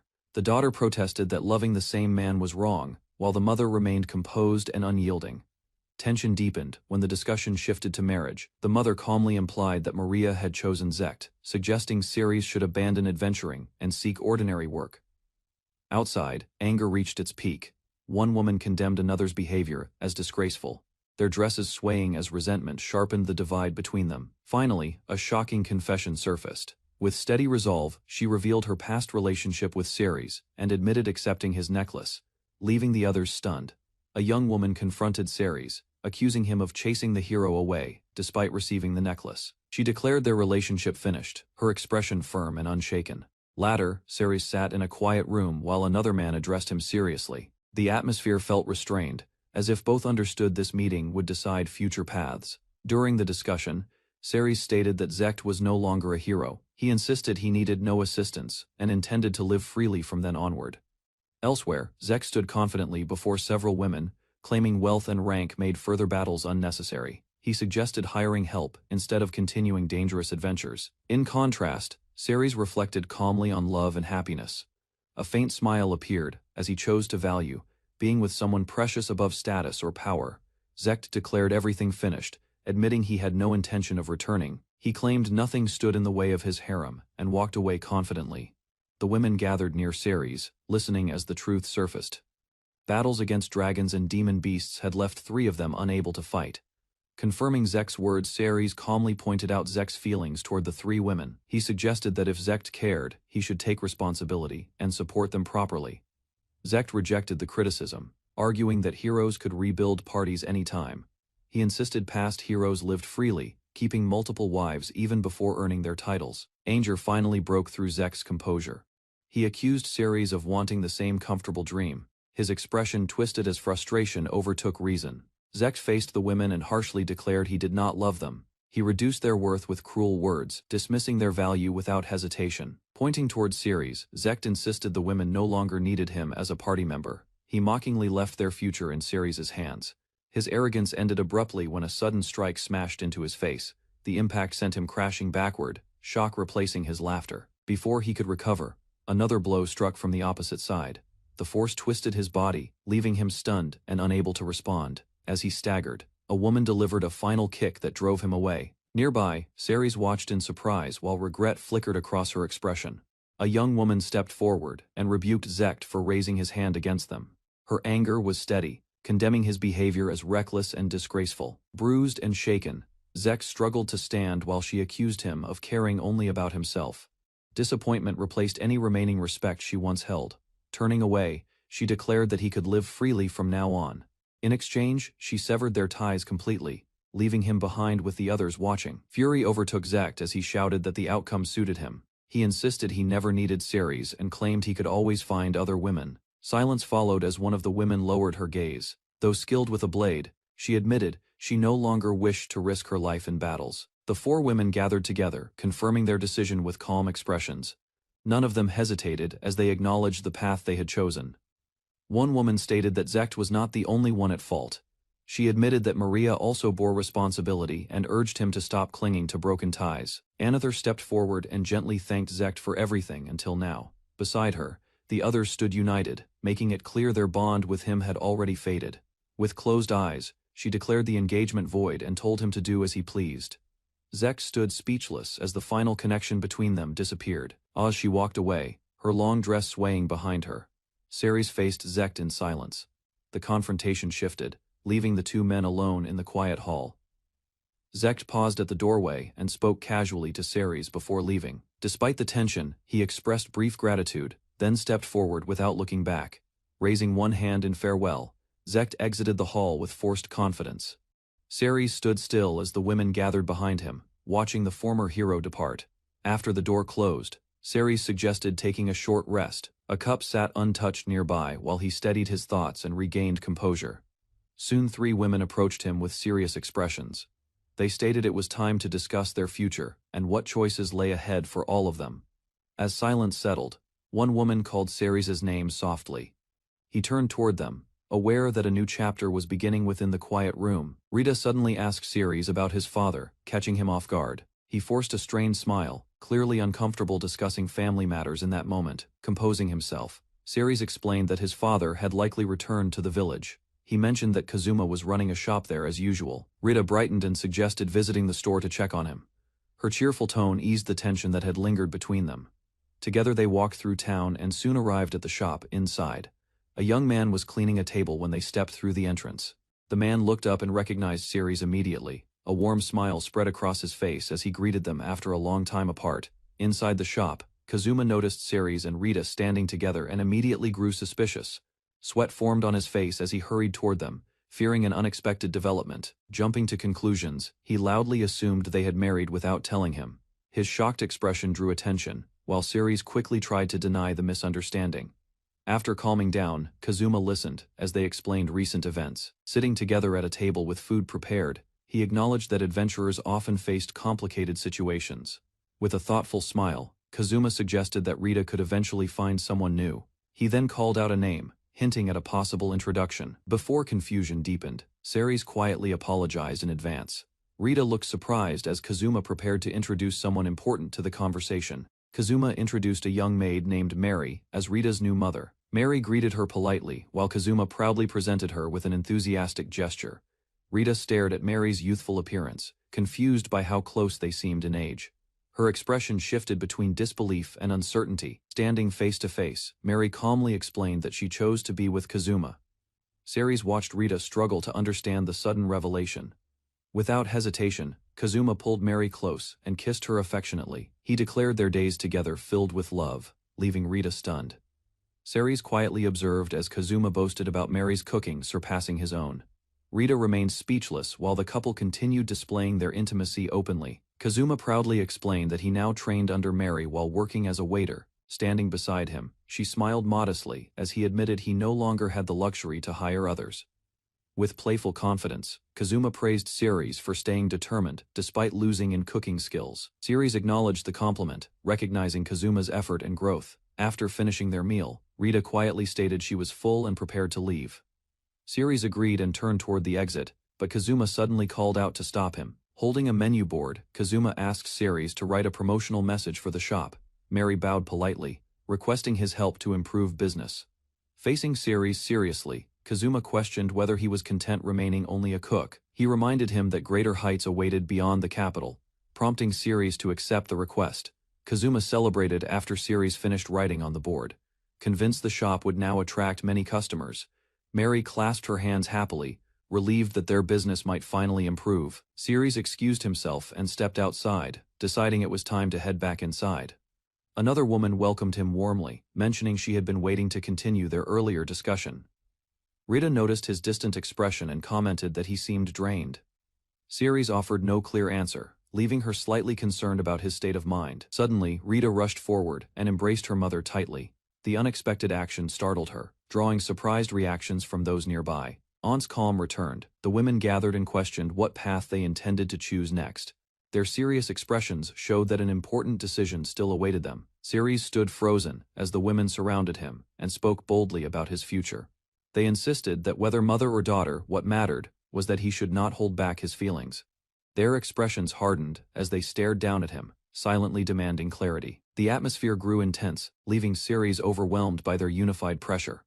Accusations escalated when they questioned whether he intended to make one of them cry. Like tension filled the room as they confronted him without hesitation. One woman finally stepped forward and urged everyone to calm down. She reminded them that Ceres himself had never asked for this situation. With a gentle smile, she concluded that the real issue was not his desire but their own feelings. She stated that they simply wished to stay by his side and live happily together. The 3 women sat close together and asked Ceres to choose one of them. They admitted that remaining as they were would leave none of them truly satisfied. After speaking privately, They reasoned that practical matters like age and household skills could be managed. They believed such concerns should not decide who stayed beside him. Determination replaced hesitation as they resolved to improve themselves, each silently prepared to compete fairly for his affection. Ceres suggested they focus on building independent lives first, such as finding work or learning useful skills. His calm proposal momentarily unsettled their expectations. He then explained that if their feelings remained genuine after time had passed, they could decide seriously. Faced with his firm stance, the three exchanged surprised glances. A woman smiled gently and declared that from now on she would seriously pursue becoming worthy of Ceres. Her expression showed quiet determination rather than doubt. Soon, the others gathered under falling petals and vowed to improve their domestic skills and devotion. Together, they resolved to compete properly and build futures beside him.